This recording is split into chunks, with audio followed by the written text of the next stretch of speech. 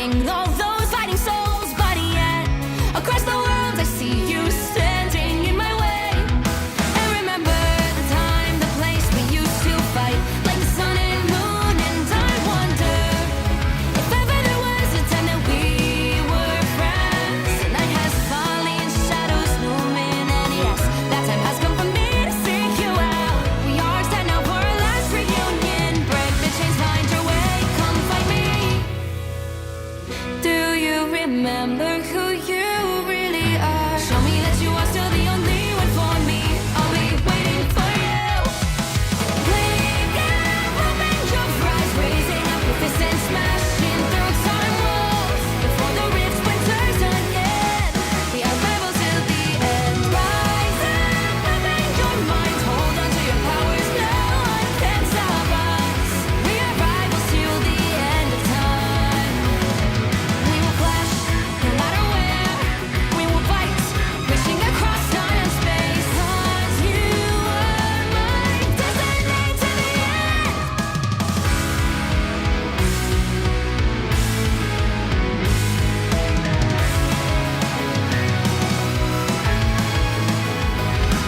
You see the dawn, the flames burning brightly, shining on those memories. And yes, across all time I see you turning the tides. And do you see now, our time, our turn, we can still fight like the wind and fire. And wonder no more, that now is the only time your heart is mine. Light has fallen, darkness grows, and yes, we fight for our destiny and fate. New days smiling for the past and future. Break those chains, lead the way, fight with me. And when you wake up, open your eyes, raising up your fists and smashing through time walls. Before the rift splinters again, we are rebels till the end. Rise up, open your mind, hold on to your powers. No one can stop us. We are rivals again until the end of time.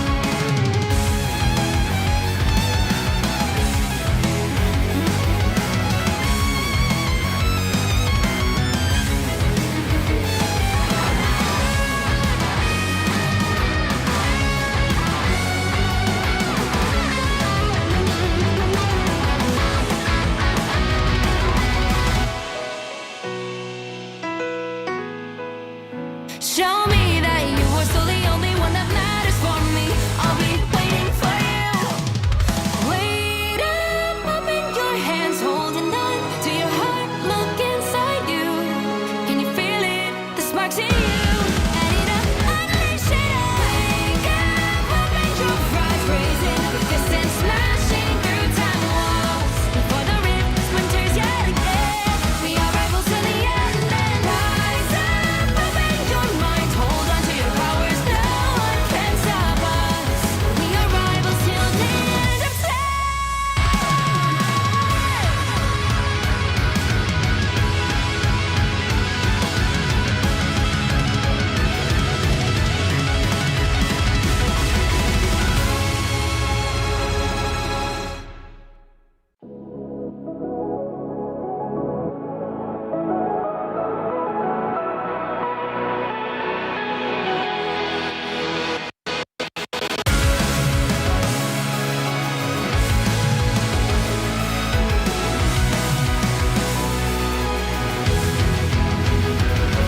Remember the dusk, the lights gripping tightly, trapping all those fighting souls. But yet, across the world I see you standing in my way.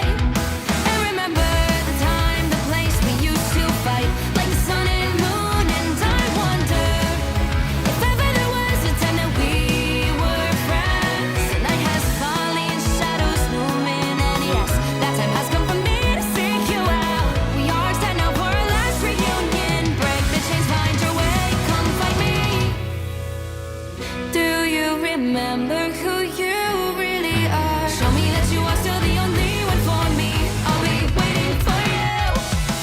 Wake up, open your eyes, raising up your fists and smashing through time walls. Before the rift splinters again, we are rebels till the end. Rise up, open your mind, hold on to your powers. No one can stop us. We are rivals till the end of time.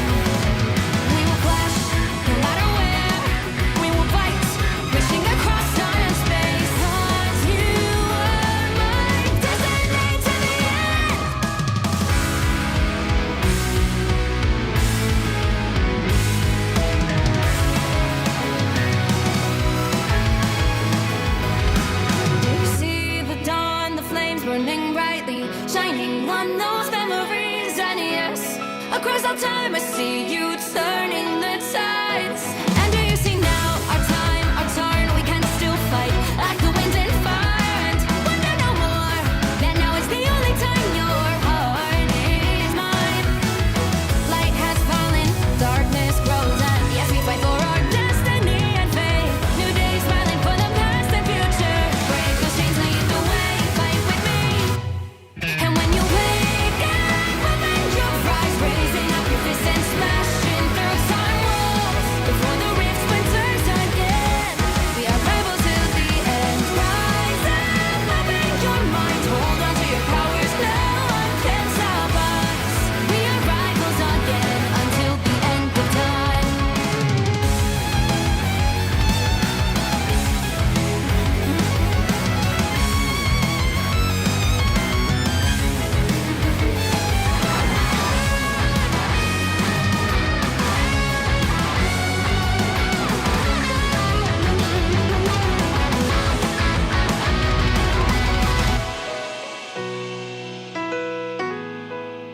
Show me that you are still the only one that matters for me.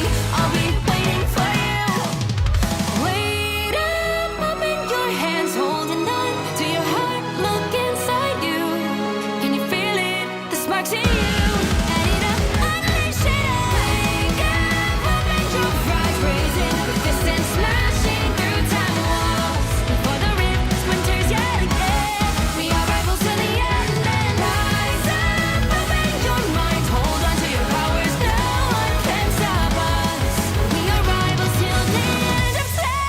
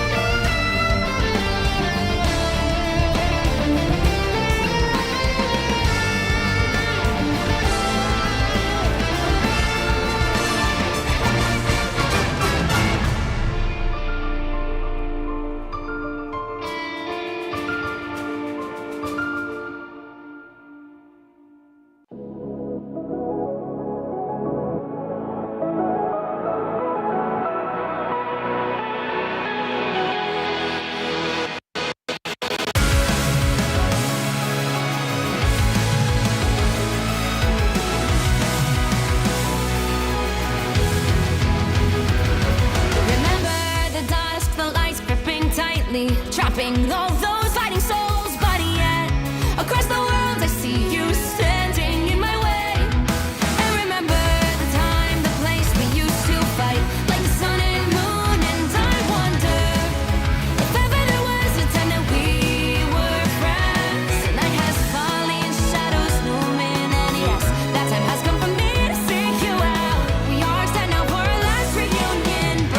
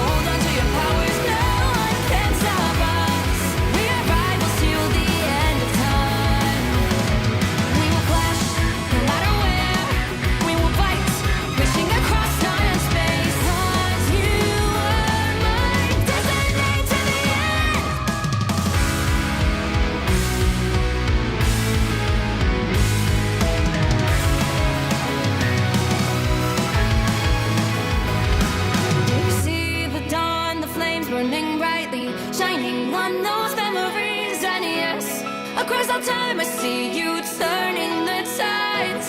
And do you see now our time, our turn? We can still fight like the wind and fire. And wonder no more that now is the only time your heart is mine. Light has fallen, darkness grows, and yes, we fight for our destiny and fate. New days smiling for the past and future. Break those chains, lead the way, fight with me. And when you wake up, open your eyes, raising up your fists and smashing through time walls. Before the rift splinters again, we are rebels till the end. Rise up, open your mind, hold on to your powers, no one can stop us. We are rivals again until the end of time.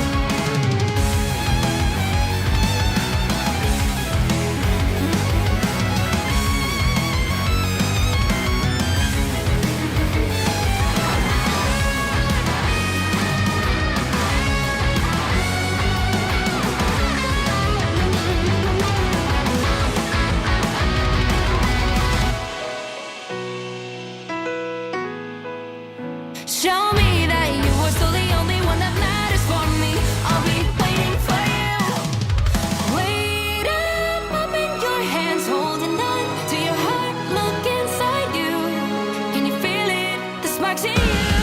Ready to unleash it. Wake up, open your eyes, raising up your fists and smashing through time walls. Before the rift splinters yet again, we are rivals till the end. And rise up, open your mind, hold on to your powers, no one can stop us. We are rivals till the end of time.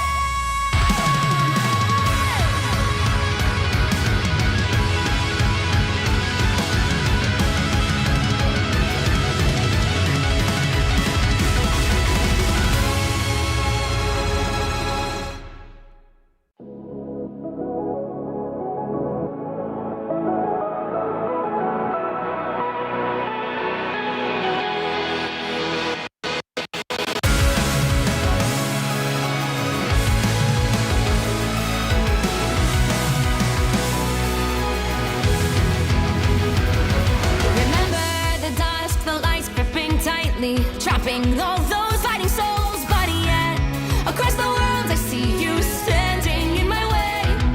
And remember the time, the place we used to fight, like the sun and moon. And I wonder if ever there was a time that we were friends. The night has fallen, shadows looming, and yes, that time has come for me to seek you out. We are set now for our last reunion. Break the chains, find your way, come find me.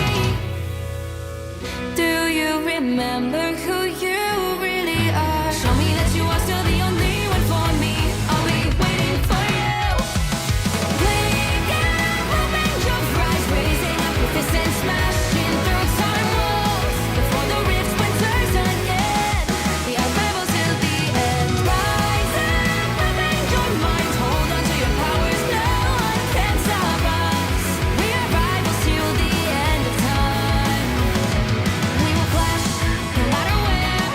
We will fight, reaching across time and space. 'Cause you are my destiny to the end.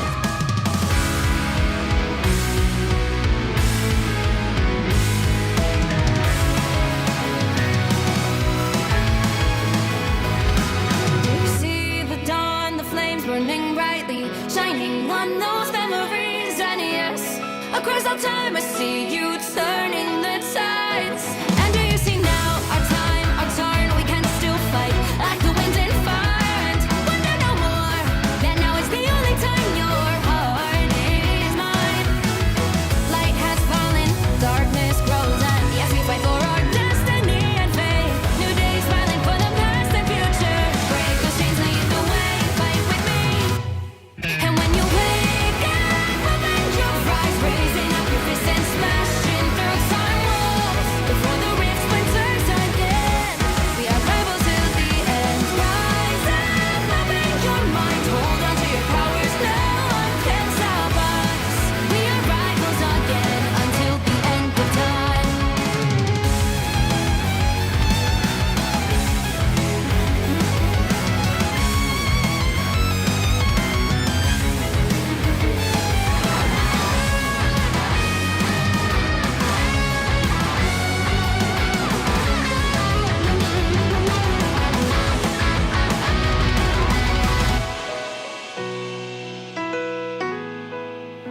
Show me that you are still the only one that matters for me. I'll be waiting for you. Wait up in your hands, holding on to your heart. Look inside you. Can you feel it? The sparks in you. Add it up, unleash it. Wake up and your fries raising, fists and smashing through time walls. Before the rift splinters yet again, we are rivals to the end. And rise up in your mind, hold on to your powers. No one can stop us. We are rivals till the end of time.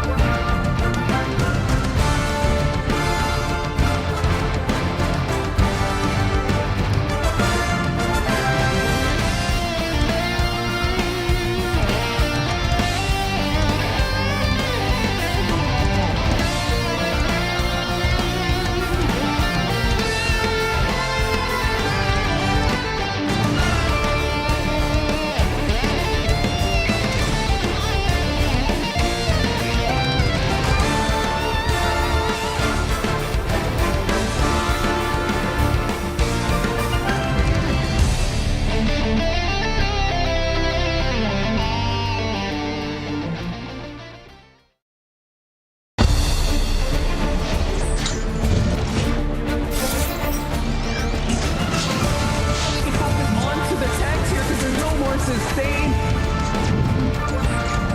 Now the feed is filled with versus flow. The bears, they're feasting. The timer slowly ticking. Will they be able to touch? He goes down. Corolla with a great set of push and damage here.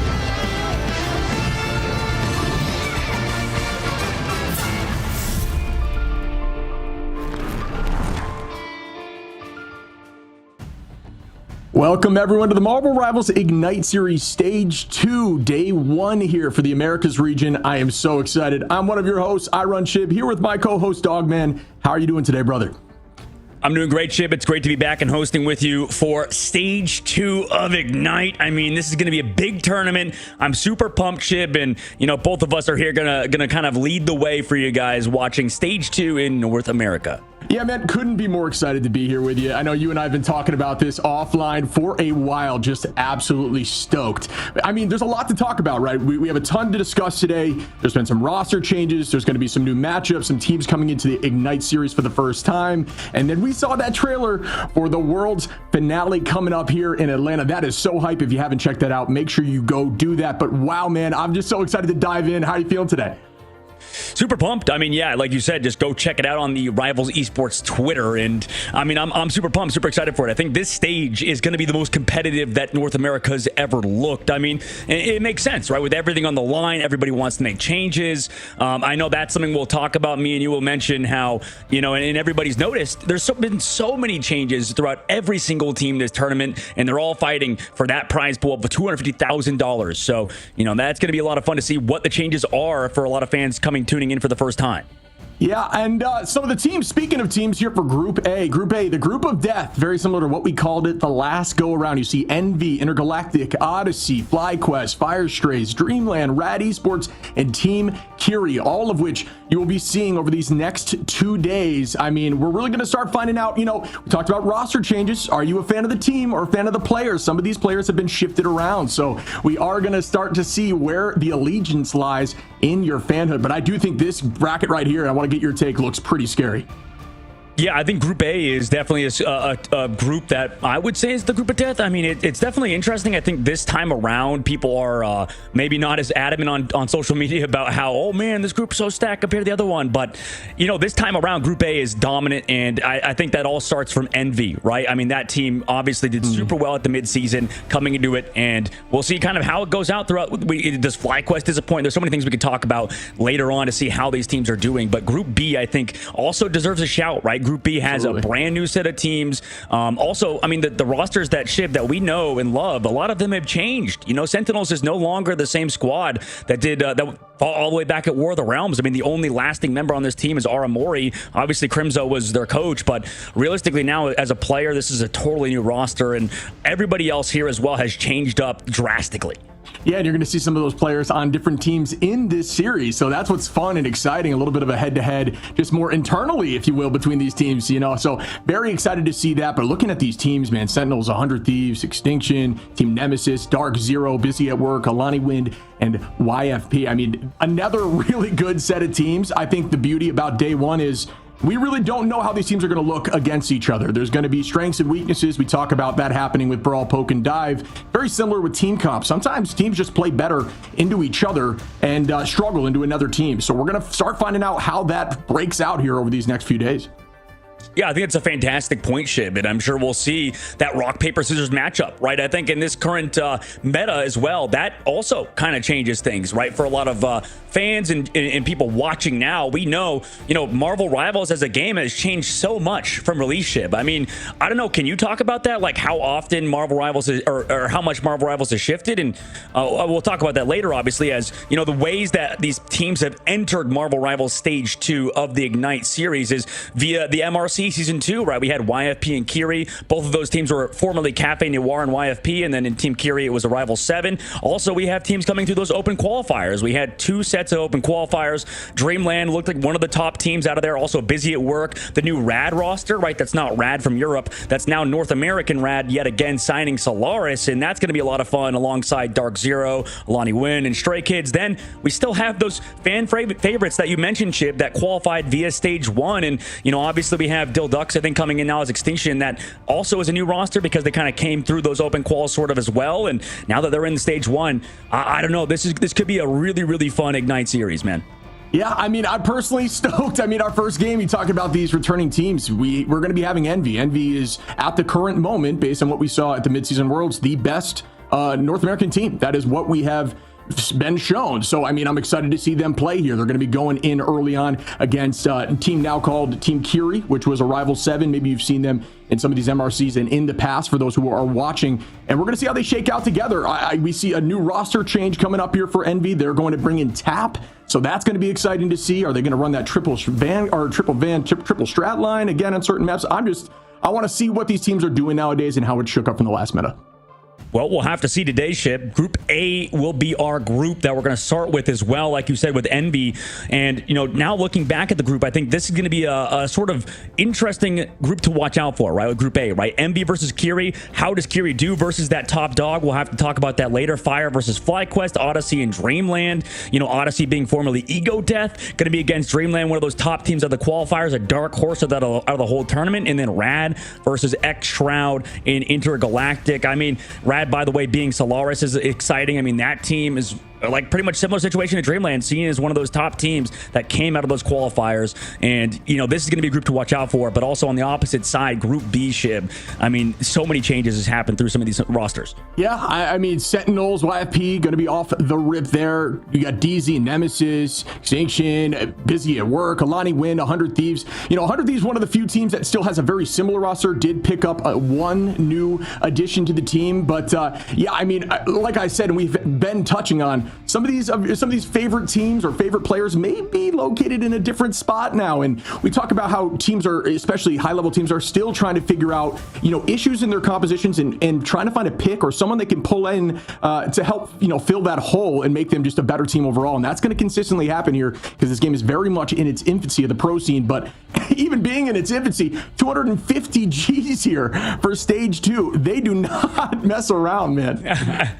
No, $250,000 on the line is a huge amount of money alongside the chance to play at LAN. You talked about earlier that trailer for Atlanta DreamHack. That's where we're going to be ending up, you know, coming up in next month, dude. So that's going to be so much fun alongside, like you said, so much pressure just to win this stage. And, you know, a lot of teams also want to make up, like you said, with Envy being a top dog, maybe make up for the fact that they only got third last time, because if you get first, that's $70,000 alongside getting qualified for DreamHack back Atlanta. Now taking a look at the schedule today, Shib, we have that lineup first. Envy versus Kiri. And you talked about tapping on the roster now for this team. We'll have to see how he does. Also, next game, Nemesis versus Dark Zero. I know that if our predictions get shown in a bit here, that's going to be a fun matchup. I think we both sort of have differing opinions. That's fun. And FlyQuest versus Fire. That's going to be a sick game. I mean, FlyQuest, how good are they now? Yeah. Right, with their brand new changes alongside of, we've heard them they did well in scrims. They also have a new head coach. And then Sentinels versus YFP, a banging matchup towards the end of the day with some new rosters. Yeah, you can look here at our predictions. We were pretty similar across the board, except for when it comes to Dark Zero and Team Nemesis. Both of you had the series, or both of us, excuse me, had the series at 2-1, so we both knew it was going to be close. I'm looking forward to seeing that matchup and seeing if any of these other lineups are going to be, going to Game 3 here, folks. For those who don't know, in the Ignite series, we will be starting off in Domination, and then the losing team then decides if it's going to be Convergence or Convoy, and then the losing team after that, if it does go to Game 3, would decide the final mode. So that's kind of the breakout that we'll see here, and we're going back to a banning system that I personally love. Yeah, I think that this is really where we thrive in Marvel Rivals Ignite, is that banning system, like you said. Now, this is the big storyline today, I think, between these two teams, Team Envy and Team Kiri, Shib. And you had the pleasure of watching Team Kiri back in MRC Season 2 when they qualified for Stage 2 of Ignite. And, I think Envy is seen as one of those top teams, like how they did with the mid-season, with the new pickups, like you said, with Tap coming into the roster. They have to decide between Cal or Tap. I always felt like Tap sort of had a similar hero pool to Speedily. And for this team, I think that it's going to really be up to map dependent how they want to play it. But theoretically, this Shib is one of the most flexible lineups in the game. They also have some of the best strategists in the game in Nero and Month, alongside, everybody talks about how good Kaluja is, right? He's seen as that best Vanguard in North America, alongside Window, who has been sort of that backbone of this team as well, just being a consistent flex Vanguard. So this entire team, especially with the addition of Tap alongside Cal staying with the roster, I think they're going to be a scary team to watch. Yeah, agreed. And I'm curious on the duelist line too, like you had mentioned. I'm sure we're going to keep Speedery in the sky, likely keep Tap on the ground, but I'm curious what that is going to shake out to be. But here we look over at Team Kiri. Again, for those who maybe are confused by the name, Old Arrival 7, new Team Kiri. They have been locked in. I mean, a very strong team in their own right. Obviously having a little bit of a roster change up in terms of who is going to be starting here. You can look, you got Pinnacle, Cartier Sky, Chemicals, Sector, Usher, and Kinetic Flower, all a very strong bunch. I'm looking forward to seeing how they perform because, I mean, if you're going to test a team, why not put them against the quote-unquote best and see how they perform? So this should be, it's going to be a tough go of it, especially here at the start of Stage 2. But, if they pull out a win, at least one of the maps, or maybe they take the whole thing, that would put them on the map. Oh, for sure. Yeah, that is one way to put yourself on the map. I mean, just come out with an absolute bomb of a win over Envy would be crazy.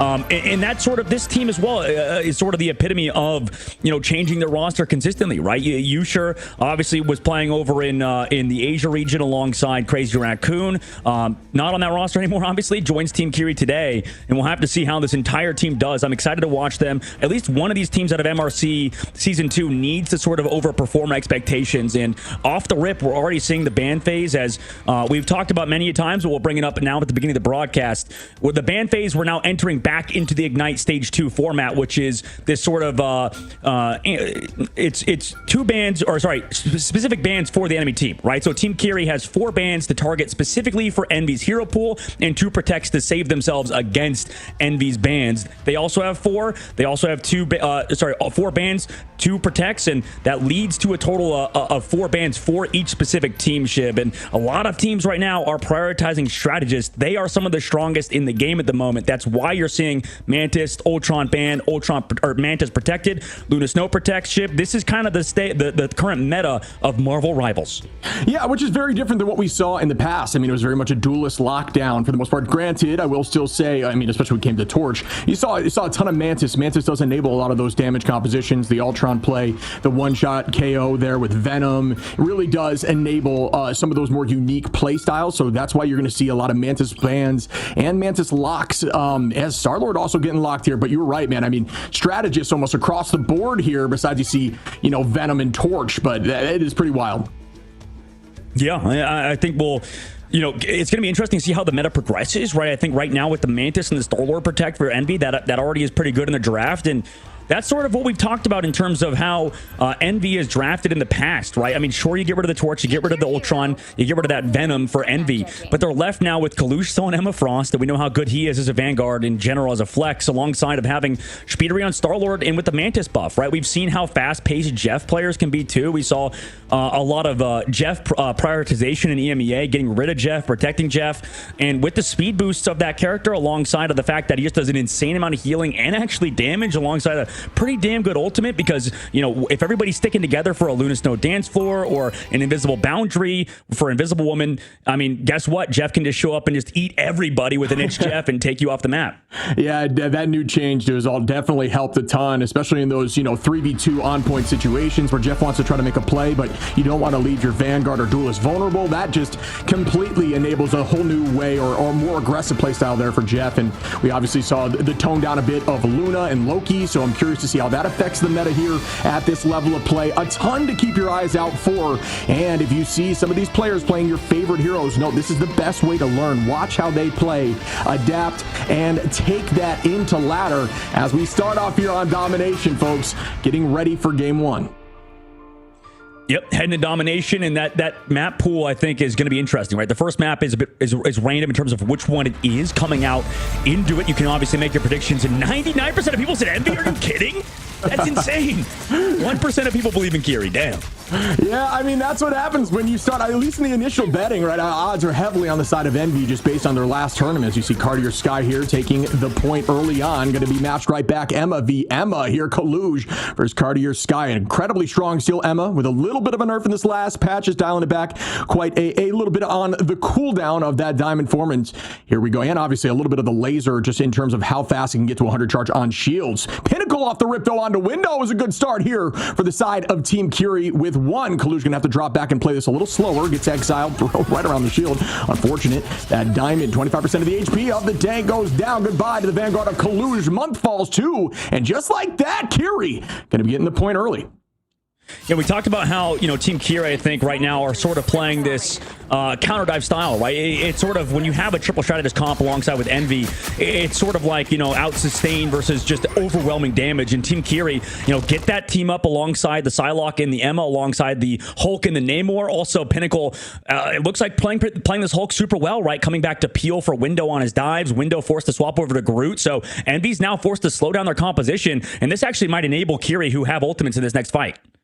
And here we go again as Kaluj now is starting to press forward. 29 on 30% there for the side of Team Kiri. Alts get popped like crazy. Boundary goes out. Out goes that dance of the butterfly. Max matched right back from Speedery, who's going to spin with that blaster barrage and find Usher down. Again goes Sector with Window with the strangling. And it is just an alt fest here. Barely holding on to anything. His tap is on, which I love to see, on that Jeff Kaluj. And that's a two-piece for Chemicals now. Trying to even the odds a bit from Team Kiri, still holding on at 54%, and they are trying to take this first map. Yeah, I mean, unfortunately, everybody still towards the point gets eaten by Jeff, and that's what we talk about, the Jeff sort of coming through and being so impactful. You also saw that commitment by Speedery on the backside of the point to deal with Usher, right? That was a big play because Usher has that snowflake, constantly healed from across the map alongside, being committed on with the entire ultimate. Like Speedery trying to remove somebody out of Team Kiri enables them too, alongside Tap with that big ultimate. Now going to this next fight, you talked about Window with the huge strangling prisoner, already 50% to another one. That Groot is definitely a huge part on this composition, just does so much damage on Vanguard. You have two of some of the highest dealing damage Vanguards in the game alongside Kaluj on Emma Frost. Team Kiri now try to walk in, but they're going to have to slow it down regardless, right? You have to sort of enable the Psylocke on the back line, but with the strategist line alongside Nero, it's going to be hard. Yeah, but that early pick there from the side of Window, who finds Usher now, putting the numbers up on Envy. Still at 40% here to 60, and it's roughly even. I mean, you want to try to get to that 70% on the first take. Kaluj pulls that crystal, is not going to be enough. Instead, going to feed a little bit of that alt charge from the back line of Team Kiri, who are resetting on height. Notice, folks, if you're taking that the ladder, they lost one early. They reset as a team. They do not want to stagger because it's all about the next fight. You don't want to start staggering and lose a ton of time. Time is everything, especially here in Domination when the clock is essentially ticking in front of your eyes with this percentage. 64% now for the side of Envy, who are now ahead of Kiri, but that pick again for Chemicals off the rip on a month. Yeah, I like that rotation, right? They came to the high ground, they destroyed the map. Unfortunately, they lose Usher again. Oh no, but this may set up potentially a good Hulk ultimate from Pinnacle. He's going to have to carry the fight, but everybody's in this strangling prison now. Walled off. Invisible Boundary keeps them alive though, but that's exactly what Window wanted to do. However, they still commit in the sky. Speedery's ultimate, he's able to find Chemicals who stayed on the height. Nero does go down though, and with Pinnacle in this ultimate, he could go off. I mean, that's already one strat removed. However, the benefit of having Jeff and Mantis still alive is you still have two strategists alive on the point. Brutal right there. Chemicals having to switch off after getting picked. It is going to go to Strange to make the teleport play come back. 98. The touch needs to happen with 3 on, and they do get that touch now. And the dance floor's out from Kinetic. Will this be enough? Usually going to find Kaluge, though, and bring them back into this fight. And be still holding on to Nero and Tap with the strategist line ultimate. Sector going to find Tap now. And at this point, they are going to get close to that 99, 70% on here for the side of Team Kiri. And this is going to be a final fight situation. Cartier Sky holding on to the Sonic Seduction. We still have the dance floor from Nero and Tap ready with the It's Jeff. Can it be huge in this final fight? We'll find out shortly. Yeah, we need to see Cartier Sky come through with Usher. Maybe go for this combo, right? Grab people in with that Sonic Seduction, and then Usher comes down from the sky. Or they can just find Nero, wait straight up, has to use that Mantis ultimate, and nothing else committed. Chemicals also goes so low, but it's still barely alive. They still lose Cartier on the backside, though. That's a huge early pick there from Speedery now, who's going to find Cartier, like you had mentioned. We do have that Strangling Prison ready. It does get launched. Tap going to find Kinetic Flower. Kaluge on a Chemicals. Odds are heavily in their favor in this final fight now. Out goes the Invisible Boundary. Jeff's going to find some. Do they pull through with it, though? Trying to match out and drop back together. Great play as Nero now finds Usher even through that craziness. Good patience and understanding of playing as a team. Kaluge again on the Cartier Sky, who comes back now as Tap for the touch. But this does not look great for the side of Team Kiri. The experience of Envy here is showing up as they are shutting this down. OT is ticking down now, folks. About 5% left, and it is over for map 1. Envy gonna hold on. I don't know how Tap just got pushed off the map there by the Invisible Woman, and that was interesting force physics from them. But regardless, Warrior falls. That was close, Chip. That was a lot closer than I think people expected. I think Team Kiri, with the addition of Usher, you saw his value on that Phoenix. Unfortunately, they sort of, if you're a Team Kiri fan, they sort of just got outpaced, right? They were on height. They did a good job prioritizing the high ground in general, right? Forcing Speedery to sort of be all over the place, right? Having no deaths is huge. That's kind of the benefit of Starler right now alongside the triple strategist comp. It's very hard to take him out, to KO him, considering he's healed up so much from not only having that snowflake, but just constant hydration provided by the Jeff alongside Mantis right click. So there's so much value in keeping that Star-Lord alive, and you can see exactly why playing triple strategist it just pans out, right? You also kind of win in that ult game. You're constantly sort of just fighting, forcing out ultimates from Team Kiri, and you can kind of come back through with an extra strategist ult. But now into this next fight, next map, I think I would favor Team Kiri a little bit more here, considering they have so much damage alongside this Phoenix and that Namor. But right now in the ult game, I just love how Envy's playing it, right? Just constantly at the advantage, it feels like, at the end of fights. But you know what's terrifying is seeing that Galactic Legend ready with no backline strategist ultimates available. That is a tough first fight to win given that circumstance right now. You can see 33% to 58 for Kinetic and Sector back and forth there. Speedery ready, taking that high side. You mentioned not getting KO'd once, and that is crazy. Star-Lord can play very aggro, especially getting that 25 additional HP every time that he jumps there with his dashes right towards the back line. Now they are stacking. Good play as a team here for Kiri, but this is a ton of space already being taken here. Pinnacle gonna have to launch the Hulk ult now just to try to stay on top of the point. Ton of damage out there on a Pinnacle, who does drop back towards the strategist and hold on. Exiled here for Groot, gets smacked right back. Out goes the Psionic. Does this one find anyone? It gets one trance, I believe, walking forward, but it's not gonna matter. Good idea for the spacing take, as they do have point now, and that's all that matters on this first fight. Yeah, I want to see maybe this Ensong Inferno connect onto Month with that Mantis ultimate. But oh, nice pull on the backside from Cartier to force out that group. But regardless, so much pressure. Strangling Prison's here. Also, they find Kinetic Flowers. Wow, that is a huge Strangling Prison. And Window does a great job of playing that group. Very much a comfort pick. Even when Groot is, maybe quote-unquote not as meta in the current patch, I still think Groot, that ultimate, the Strangling Prison, always has value. It's just essentially about looking for cooldowns. You see that shield be popped by Magneto. You see the bubble go go out for Hulk, and once that happens, you immediately press that Q button, and it is detrimental to anyone, especially for team has focus. Even through some of these strategist ultimates can find value. So Pinnacle going to try to take the right side as a team here. This is a good idea to stack up, as you see. Like I had mentioned previously, they're going to play together, wait till the whole team is ready, and then try to find an alt angle so they don't have to just keep rushing down main through an disadvantageous position for them. Kaluj now going to try to buy this space. Out goes a ton of those walls there again from window, but they are making their way towards that point. Yeah, right now with ultimates, I think we can maybe see them come in, but you talked about window before on Groot. I think he's already 70% towards another one. I mean, this is tough. They just can't really deal with the pressure that everybody's providing right now in terms of strategists. But here, maybe with that dance floor, maybe with the whale, they can find a connection, and they do. Only one, however, on the backside. Out we go again. Cartier Sky going to try to get Psionic. It does not land. Speedery again with a pick here on Kinetic Tap. Finds Sector, does take. Get KOs himself, unfortunately, too. There's another pick there from Nero. The team is up in numbers. Now Kaluj going to commit heavy with the Psionic. At this point, 92, 93%. This is a tough look for Kiri, who looked great on map 1, but they are falling now as Kaluj is going to clean up the rest of the team. And now we're in OT. The portal play comes in. They held until 97, so that does give them one more chance, but them being staggered on these KOs is a tough look. Can they get back through it and commit as a team? Yeah, I mean, they're going to come through overtime boundary here. It's just unfortunate. The pace of play is so rough. I mean, once this invisible boundary goes out, you have Speedery ready to go. Get that damage boost. Galactic Legend in the sky.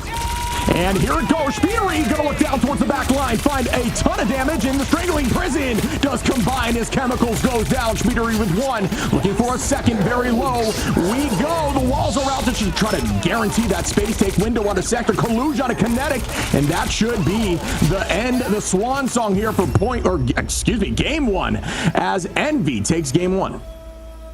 My goodness, Envy looking damn good, and I think they won basically in the draft phase. Warrior Falls, when they could play Psylocke, Team Kiri, it looked a lot better. I think that, we did have eventually Envy figuring out Team Kiri, going over to the group, getting off the Captain America, understanding they needed to slow the comp down, and it just pans out, right? Just heavily play around window, heavily play around Speedery, and job is just going to get done, right? You have also Kaluj on that Emma Frost. People talk about how good that hero still is, even after the nerfs, and you can see exactly why, right? There's so much damage right now on this team, and the idea behind running a traditional, two duelist, two strategist, two Vanguard composition versus a triple strategist, one duelist, two Vanguard composition is that you bring overwhelming damage, Shib. Like, that's the entire point, right? You sort of bring your idea is overwhelming damage versus overwhelming sustain, but the problem is when they can match you via damage and almost exceed you in terms of damage, like we saw on the opposite side. That's rough, and I think that comes back down to that draft phase where they let Mantis go through, and Envy showing they're very good at playing triple strategist compositions around Speedery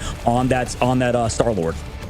Yeah, I mean, I think we're going to see a change up here. I'm sure you're going to assume the same, where Mantis is likely going to be banned out to shut this down. I mean, you look over at the assists there from month 19, which is just a ton of influence on these KOs. You see Speedery with a total of 17 KOs there, right? So that amount of limbs, that amount of assists goes to show you just that damage boost on a very strong duelist like Speedery is very impactful. 14k damage there, almost the most in the game besides Yusher with roughly at 16. So, I mean, just a strong play by the solo duelist of Speedery. If you're going to put that kind of pressure in someone's hands, why not put it in the quote-unquote goat of the skies of Speedery and window here with the MVP? We saw multiple big Strangling Prisons.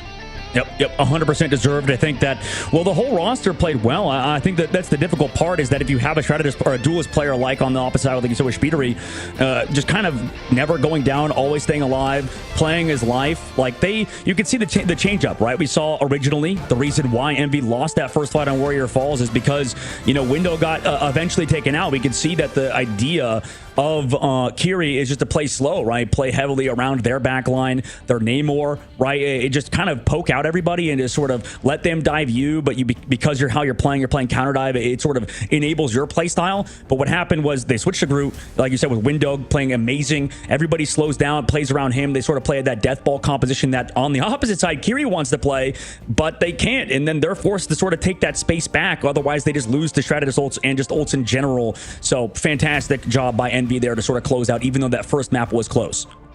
Yeah, I think there's a weird discussion, and I'm curious what the answer is. I don't know if I have it, where Groot, these certain compositions where you're running these more traditionals without a major shield in front is so it's like, he gets an inherent buff. And when you have those shields out, it makes it far more difficult to find success with those strangling prisons, which is the major goal of Groot. I mean, you're trying to find strangling prisons as fast as possible, especially when you have that team up there with Mantis, which, we didn't even mention. You get ult incredibly quickly. For those who maybe want to take it into ladder, put your healing wall down and just tell your team to walk by it consistently and watch your ult charge. It will skyrocket. You'll have ults for days, and you saw success there consistently. So I'm curious what we're going to see change up. I personally think we're going to see a Mantis ban. Yeah, 100%. And, I'm sure we'll see that change up coming through in a moment. Like you mentioned, Shib. We're going to go to a short break, though, before map number 2, so don't go anywhere. We'll be right back.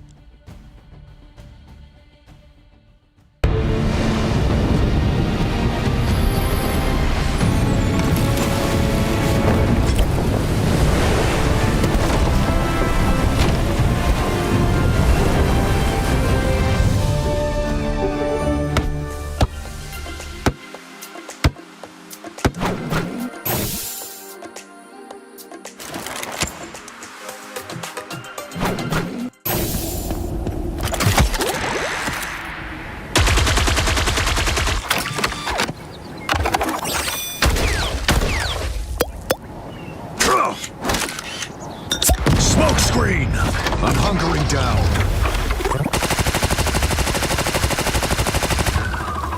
Judge! Jury! Executioner!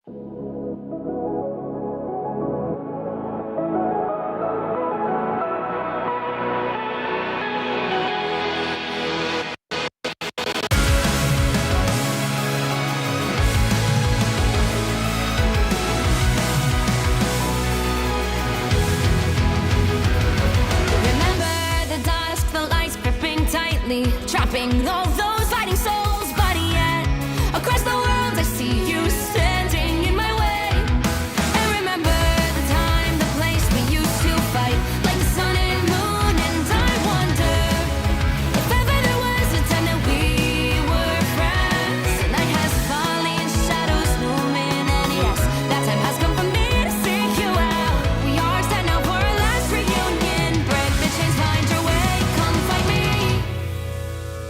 Do you remember who you really are? Show me that you are still the only one for me. I'll be waiting for you. Blink and open your eyes, raising up your fists and smashing through time walls. Before the rift splinters again, we are rebels till the end. Rise and open your minds, hold on to your powers. No one can stop us. We are rivals till the end of time. We will clash, no matter where. We will fight, reaching across time and space. 'Cause you are my destiny to the end.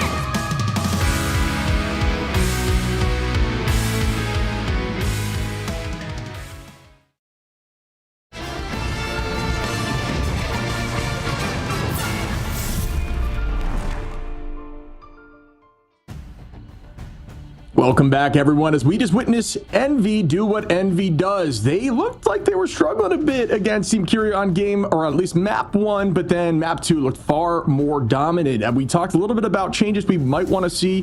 What do you think we'll see differently in the banning phase?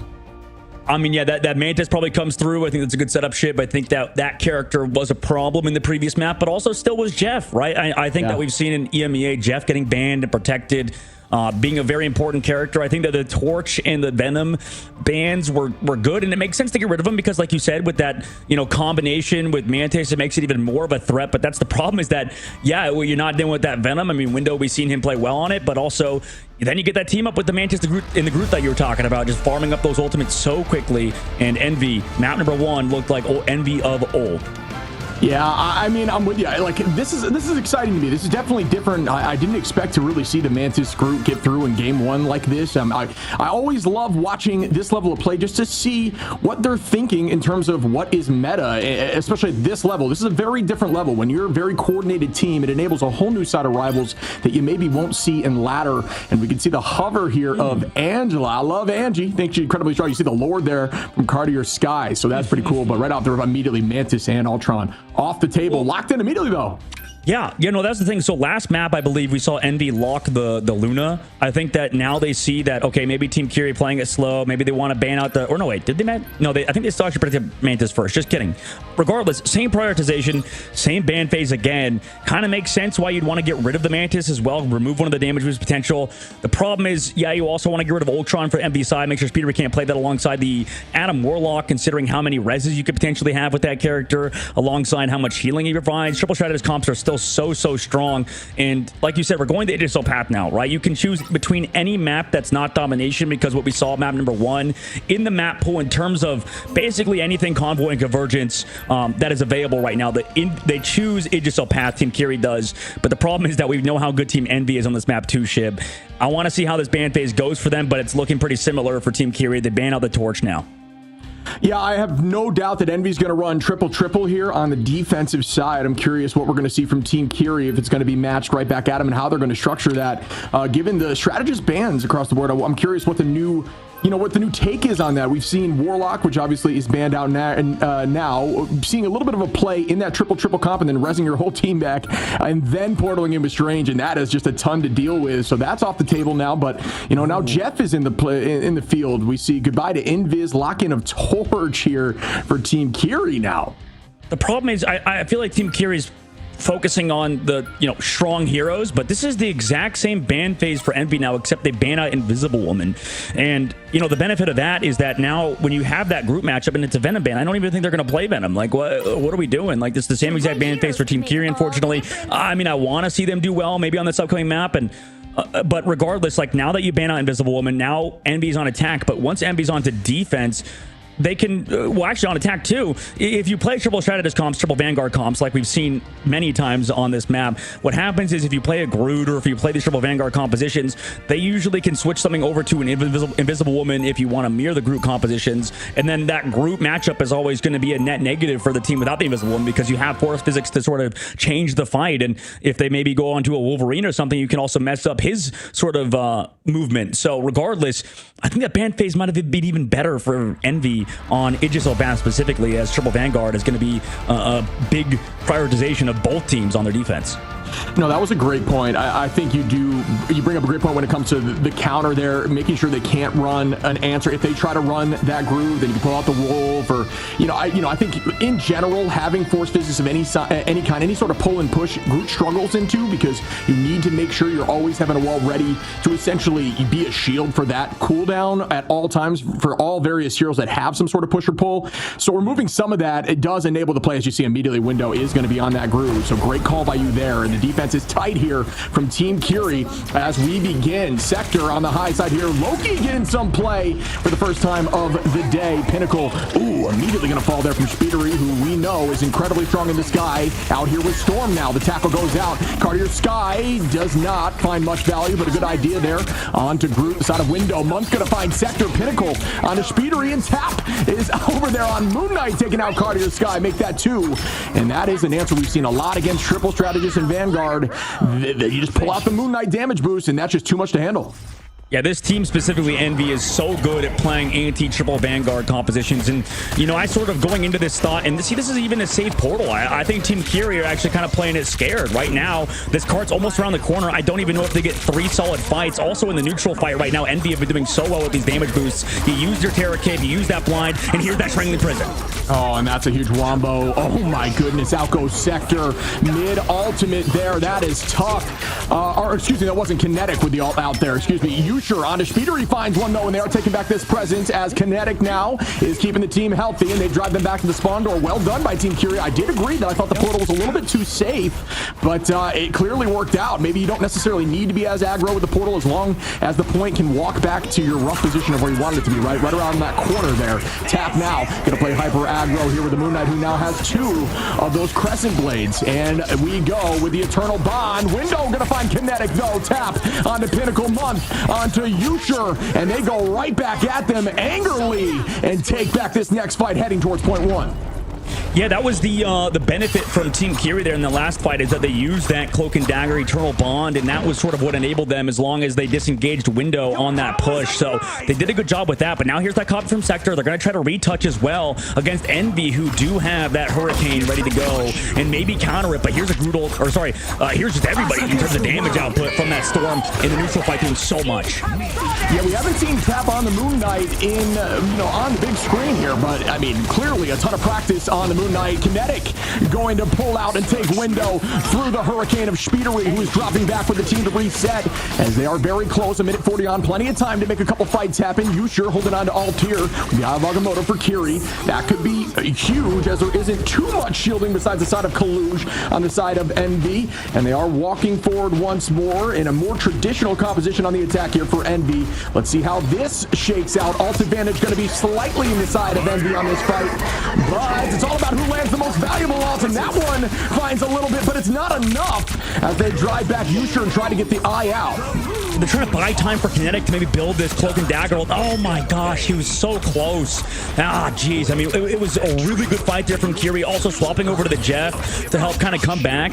I think regardless, that was well timed in terms of pacing from Envy. I like the idea from Curie just to slow it down. Usher trying to go for that ult there, Shib, just to make sure he can buy time for Kinetic to build that Eternal Bond, but understanding that maybe Usher was sort of the sacrificial lamb. Envy collapsed on them eventually, making sure Kinetic couldn't build that up. It was so close. The reason why Curie was winning these fights back to back to back to back is they had the Loki copy. They go back in with that Eternal Bond, but now in this upcoming fight, it's going to be even the Eternal Bond advantage, not really in anybody's favor, but you do have that Luna Snow sustain alongside incredible damage from both Chemicals and Usher. Yeah, and you see there, as we had discussed before, Window placing that healing wall and the entire team walking past it and grabbing that heal prior to this fight. Very smart and strong play. And, you maybe mentioned how unlucky it was that Kinetic fell before using that ult on point 1, but I'm sure that was target priority there from Envy, and that's something that at this level of play is a huge aspect of the game, understanding where ults are and ensuring that you get to pick on a more valuable target that maybe has ult coming. Speedery gonna find Cartier Sky there again onto Usher now, and we're gonna try to portal cancel here for the side of Kaluj, who is just going to lock them into that spawn door beautifully, very quickly getting that done, and that's just raw talent and practice of speed. That was incredibly quick, and they're locked in. This should give them an advantage in this fight and potentially point 2. And Sector not having ult there is huge. I mean, that surely closes out on them. I mean, they can come back. They have ults ready to go. But these duelists need to kind of come online. This is the problem. This is the same thing as we move into third phase now because of, like you mentioned, Chib, that portal block. Right now, Team Curie, I just need to see a little bit more out of their duelists and when they have duelist ultimates. And unfortunately, I don't think it's not like it's totally their fault necessarily just because they're playing that 2-2-2 sort of style. But right now, Envy, when they're running this triple strategist composition, it seems like they're just sort of inevitable what they're going to do. Right now, in the second fight, we have 3 minutes. And you saw how close first point was, man, but now going into the third phase of the map, 3 minutes and 6 seconds left, you could see they just had blazing fast times and everywhere else in the map. Yeah, I mean, Curie does have ult advantage, and that's just a product of being locked into the spawn door there. It's just inevitable at that point, but now it's about not overcommitting. 2 ults go out as Usher and Sector launch ults, and we're going to have to see more from Curie, who are losing this fight heavily up in ult, and that's tough. As Kaluj finds Pinnacle, do we see more? Ensong comes in from Chemicals, who finds Tap, and that's a nice trade as they needed something here. Curie got to get on their toes. They're instead playing a little bit on their heels, getting driven back into the spawn door with almost 3 minutes on still for the side of Envy on this attack. And this is what we saw in Burn and T'Challa, right? Even with ult advantage, they somehow get picked on. Month, though, going down is huge. Envy, Invisible Boundary was going to potentially help them out this fight, but Nero's coming up on the Eternal Bond, so this fight could get sustained. And they're ready to keep fighting, right? You have fully charged Kalush. He comes back in with that Sonic Seduction. Everybody's sent back. He is starting the president, and they lose 2. And we begin again at the point 3. At this point, Nero going to find Pinnacle. It's very tough looking here from the side of Kiri as Envy is keeping this momentum, and momentum is playing a huge factor as they have not stopped at this point. Kaluge going to grab Kinetic, make that 2 as Cartier Sky goes down, driving him back again into that door. 3 meters, 2, 1, and that's going to do it as Envy pushes 3 points with time on, looking just practiced and fluid. A minute 50 available for them if it goes to OT. Yeah, first point was so close, but that was realistically, it was only close because they would lose vanguards too early. They were playing a little bit over aggressive, right? Maybe a bit cocky at times when we saw, because we have damage boost, because we have, that Moon Knight, you would assume, okay, because we do so much damage, maybe they're not going to, maybe we just pick them off early. But because Kiri built up some ultimates, built up some strat ult, specifically with Kinetic, and then eventually with Sector, they were able to stay alive. But after that, after maybe Windows stopped kind of going a little bit too far forward on Groot, considering you have Invisible Woman advantage because you can constantly stay alive, right? Slow it down, allow that Groot to get value, get work done. They just end up winning Shib. And right now, you talked about Window in the last map being MVP. He sort of reined it in. Like I said, the only reason when Kiri were winning in those previous fights was because Window was just going down early. He was getting KO'd a bit too soon. Once Window stays alive, the damage kind of comes just naturally. And you can see most KOs in the lobby for a reason. I think this team is just playing so well around their Vanguard line in Window and Kaluge. Yeah, and I think Bucky's in a good place right now to help really shut down Groot. We are going to see Cartier Sky jump over to the Wolverine. I'm surprised, maybe if that's the issue, if they can shut down that group pretty quickly, it takes away from some of that space that's being bought. I'm not sure exactly what the answer may be or what they're thinking in terms of how it's looked in scrims. But yeah, you can see now we're going to see a slight change in pace here as Kiri knows that group's going to be there and is pulling out that Wolverine. So maybe that will change the tides as we start off fight 1. Envy doing what Envy does here on Yggdrasil, keeping it tight to the spawn door. Tackle goes out for Cartier Sky. Can they collapse? And that's exactly what you want to see to shut down the Groot, and they do as we see Window fall from Usher, who is playing that Punisher. This is another one of those compositions we've seen, just damage dealing compositions. So as you see chemicals there on the Storm, and then Punisher just destroying walls like it's his job, because in this moment that's another pick too. Well done by the combo here of Usher and Cartier Sky. Yeah, this sort of solo Vanguard take has actually been very solid. I mean, Window now has that portal ready to go. They can even come back and delay even longer if they want, but I think they're just going to wait for everybody to sort of scout. But regardless, like you said, Cartier finding some huge grabs. This could be that adjustment they need to play that solo Vanguard versus triple Vanguard defense. But we'll see how this happens now. This upcoming fight, ultimates are available. Envy also still has that damage boost potential to kind of go for eliminations in the fight. Both Eternal Bond and also Nero's Invisible Bond will be up. But here comes Usher early with that ultimate on the Punisher. Final Judgment out. Crystals get popped, breaking everything. Still holding on. Good utilization and patience on the shield there. Nobody falling into the enemy line as Kaluge is going to try to find one right back at him. Kiri with a good idea there from Yusha. Unfortunately did not pan out, but now Chemicals gets one out. We go to the Eye of Agamotto for Window. Lands on a few. Speedery onto Kinetic now. Numbers evened out. Who gets this? Meteor M. Bang! Finds one onto Pinnacle. Yusha falls from Kaluge, and wow, Envy retakes at this point. Yeah, I mean, once Pinnacle goes down, that Groot is removed, and you can kind of just sort of, take all that space you want. And also, I mean, yeah, they don't have multiple Vanguards, so they can't really hold that sort of location. Regardless, Speedery was sort of the way forward for this team, for Team Envy, right? Once he built that Meteor M, he could counter that Punisher. Team Kiri sort of had that advantage, but Kaluge slowed down that push, making sure the Strategist line could not keep that Punisher healthy from Yusha's side. And unfortunately, not enough damage onto the back end because of that. Now, this upcoming fight, Cartier with a huge ult. Last stand takes down Window. And we begin again. Sector on the Window, like you had mentioned. Envy again up in numbers. We've got a minute 40 on. Could be a couple fights here. Here goes It's Jeff. Does Jeff find a pick as Sector gets one? Oh, it gets absolutely bursted. Great focus there from Month. A little bit of a damage nerf there onto Loki and healing, but still going to find that pick. Cartier Sky onto Kaluge. Even those numbers a little bit down. Goes a Vanguard for the side of Envy. Kiri, remember, with one Vanguard on the team right now, tries to get a tackle away from Cartier Sky. Does not land. Meteor Ram again. Does this one land? Not much answer. It does, but still holding on tight. I thought that was going to be focused on the group, but no. Out we go with the combination. Shields out. Usher with 3. Pinnacle going to fight to make that 4. And that's an attack you need to see from the side of Kiri, who looked really fluid with that combination. Yeah, I wonder why Speedery used that Meteor M there, right? I think that there was, you force out a Shredder Assault, but, if Kiri lives that Meteor M, they just come back through with that Punisher ultimate, and, nothing you can do for Prison and Punisher alongside back-to-back. Kalush comes to touch, but it's against so much damage.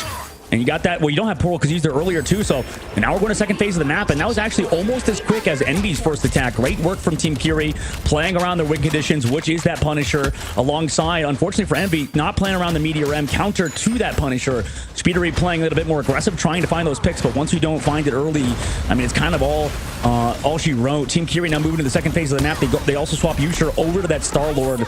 See how this pans out for this team that is just relying on sheer damage output. Yeah, a little bit of momentum sickness there. Your team is playing so well, you kind of just commit everything, maybe when you don't need to. I do agree that Meteor M would have been a nice answer there in that moment, but yeah, not gonna happen as Usher finds 3 and they press through point 1. Out we go as Kalush is gonna find a few walking, make that 2. Window gonna clean up Kinetic. Speedery out of Pinnacle down. Go Sector from the side of Month, and that's a team wipe as they shove them right back into the door here on point 2, but still plenty of time on with 2:20. Yeah, like you said, well timed from Kalush. I think that was sort of the counter to Team Kiri and what they're trying to do with that Jeff, right? Play around that ultimate, maybe get some healing on the backside and maybe find a pick. But regardless, they come back into that fight with some huge ultimates. Regardless, Kiri, double strat ults available in a sec. But oh my god, what a pace of play change by Envy. And Speedery gonna find Sector. Kalush on a Kinetic, and yeah, they are gonna maintain this pressure into the door. It is gonna be a tough push out. Well, we see a change of composition to adjust. So they are gonna have 2 Vanguards now to the side of Kiri, as we had mentioned. Kalush is still holding up here, and they're gonna keep the aggro. They don't want to stop this train right now, as we see Envy walking at them once more, and down goes Sector. My god, before they even shredded his ult, there's been 2 fights in a row. They just do like sort of if then this statements, right? Where you have Speedery on the backside, have to double dash out, knowing that they forced everybody from Team Kiri into that spot. They go aggressive, come back through, and now, they're actually doing well with the ultimates. Now we come back through in the sky with Usher, also met with Eternal Bond, but can they find picks here from Kiri? They slow down Pinnacle with that friendly prison. Yeah, a lot of commitment for the side of Kiri. They need to take this fight, and that's a huge, it's Jeff. Will that land as almost the entire team is in it here from Chemicals, who's heading towards the edge of the map, and no, the tree. They still find a few through it, but wow, that tree was just absolutely stuffed back there. Yeah, regardless, eating 4 people is huge, right? That was such a good ultimate in terms of just slowing down the pace of Envy, but that fight was kind of never going to go Envy's way in the first place, right? Considering how fast they played earlier, a month with the copy, trying to get something done, but because of how they used the Mantis ult in the previous fight, also same thing with the Freedom Charge, they're out of ults for that fight. Chemicals, huge connection from him. Regardless, they have to close out. 30 seconds left to go. Envy was the one to snowball through this last phase. They actually get a solid fight here now with Shredder's ultimates, and also with Kalush connecting with a potential Sonic Seduction. Yeah, and we're going to have ult advantage in this next fight, though. We do see the Psionic goes out here for Kalush early on. Nero holding on with Speedery here with the dance of the butterfly, ready to cause some mayhem. Kalush going to get one walking Pinnacle. Now going to be kicked back into the wall. Kalush in a dangerous spot, goes down now as Kiri finds one with Usher taking out Kalush. Now trying to find an off angle, getting ready to launch this Galactic Legend, but we do get matched right back. Speedery going to find Chemicals, even out the numbers a little bit. We are in OT. Be ready to portal as we see that change here early on for Chemicals, who's going to set up that portal. We're going to see everything being launched now. Out we go with Speedery trying to find one with the dance of the Cutterfly. Finds 2 now. Can they hold on point 2, or will Kiri step up? The portal comes through. Window going to find Pinnacle. Speedery on a Cartier. That could do it here. The portal comes back through for the side of Kiri. They touch, but will it be enough as they start the final fight? Window going to take out Chemicals. Yeah, it's rough. Kinetic was the only way they could win this fight. It's just going to be all Speedery in the kill feed, right? Just sort of back and forth. You have that Galactic Legend in the sky, but nothing to support it. Overtime ticks down. You have incredibly long spawns, and right now, Envy looks so good. Kinetic could not build up that Eternal Bond. They win the second map, take the first series of the day in this best out of 3. Envy look still incredibly good ship. Yeah, a couple small mistakes there from Envy, but even with that happening, they looked just incredibly strong. A team that is clearly well practiced together, and they want to win. So 2-0 there. forward, looking towards that finals. Curie, a team that we wanted to see put some serious action. It is a tough draw to go against Envy on game one, but I saw some serious moments of greatness from this team. I think this team, can definitely pull through and make something happen. But like we had just mentioned, it's just a tough draw in game one like that. Yep, you go to the ban phase. I think that Envy played it perfectly, and then also, they just did so many pace of play changes that sort of threw Curie through a sort of, huge amount of events. It just felt like there was so many things that it was going against them. Right now, I think Envy, in terms of what they're doing with these flanks, right? You see Sector with 13 KOs on himself. Like, it's tough when you have to deal with Speedery on those flanks on Psylocke. Yeah. Definitely was just trying to constantly force out Shredder's ultimates, playing on that right side angle, maybe trying to poke out Kinetic and Sector, force out a dance floor early. When that doesn't happen, he dashes back to the team. They then immediately come back through after he dashes with that Mantis ult, trying to force the fate of the worlds. That's like the entire point of the constant poke. They come back with Mantis. That seems like that was the idea. Whenever Month commits that Mantis ultimate, they then force out the dance floor. You understand they're missing the Eternal Bond. Then you come back through with the Dance of the Cutterflies, like you mentioned, Shib, and you just close it out. So that at that point felt just kind of like ultimate diffs. And right now, Envy looked to be one of the best teams in the entire tournament. They didn't really struggle in the group stage last time, Shib. They really just sort of struggled when it came to the playoffs versus some of the top teams versus a lot of the up-and-coming teams like Ego Death and now Odyssey. So we'll have to see how Envy does continuing moving forward. But right now versus Team Curie, who are an up-and-coming roster, they really just kind of did what they had to do, which is just sort of, stay that top team. It was pretty consistent out of them.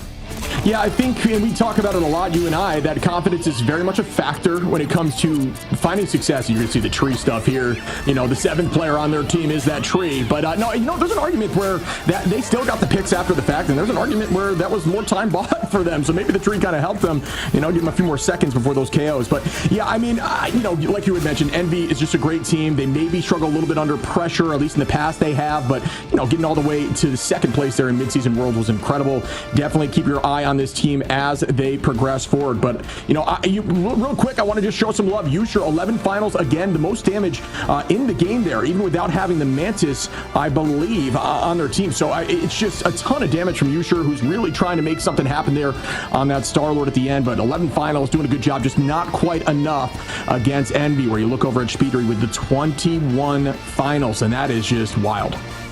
Yeah, this is the story of Envy. It's always been Speedery doing so much work for this team, right? This man is obviously one of the best players in the game, if not the best player in Marvel Rivals. There's obviously a lot of people in discussion for that. If we talk about Sparker and some other duelists across the board, there's so many other good ones. But right now, yeah, Speedery is him. And picking up Tap, you could see the maybe only hole they were lacking in terms of duelists and in terms of flexibility is having somebody like Tap that could play some more odd heroes, right? That's a benefit of Speedery, is that he plays a ton of different things. And it's not that Cal doesn't, but having Tap gives you sort of even more flexibility onto things like Jeff, onto some of these odd heroes. That same thing with Speedery. He also plays a lot of those flex heroes. So I think this team's looking even more dangerous than they did in the last stage, in stage 1. Now entering stage 2 of Ignite, Shib, this team definitely could start a dynasty. Yeah, you and I had asked, where does Tap fit in when you have Speedery playing very similar heroes? And the answer is on those off support or strategist roles, right? Like running Jeff, running Mantis, and finding a ton of success. The Mantis, I believe, Tap 36-4, you know what I mean? With 33 assists. So incredibly strong play. 9 finals on Mantis. That much damage, that much work out there. 18k damage with Mantis up there on the duelist line. So there's your answer. Tap's not afraid to play, like you had mentioned, those more obscure picks that really put the team comp together. Yeah, I think that right now, we're entering also a phase in Marvel Rivals where strategists are kind of turning into duelists, right? That's sort of the modern thing where, there's so many good strategists, Ultron, Adam Warlock, Mantis, that all sort of fill that duelist role as well. And we'll have to talk to one of the members of Team Envy. I believe we have Kaluj on the line for an interview, Shib. And it's going to be great to pick his brain again. What's up, Mr. Kaluj? How you doing? Congrats on the W, my friend. How you feeling after that one? Was it expected versus a team like Team Curie? Oh, yeah, it was expected. I haven't really scrimmed them, and I haven't heard anybody scrim them, so, I just assumed that they were like one of the bottom tier teams, so whatever. Yeah, it seems like we're going to be seeing a lot more of Emma getting through, at least in the banning phase. And I know you're obviously in the conversation for one of the best, if not the best Emma in the game. My question to you, when you're doing those triple Vanguard strategy or triple Vanguard, triple strategist holds, is there any new change in that meta? I saw what it looked like in the last season, but now with these new changes, it seems like there's a different strategist line. What do you think about that? It really just depends on what people are comfortable with. I think Rocket's really good because a lot of people just die randomly in spawn hold. So if you get the res and they come back, it snowballs really well. Yeah, it makes sense. Yeah. No, that adds up. And Kaluj, obviously, I think this is my first time getting to talk to you in an interview format again. So, usually Cal is the one to take on the mantle for you guys now. So it's awesome to have you here, by the way. And, for you, Kaluj, I think coming into this, like you said, you thought that Team Curie was maybe one of the more, up and coming teams, maybe, not on your guys' level necessarily just yet. But, when you talk about maybe those other teams that you've been scrimming in practice and stuff, are there any teams maybe in this group, maybe another one? I know you don't want to probably give any gas that you can maybe talk about or say maybe could bring a bit of a challenge to a team like Team Envy? Like you guys were just one of the best teams at the mid-season. Is there anybody on that level yet? I think Fly is definitely on that level. They're a team that's been really good in scrims. I feel like when they lost last stage, they really picked it up. And, it really shows. So they're one of the teams that's going to be hard to beat. We play them tomorrow, so...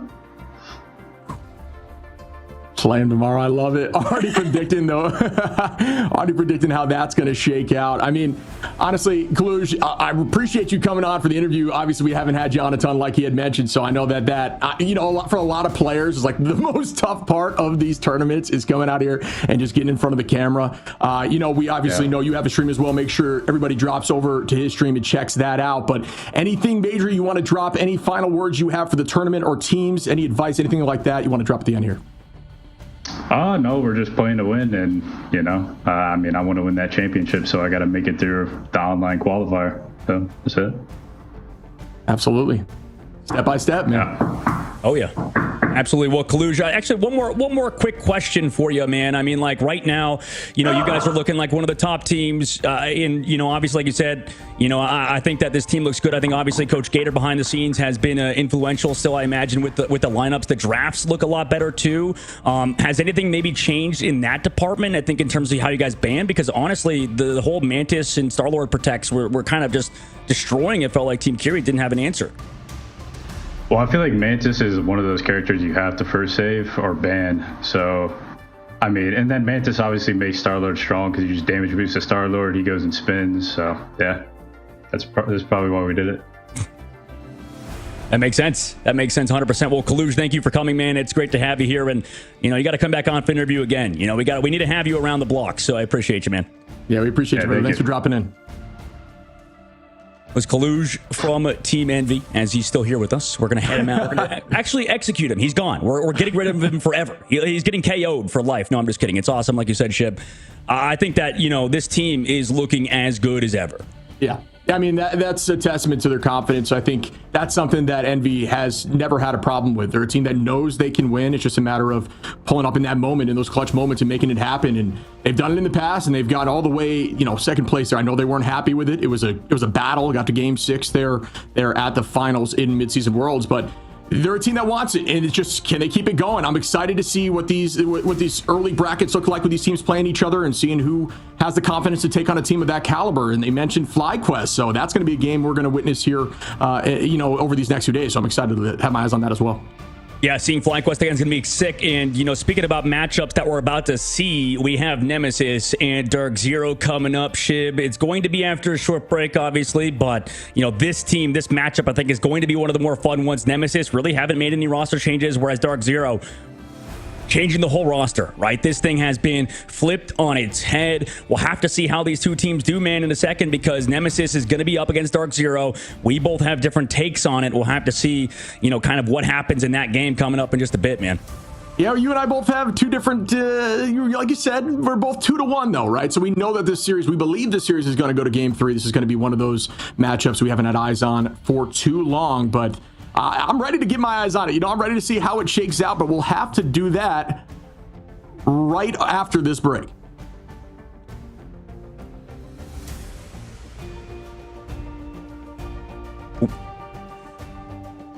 Oh, excuse me. As we go over to the Hella skin, my apologies. We're going to look over here at the new Hella skin coming in. Hella the Grim. Honestly, this skin, if you haven't had your eyes on the actual breakdown of what it looks like, this skin is awesome. For me personally, my personal favorite Hella skin in the game. Hella has been in the meta for, I can't even describe how long, but just a really strong hit skin, duelist at range. The Grim Lady. Make sure you check that out and get your eyes in. Hey, if you're a Hella player, it's a must cop in my opinion. What do you think, buddy? 100%. Yeah. I mean, like, as somebody that played a lot of this hero and just like was like, okay, where's the good Hella skins coming? You know, we now we got a free one. Obviously, we have an incredible skin that now we get in the Grim Lady, and it's actually probably a good problem to have, Shib, to have so many good skins now for Hella, because we've been lacking as a Hella main, and now we get 2 back-to-back bangers. And I don't think it's going to get much better than this, but I say that every time when we get a brand new skin that's beautiful. So, I mean, Marvel Rivals, I think the one knock you can't say for this game, our skin department, they do a damn good job. Yeah, the art department does not rest. It's very similar to the dev team. I love the content updates. I love the skins. I love everything about how this team is putting effort in and how consistently they are updating. But we talked about the next matchup, and now we will dive into that right after this break.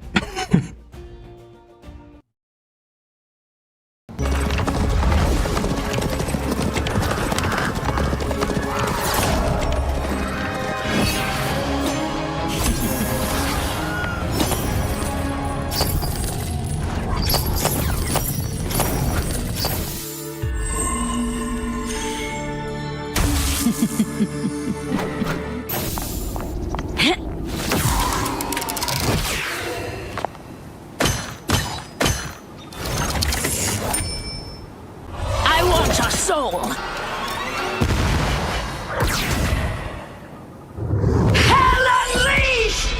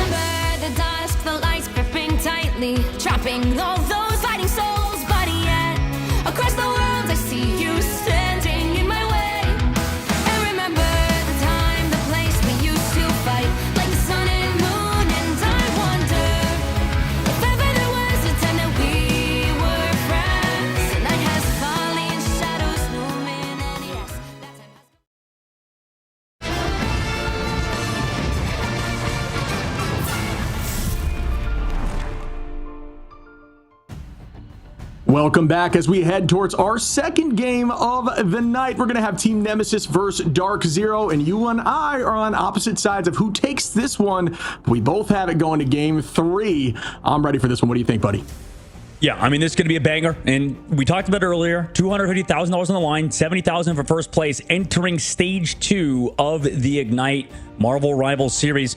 You know, Shib, this is going to be a super fun one. I think Dark Zero, a lot of people, this is going to be our first look, right, at how this team looks with this new roster. Second game of the day, too. Envy, you know, game number 1, I think that's sort of what we expected to happen. But in this one, I think the unexpected is sort of the expected outcome for a lot of our viewers today. As Team Nemesis, they really haven't changed anything. This roster has been a mainstay. And, you know, a lot of people, a lot of the players have sort of been taking step ups every single time. So we'll see if Nemesis, I mean, with 4 slots available for North America to qualify for grand finals, finally get the qualification for the LAN.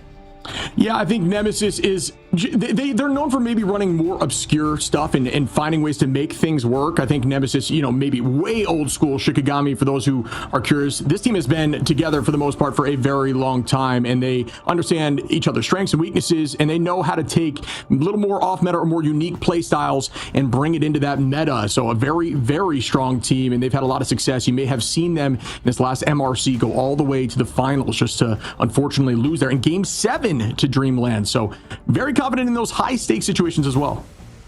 Yeah, I mean, they've been through the ringer and they've been grinding. And on the opposite side for Dark Zero, we haven't seen too much out of this roster besides, like, yeah, in the qualifiers, and then also, you know, or rather in the you know, other tournaments like MRC, like you mentioned. But this team, I think, has a lot of potential. I think, like you mentioned, with Smash being sort of the mainstay from this team, they picked up Impunity as well from Shroud-X, and then also Kurova and Rymazing from Sentinels. And then, you know, this team has really been through the ringer in terms of changes, right? Originally being known as Team Magnets, then getting picked up by Dark Zero with a, you know, a culmination of a bunch of different players, with the former Sentinels players as well, and Hogs. I think this Dark Zero roster definitely has what it takes nowadays. Smash being one of the only mainstays, one of the only controller duelists in the entire tournament. And, you know, I think this team has a lot of potential. And Dark Zero, let's see if they can actually fulfill that potential today versus a top tier team in Team Nemesis.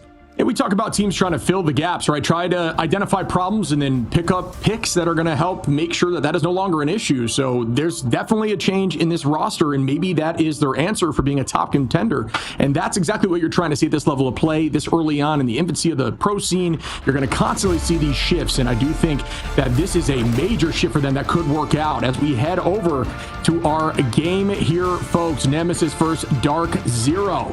I am ready. How about yourself? You have Dark Zero losing to Nemesis 2-1, and I have them 2-1 with the win.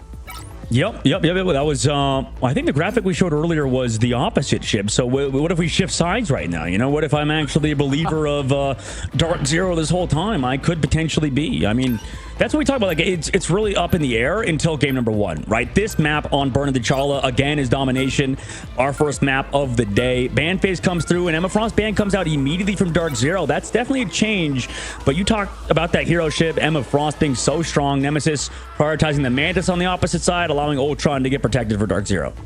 Yeah, it's funny because I was just kind of mentioning to Kaluj, I was like, I wonder if Emma is going to get through more. I know Kaluj is very confident in Emma, just due to the nature that, you know, when it comes to strategist has been banned out a ton. And you can look over the top side here, and they are going to town. Goodbye to Mantis, goodbye to Luna instantaneously. But Emma, first ban there from the side of Dark Zero.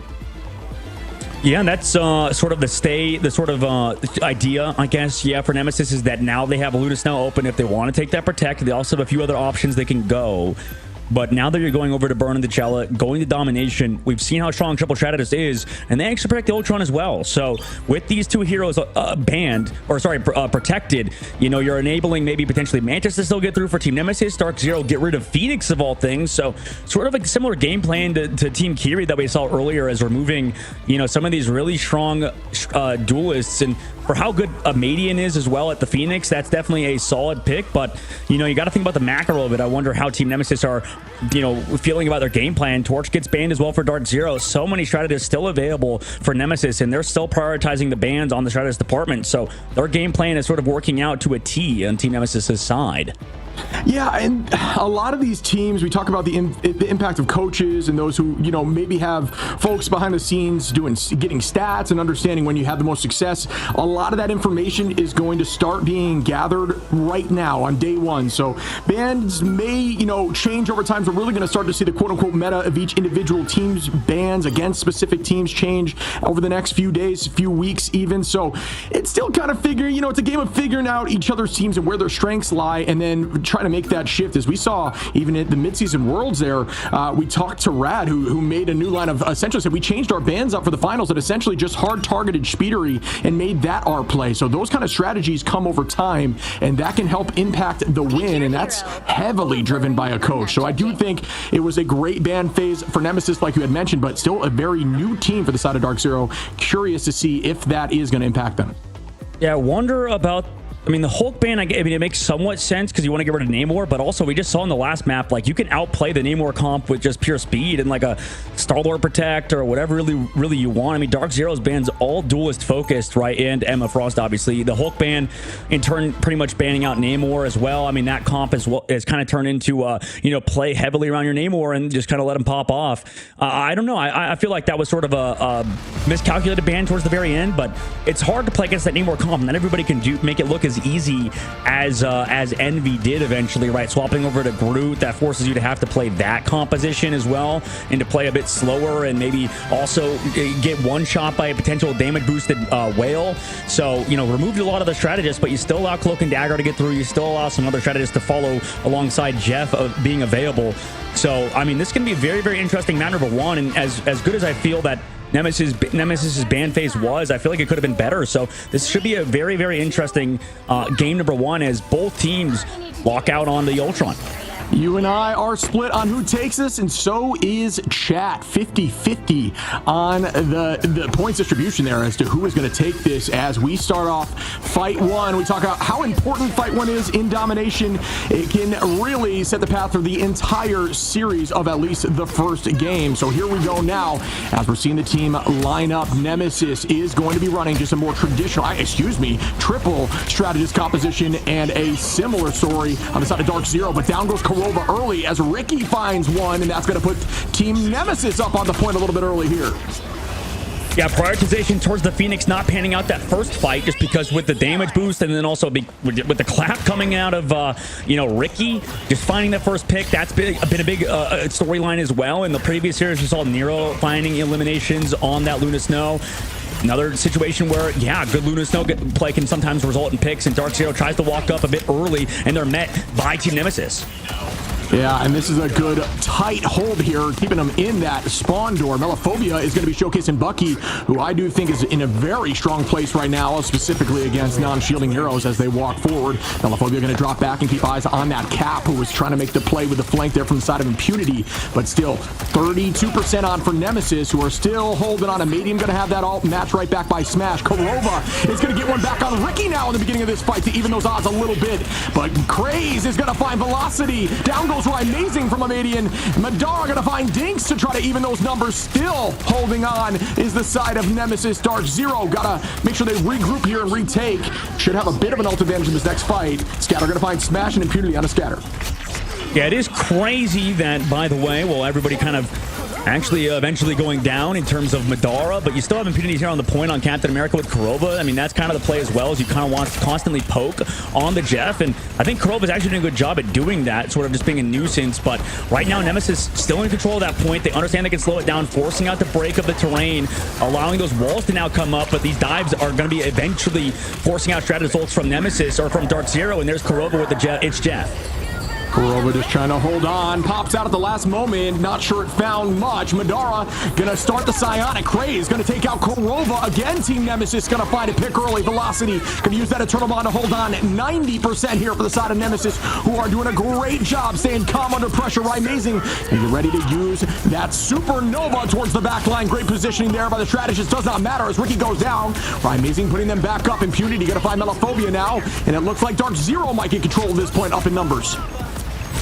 It's definitely a bit messy at the current moment as Nemesis sort of stall it out, right? No Stratus ultimates except the Median, and he actually decides to commit the ult. They also find one onto Kurova yet again, but it's shut down to the backside from Scatter. Median now trying to keep also his Venom alive. Overtime ticks down. You still have that, torch on the point in the neutral.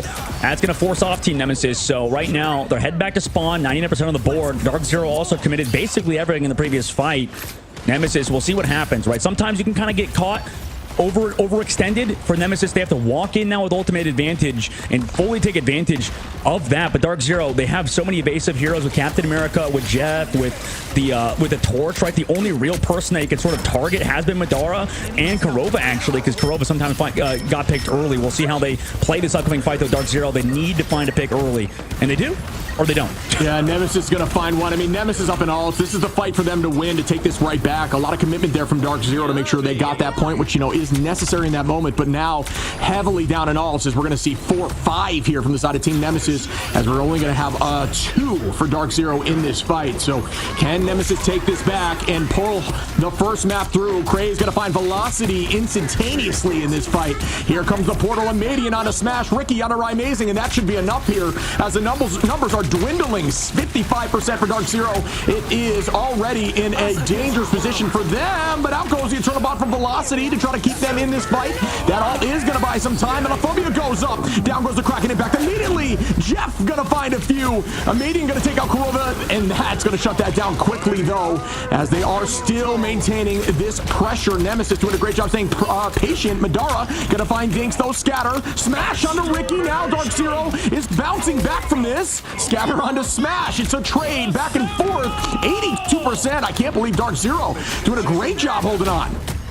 Yeah, I mean, Dark Zero is sort of holding on by the skin of their teeth, like you said. I mean, just constantly allowing their duels to pop off, right? It's really relying heavily on mechanical play rather than ultimates. I feel like the ult timing was a little off there from Dark Zero, right? Kurova getting picked after the HDF. Right, Amazing not able to find eliminations because they layered on ultimates onto a Lunestone dance floor. But Nemesis, they're trying to just win out here just through ultimate advantage. We'll see if they can close out with that Ultron's Rage. Phobia going to find impunity, and that's a start here for the side of Nemesis. Up a number very low goes the Median and Craze, who are able to escape. Melaphobia with another pick there on a Madara, and that could be enough for Nemesis. But I have said that before, and Dark Zero has clutched up in the moment, a Median, and they're not able to get back on. Good pressure there by Scatter, and Nemesis is up 1 map. Well, and this is what we talk about, we talk about, individual play versus overall team cohesion, right? Nemesis, I think showing on that map that they sort of, we're sure they're getting picked off by Amazing sometimes, right? He has nearly 15,000 damage. It's tough to deal with that. But if you play consistent, if you play heavily as a unit around, this Bucky, around having triple Stratus line, it can definitely work out for you, right? In playing around ultimates too. I think these things are enabling them. And Dark Zero, like we saw with Kurova getting picked sometimes, same thing on the backside from Madara. I think that they're relying heavily on mechanical play at the current moment, and it can work out. It makes sense with Human Torch and how strong he is. But for Team Nemesis, right, they've just kind of been playing around their ult so well.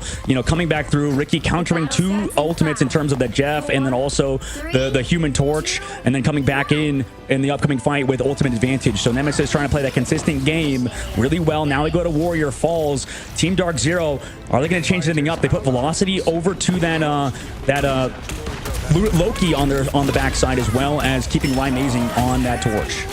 Oh, and we see a Kraken Impact off the rip. Make that 2 as impunity goes down. Make it 3. Melaphobia is going to walk them back to the door to give them this point really early on in this fight. Amazing trying to get some pressure out there, but it will not be enough. I think point should go to the side of Nemesis. If you had any questions, folks, about the composition of why they're banning Ultron, just look over at a Median holding on to that MVP so far, 13-0 after map 1. Damage boosted there by Dinks. That combination at this level of play is a huge threat, and that's why you see that banning. At least one of the 2 banned out, typically in the ban phase. But wow, Nemesis, great job in that early fight. Well done again by Melaphobia. Yep, understand the wicked addition of the Kraken Impact, and now in this upcoming fight, Dark Zero just early commit of the Supernova. That's a huge ult turn move if you don't lose anybody too, but Ricky can fall so low. If they could find at least a pick here, that'd be massive, but they don't, and they're disengaged. Melaphobia snipes down Smash.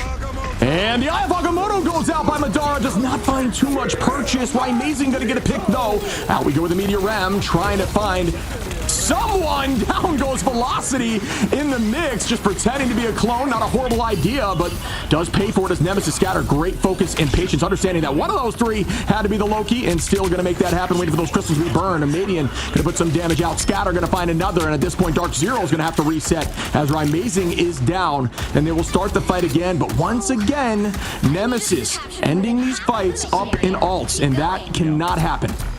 No, yeah. I mean, right now it really feels like Dark Zero's just throwing out ults, right? No rhyme or reason to them, just kind of committing ults early. And now in this upcoming fight, again, the game plan, go aggressive with Ultron's Rage, pans out with Velocity picked yet again, and Dark Zero getting caught with their pants down, nearly 70% of the board. I mean, that's not good for the mental game. To go all the way back to the spawn and lose Impunity, you now have 70% on the board. They still have ults ready to go. Maybe you come back in with that copy on Velocity on the Loki, but right now, I mean, they're looking a little bit lost. The Rymazing now onto that Phoenix to change up once again over to that hero. I mean, we'll see in this upcoming fight. They've relied heavily on individual game mechanics. We'll see if that can pan out for them yet again.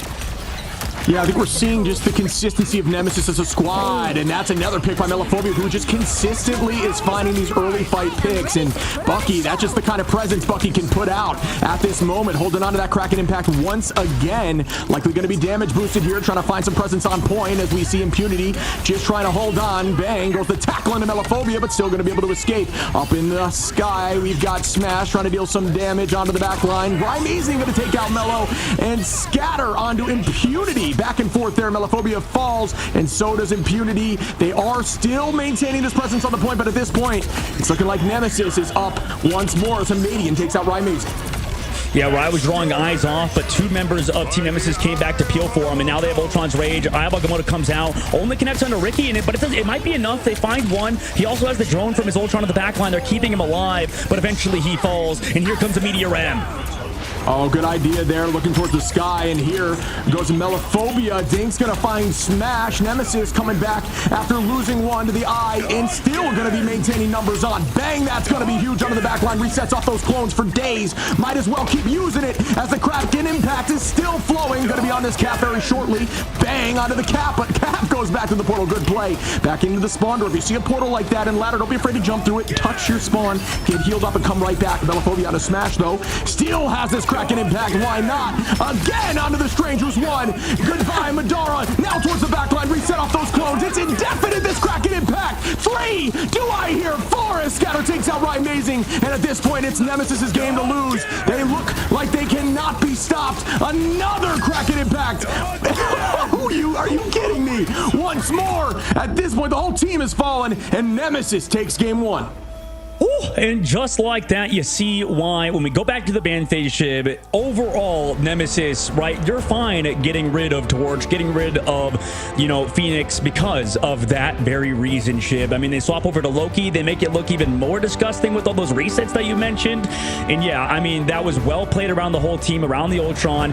You didn't really need to rely on a Phoenix or a Torch because, yeah, you just swap over Melaphobia to Bucky and he does that. So, I don't know, man, with the changes as well to Bucky, getting the buffs in the previous patch, right, getting out 2 of his E's, those things slow you down too when you're on Captain America. It feels, honestly, I don't know about you, Shib, but it feels like Bucky actually counters Cap even harder than the likes of Phoenix or even Torch, right? This character just shuts down so many dive heroes, and then on the backside, Kraz had no death. Same thing with the Amadian. I mean, beautiful play from the whole team, and that's why you want to play around that consistent team play in Ultimates, like you mentioned, Shib, and you just kind of end up in situations like this where Dark Zero is just relying heavily off of individual play, and it just doesn't pan out.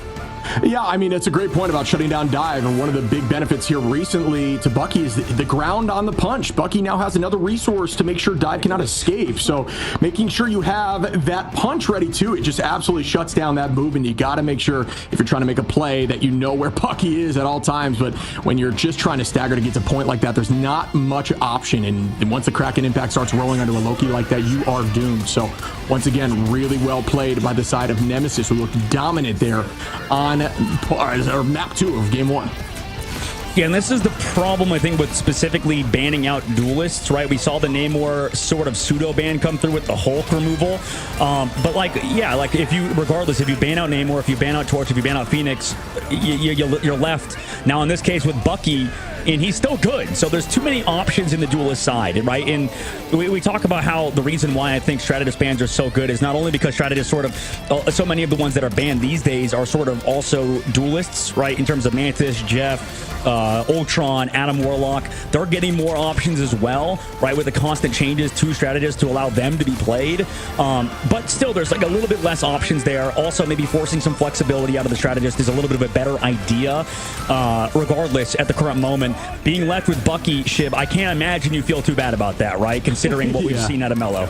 Clearly, you give the Ultron drone to Mellophobia, you just allow him to just go to town. As we're seeing the replay here, I couldn't even count how many times we saw the KO feed. 2 minutes of that, yeah, exactly. Cracking impact for literal days. And Madian, though, going to take home that MVP. Oh, man. Yeah, I mean, off the rip, I think we saw 14-0 in the first round. I wanted to make sure I called some attention to that. 30-0 at the end. If you're ever wondering why you see bans of these two heroes when it comes to Mantis and Ultron at the high level, here is a good example of why.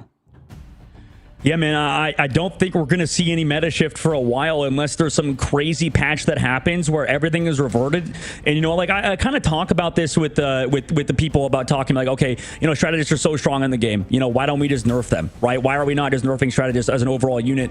It's because, I think the problem is the difficulty is with doing this is because the game has been in beta, right, for nearly a year, or sorry, it's been out and in beta for nearly a year and a half now, right? Everybody is used to how much these healers output, right? I know you as a Vanguard, you're at this point used to how much healing you get from a Luna Snow, from a Loki, from all these backliners. And, once you nerf these strategists, you sort of result in changing everybody's play style. And listen, I am definitely on the boat where I think strategists at the current moment are a little bit too strong, right? They're just straight up, right? At the current moment, there is far too much healing alongside of damage output and good ultimates. But regardless, you have to think about how much that would change the game from like a casual standpoint. I know a lot of you guys watching today in the Marvel Rivals Twitch stream are used to this sort of competitive mindset, but we're definitely in the minority, I think, in that department, Shib. And I think at the moment you can see teams taking full advantage of triple strategist, and you saw Dark Zero lost on the back end of it. We'll see how they do on this next map, which we will go to after a short break.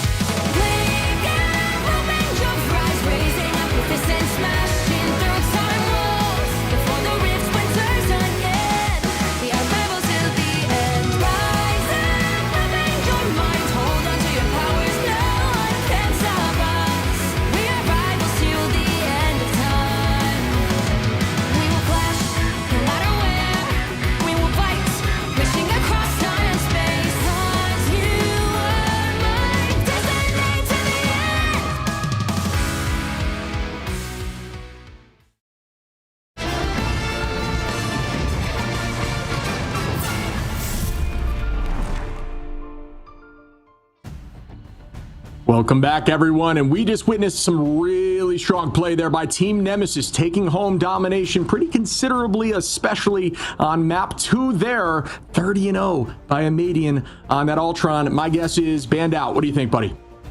Yeah, probably. I mean, we go to the ban phase as well. I think there's going to be a huge shift in what they have to do, right? You either double down and you try to ban out maybe a Bucky too, right? You go for the Namor ban, you go for these other duelist bans. Maybe you go again for that Bucky ban too at the very end instead of the Emma Frost. That could maybe change things, but again, there's a bit too many duelists, I think, in the game that allow for flexibility, especially with how your second duelist player is often just playing as strategist anyway. So there's going to be a lot of decisions that they have to make in terms of Dark Zero and their ban phase. Because, yeah, like you said, I mean, you have the pick of the litter in terms of convoy and convergence maps, but you still have to change up this map. And also, if we go to a convergent shib, there's a good chance, or sorry, a convoy map, there's a good chance we see triple Vanguard come through. Yeah, and I'm curious, if you ban out Mantis early, does that answer the problem, give you a solution into Ultron? I know teams can still run Ultron without the Mantis damage boost, but typically for what we've been seeing in these more world-focused events is, when the play gets that high level, if you ban Mantis, a lot of the time Ultron kind of it follows suit, as we see Mantis and Ultron ban first there from either side. Yep, Mantis and Eludus Snow Protect is available, but I mean, yeah, right now, Dark Zero, changing it up immediately, I want to see how this kind of continues, right? Because just because you do one thing in the ban phase doesn't mean that you'll constantly shift it over. And like we said, we've seen also on this map, you have to think about it from a map-to-map basis, right? We know on Spider Islands, a lot of teams like to play triple Vanguard, triple Strategist. That is a strategy that is very viable. Nemesis on their side, banning out Mantis and Ultron because the Luna Snow Protect comes through. But regardless, now that we have Nemesis on defense, there's more than likely going to be that sort of rocket comp. I think there's something to be said, by the way, for banning out, specific strategies for maps, right? We know Triple Vanguard's good to know. Dark Zero's banning out Phoenix. Yet again, Shib, we might have the duelist priority again from Dark Zero come through in the ban phase. Yeah, I mean, but proceed with what you're saying. You think, I mean, because I can kind of follow up on that. I agree that certain maps, certain bans make a ton of sense. I mean, I've always been of the mind of, I mean, granted, maybe not at this level, but in ladder, there's certain maps where a Strange ban doesn't hurt, where you can guarantee a second or third touch, with Strange, including this triple Vanguard, triple strategist composition where they typically, elect to use that Strange portal to get back to points. So stuff like that definitely can change depending on the map. Yeah, no, for sure. Yeah, I think going for map-specific bans and maybe getting rid of, targets that could take down your triple Vanguard or even remove triple Vanguard on their side could be a good idea. But now for Nemesis, they got rid of Mantis. They protect Jeff. They know Dark Zero really isn't banning Mantis. They're doing this sort of banning out the duelist thing. Did they want to go against the Namor? Did they want to go against the Torch? Because that was a ban last time. They've already banned out Star-Lord to prevent that triple, spin to win sort of idea that Kaluj brought up. And this time it's the Hulk for the Namor. But to be honest, for as good as they are as well, Nemesis can also play that Hulk Namor comp. I don't even think they were originally intending to regardless, right? They already have that Jeff. They already have that Luna Snow. They're going to play that triple strategist comp. It made sense for the Star-Lord because it's very good with that comp. But, as is specifically Bucky, when you leave the Torch open, I guess that could maybe force them to play Torch without the Ultron. Maybe force them to play that character without a little bit of the healing. They go for the Namor ban on that opposite side instead of a Hulk as their last ban. But yeah, now we have Emma going through for both teams. This is going to be an interesting matchup, and we already know Triple Vanguard on defense is always a mainstay for Team Nemesis. They also get Invisible Woman still available with it, so if they go for that group matchup, that'll help them out there. For Dark Zero, we do also allow them to get damage boost still, even though they don't have Mantis with the Storm maybe being available. Yeah, I mean, you can see here what they're thinking on the attack for Dark Zero. It's not what I would consider the traditional way to shut down triple. If it was elected to be played, it looks like it might be, but we will see shortly as they set up. But Spider Islands, personally, a pretty good Jeff map too. If you're going to run that triple, it's not a horrible idea to pull Jeff out because Jeff can get full team wipes virtually at any angle. There's a ton of off-map potential here. For sure. Yeah, this map is one of them. I know you talked about Angela earlier as well. Like, Angela could be played at certain points of Spider Islands, like second phase. And yeah, it's tough because I think Angela's a hero right now in terms of where her value is specifically on maps like with environmental eliminations, right? That's really kind of where you want to play her, right? Just because her, what she does in the neutral with the shield gain and stuff is great and all, but, realistically, the damage output is just not enough from her, and she relies heavily on those environmentals.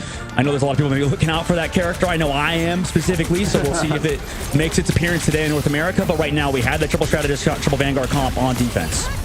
Yeah, but it's not as close. I think the team just kind of took off from the right side door, and that's not a horrendous idea for the side of Dark Zero. I kind of like that thought process, but there is a ton of pressure already from the side of Scatter under Impunity, who does find a way out. Stuck in the corner there is Madara, who does manage to get out. Smash gonna find 3 with the sting as Ricky, Amadian, and Dinks go down from the side of Dark Zero, doing a good job. Rymazing on the Magic, who finds 1. Velocity, Rymazing again. Rymazing once more with the 3-piece on the Magic, showcasing how Magic can be incredibly strong. And we had a discussion with Rai about Magic, who had mentioned that, Magic's actually really good into these triple Vanguards. You really, the hitboxes are large, allowing you to make these more aggressive combination plays, and they're going to try to portal out the team here just to buy some even more time here on the attack. So Dark Zero coming out with a new strategy and finding a way through that triple off the rip. Yeah, I mean, they knew that portal was coming through from Team Nemesis, so they just go height to come back through. But like you said, yeah, I mean, that play from Smash to go in, Ryan as well on that Magic is looking solid, especially with the buffs that she got recently. Now it comes through in the backside, takes down Ricky, the Darkchild, and Dinks. 3, almost 4 there for Rymazing, finding another multi-KO, just popping off here as he find another pick as Scatter goes down. Rymazing on the Magic. I'm sure Magic mains everywhere are rejoicing, putting on an absolute clinic here with the Darkchild. Yeah, I mean, they ban out the Star-Lord as well to give Smash that constant pressure alongside Rymazing. He can go for the dives with him alongside Impunity. And if this continues, right, Nemesis with the triple strategist composition could potentially get countered. At the current moment, like you said, Dark Zero's pace has been beautiful. The dives are coming through. This is looking like a brand new team today, and Dinks goes down early again. Impunity with a 2-piece, both. Oh my goodness, Ricky goes down as well. What a play. Scatter gonna find Kurova. Rymazing back on a Melophobia. Still keeping that pressure. Dark Zero, Impunity onto Scatter. And they're walking even more, getting a ton of free space here in every single fight, just playing so aggressively and not committing too many ultimates. This looks like a team that has awoken. Bruce Banner to Hulk. Dark Zero is showing up right now. 4 minutes on.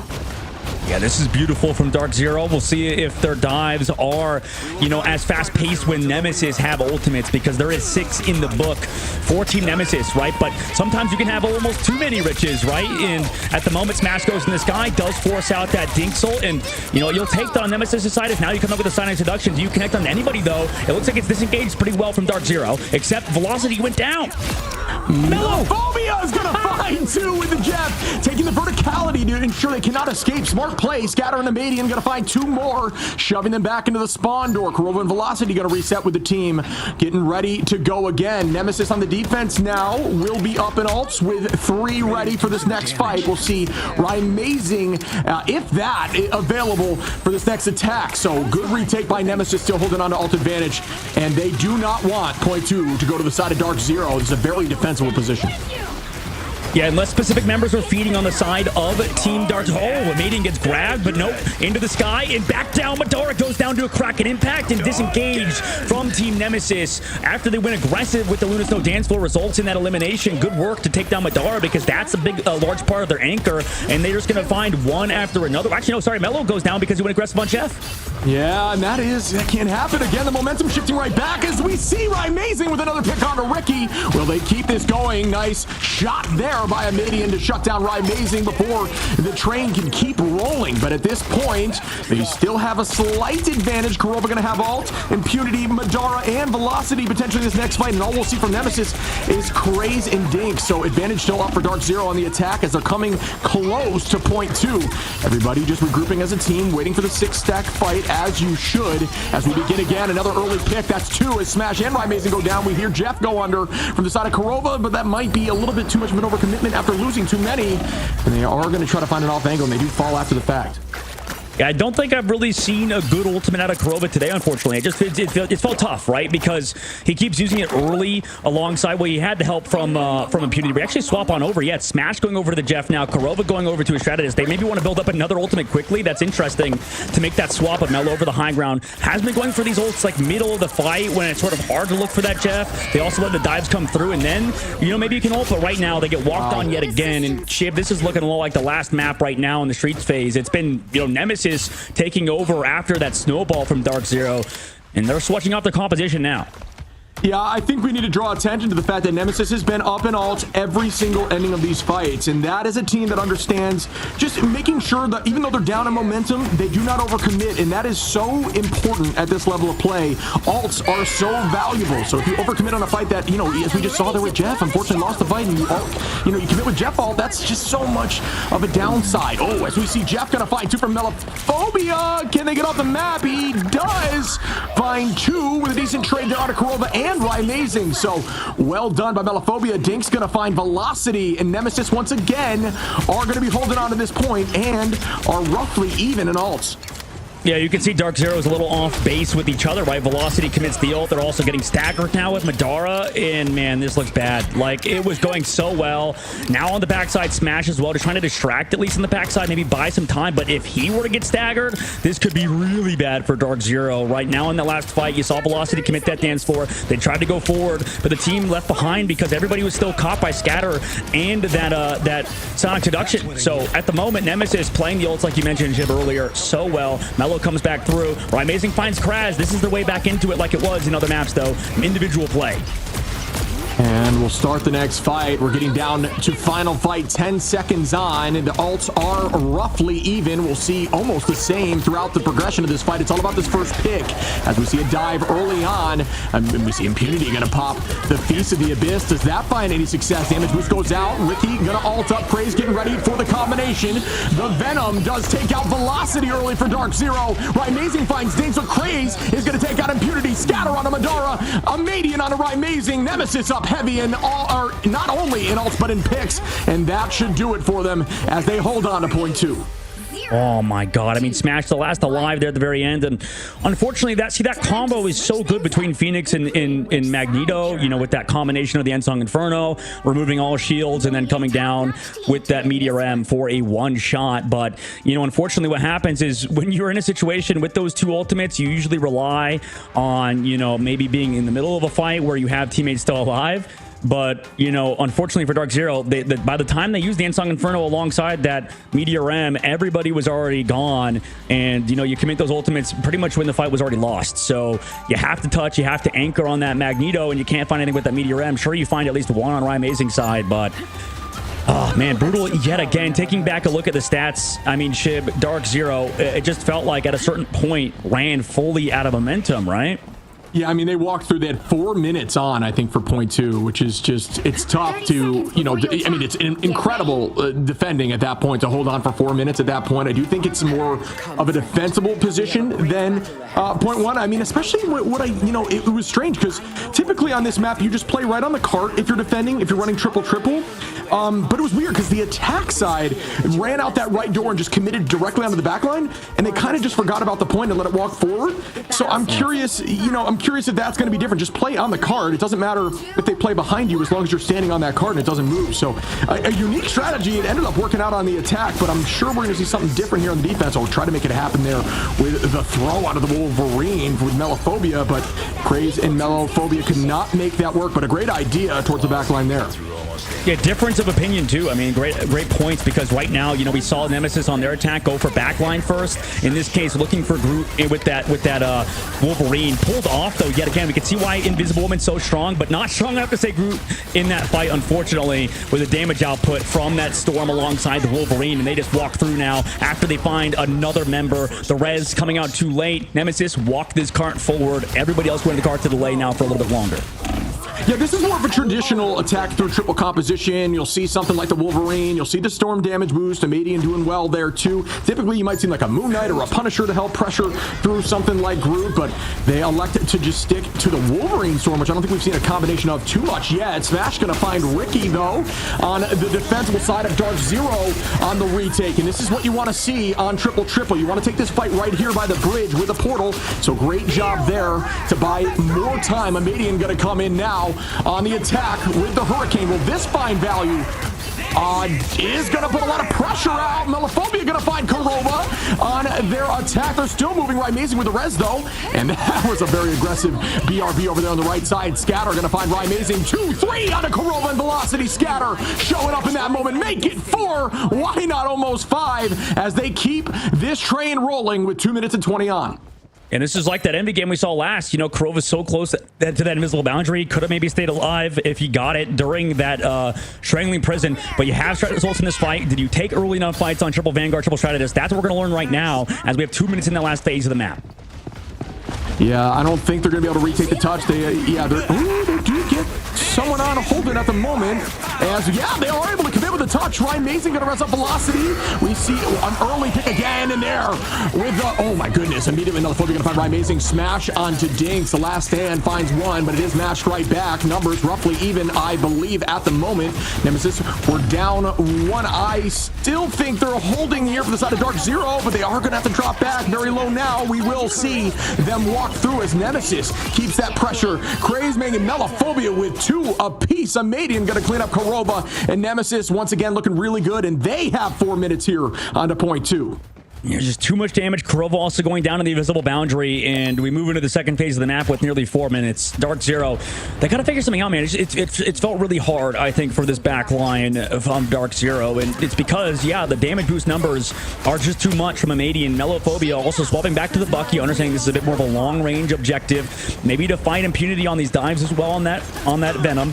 But now, you know, we're basically in one-fight territory, Shib, so you have to play perfect right now for Team Nemesis, or for Dark Zero. Ryan Mason going to find Ricky and Dark Zero. They talk about playing perfectly. They get another, but it's matched right back by Crazemang and Scatter. Crazemang with another on a Kurova. A ton of value here with the Venom. Out we go with the Hurricane. Amadian on a Madara. Walking right back towards the point. And they are going to keep this pressure as Nemesis. 4 minutes at the start. Still turning the corner with 3. Melophobia going to try to find this pick on Impunity. Great drop back there to reset with the team and to not get picked. Oh, as Melophobia almost gets Jeff there. Velocity onto Amadian now, and that's another start here for Dark Zero up a number. Can they keep it going? Last time it was matched right back by Nemesis. The alts are even at this point. Now up 1 by Dark Zero. Impunity gets canceled there, trying to use the Feast of the Abyss. If you didn't catch that frame trying to head to the floor, gets canceled out. So well done by... Now cracking impact goes out. Melophobia, Craze gonna get 2. Right back onto the Jeff. Amadian divine smash. Scatter on a Velocity, and they are keeping this momentum. And there goes Madara. That's 2, 3, 4 as they keep it. Oh my goodness, Melophobia is popping off on this Bucky today. Yeah, they could even CC Madara on Spawn, who's going to come back with the portal. Ensong Inferno is here, but I mean, for what? Next series, next map? We'll have to find out as we now have 2.37 meters left to go. Kurova gets picked again, and you talked about the last map, this Kraken impact just going off forever. It might happen again. Melophobia takes down 2. Yeah, I mean, they are looking dominant. There goes the portal to keep them on. But again, Melophobia with another pick on a Velocity and Impunity. This Bucky has just been uncontested in these maps, just doing so much work. Amadian on a Kurova. Ryan Mason going to find one on a Craze, but at that point, it's a little too late, I believe, as Madara falls 2 dinks on a Ryan Mason. And wow, Nemesis, after that first map on Dom, have been just absolutely keeping it together here. And here we go once more with the Hurricane out for Amadian. Ton of damage outmatched by the Boundary from Kurova, keeping them in the fight.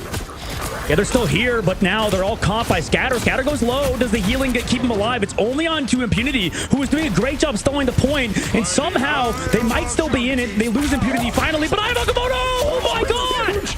Kurova gets 1. Velocity 2. Madara with a huge eye. Velocity on a Scatter. Madara on a Craze, and what a retake here for the side of Dark Zero. Never give up, folks. That is a great hold. A minute on left now. They can take this. Wow, Dark Zero with the retake. Holy crap, Impunity, what a stall. And Kurova coming back with the boundary, but now, Shiv, this is the worrisome part for Dark Zero. It's like you mentioned earlier, always down in terms of ultimates. Nemesis playing that old game, but it could be risky now. Damage boost on the Mellow, looking back for Smash, who's just trying to take eyes off. He's been doing good at that, but they lose velocity, and Kurova both backline gone. Amadian and Scatter off the rip once more. Goodbye to two strategies for the backline of Dark Zero, and that makes this fight nearly impossible, but they did make it work last time. Madar now going to find Ricky, trying to trade a little bit of that strategist takedowns, and here we go with Jeff. Will this get value from Smash now, who is able to find one? Going to stay on the pool to stay healthy, and no, not it. Wait, that was crazy though. He kept Amazing alive. He ate his own teammate, but is that enough? The Res brings back Smash. They lose Madara. Amadian's here with the damage onto Impunity too.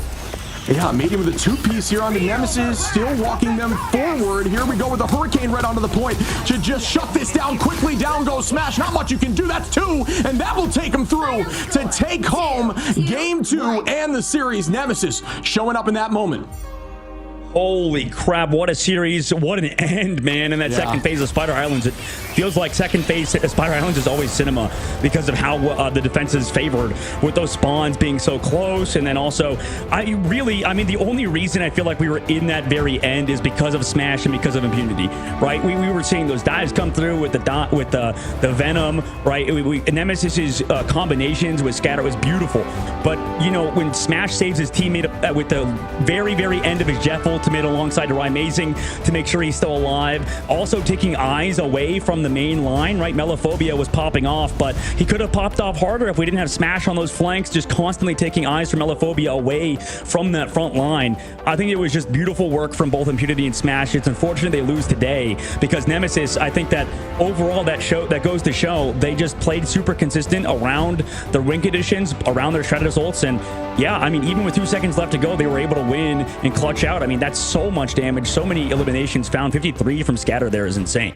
Yeah, I think that, I mean, you're right. That's just an insane play. So what happened there, which honestly was lost on me in the moment, was Smash actually dives under, grabs the same side team, going to go ahead and pick Amazing, keep him healthy, throw him right onto the healing pool of Jeff and onto the point before the point could push through and give them the win on the side of Nemesis. So Dark Zero, great hold there. I think that's a great call out. I missed that in the moment, but what a play as we see here Melophobia with one of the biggest Jeff ult we've seen of the day, and Amadian once again, shout out to Amadian, who has just been crazy here with the Bucky.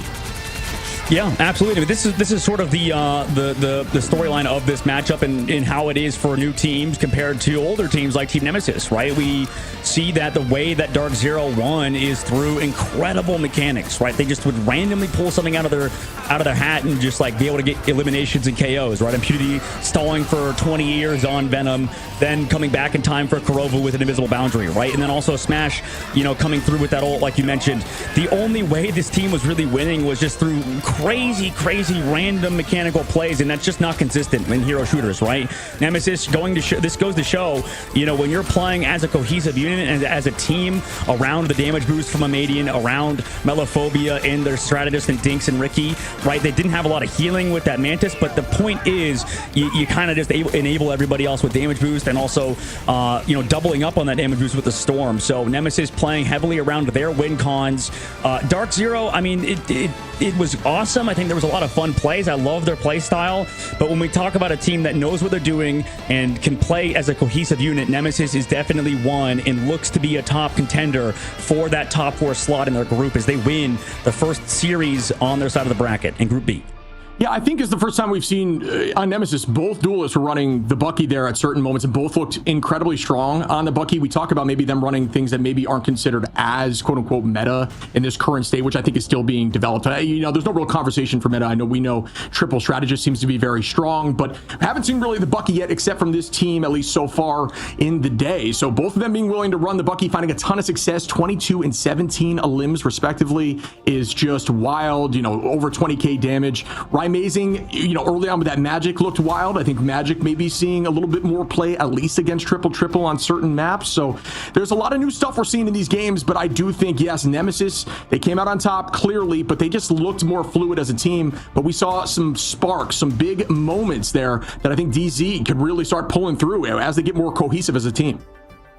Well, and they got to pull through quick, right? We're in a bracket sort of group stage. That's the difficult part of this tournament is that, because it's a 2 elim bracket, but comparing it to like a round robin where, you play everybody in your group, you at least have more games to work on.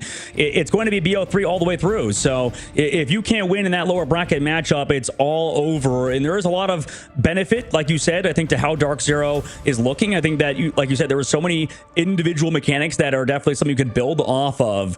But back to your original point with Bucky, it's kind of hard to be bad at Bucky, dude. Like, I feel like that character is so good, and it's just like consistently is a force to be reckoned with, even when you have, the torch, when you have other heroes sort of take the forefront. It just feels like this character, he chucks meatballs. Like, you could have the worst aim in the goddamn world, and you would still be good at Bucky, in my opinion. So, we'll have to see how it goes moving forward. But if you're a duelist player that doesn't have Bucky in your hero pool, I just have to point and laugh, because that's impressive, genuinely. Yeah, he's tough to handle, especially as a Vanguard. You just always have to have a cooldown ready to make sure you don't get pulled into. And he's shooting beach balls, when it could just out of that an absolute cannon. So yeah, saw a ton of success there. Like I said, we talked about moments of greatness, and they really did we saw some pop out moments there from DZ that I think does kind of give me hope for them as a team. But once again, Nemesis lights out together. Yep, lights out indeed. Right now, Nemesis moving forward in that group. In Group B, we have our interview guest, I believe, available for us right now. And, it's going to be awesome talking to him. It's going to be talking to on the side of Dinks. What's up, Mr. Dinks? Congrats on the win. Hello, guys. Hello. Yeah, guys. How's it going, boss? Great, man. Great.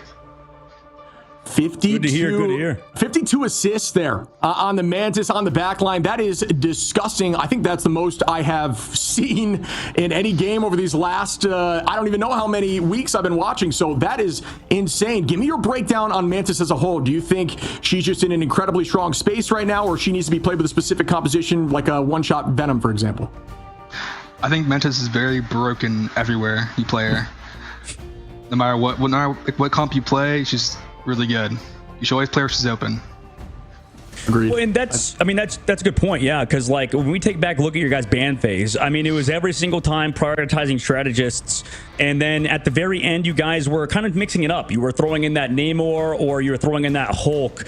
You obviously don't have to talk too much about strategy at the current moment, but what's the idea behind that instead of just banning out entirely the strategist line? Is there a reason why you'd be scared of maybe a Namor or a Hulk instead of a potential Invisible Woman ban, or maybe another strategist ban? Yeah, we banned the Namor, so we had Jeff open, so they wouldn't just ult our Jeff ults, and we don't want them having Hulk Namor either, because they're good in that comp.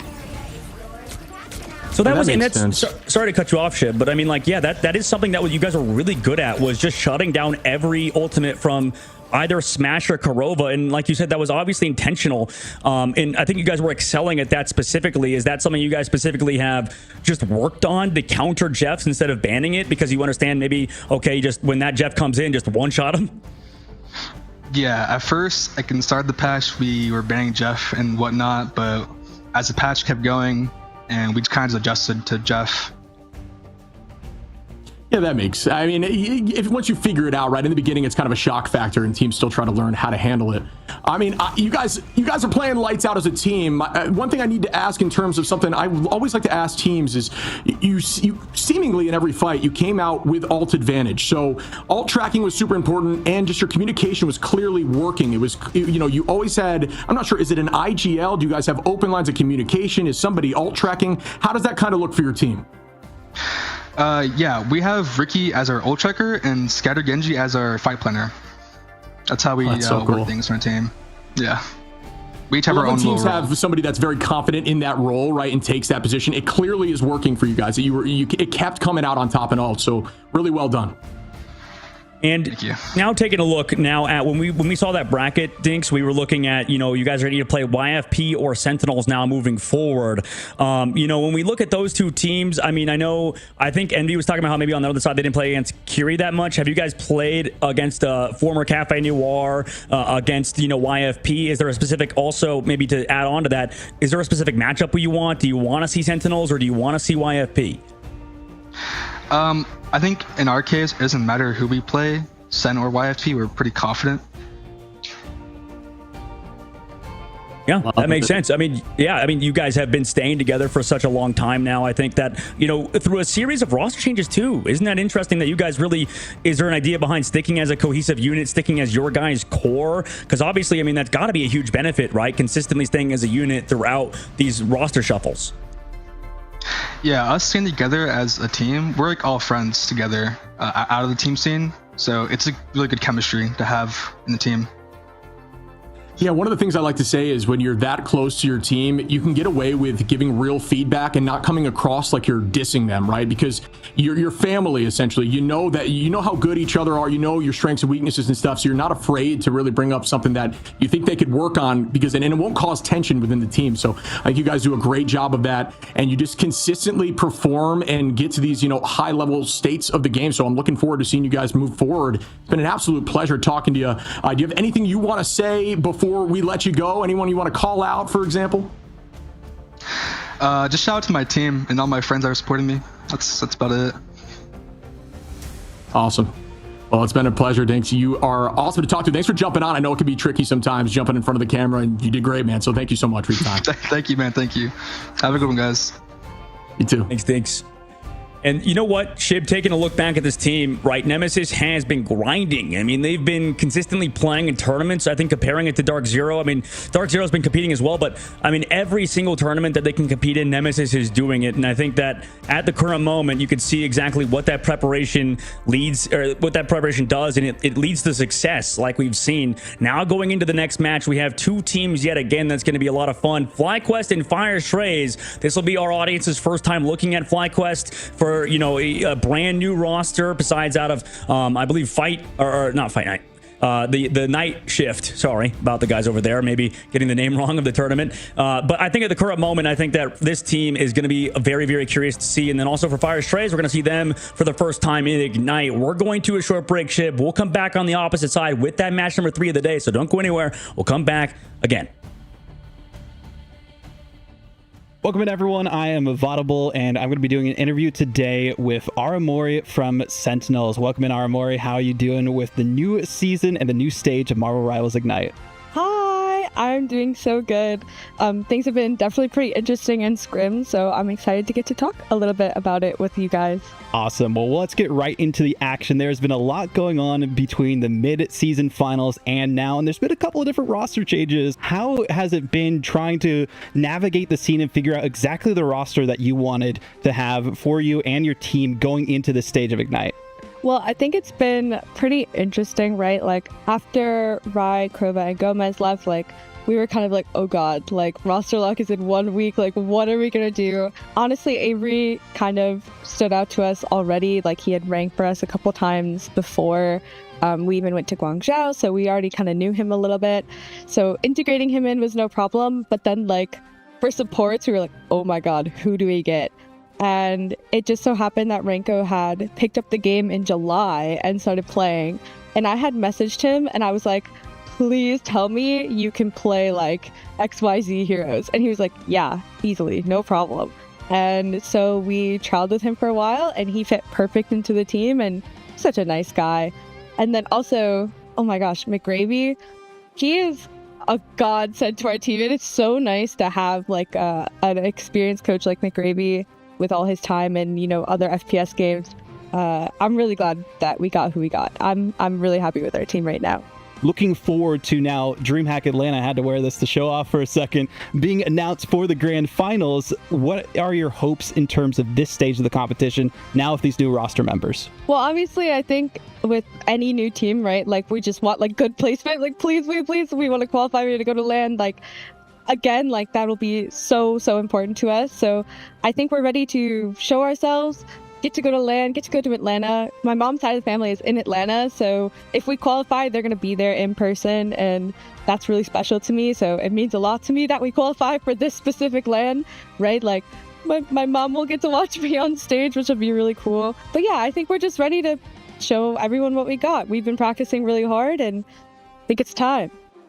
think it's time. Well, hopefully we do get to see that too. And talking about the playing field that's out there, a lot of new rosters, a lot of new teams that are competing. Speaking though about those rivalries specifically, 100 Thieves are now in your group for the stage leading into the playoffs. What are your thoughts about potentially facing that roster to try and get all the way into those grand finals? I mean, the 100 Thieves Sentinels rivalry has been something that my team and those players have had since August last year. Like, it's been over a year of back and forth.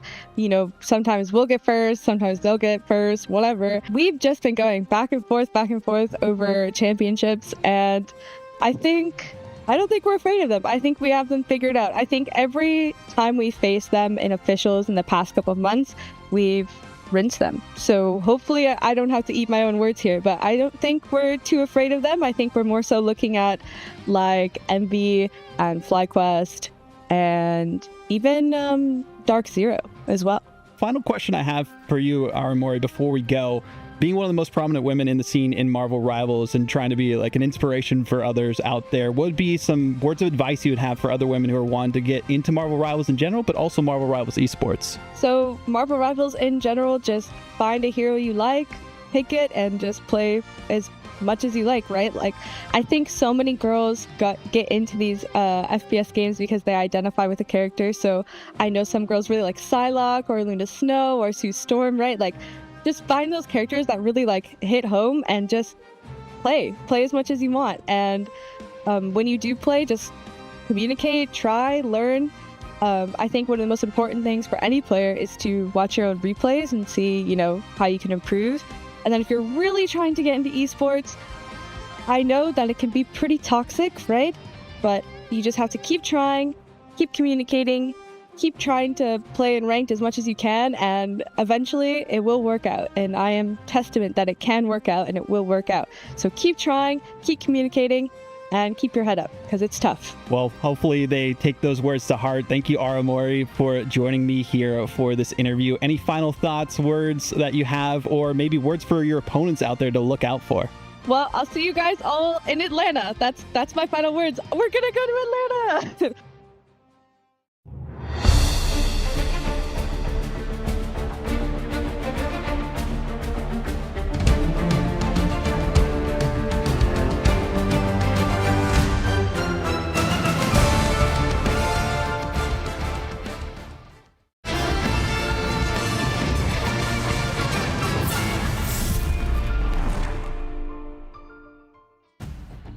Welcome back, everyone, as we head towards game 3. And me personally, man, me and you, we either get super lucky where we see games go the distance, or they're just absolute shutdowns the whole time. I'm looking forward to seeing this next matchup, as we have a team that we haven't really had eyes on, and a team that is known for their insane comebacks when it comes to FlyQuest.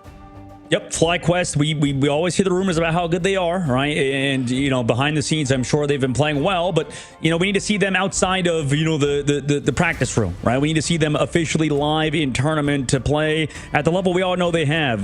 You know what? And they've even at points improved. Right now, they go on to Vision joining the roster right from FlyQuest. That's one of the big changes that they've made. And this guy, you know, seen as one of the best duelists in the game, specifically on Namor 2, you know, formerly on Shroud X now, who is Intergalactic. I want to see how this team does with him in the roster. I think we know how good they can be, but today, you know, they're going to be having a pretty tough opponent when we talk about top teams too, Shib, against Fire Strays, who is a brand new roster, basically. I mean, that we formerly saw Jobless Bums in this situation where British Trees coming in, but yeah, like you've talked about this, we talked about this. It's like a brand new team with different parts from all over the place. Yeah, it's another one of those mix and matches of teams and players that, you know, maybe are newer as a squad. And, you know, I'd like to see how they're going to perform right now. But I think these teams, including DZ, just get better and better as time goes on, as they get more comfortable together. I think, you know, team synergy is very important. And I'm curious to see what this team is going to look like and how long they've maybe been going, you know, after these scrims together and such. But, you know, I'm sure you've seen a lot of these names on here, incredible players across the board. It's all about how they play together as we head into map 1 with the two of them, man. I mean, what are your thoughts? How do you think this shakes out?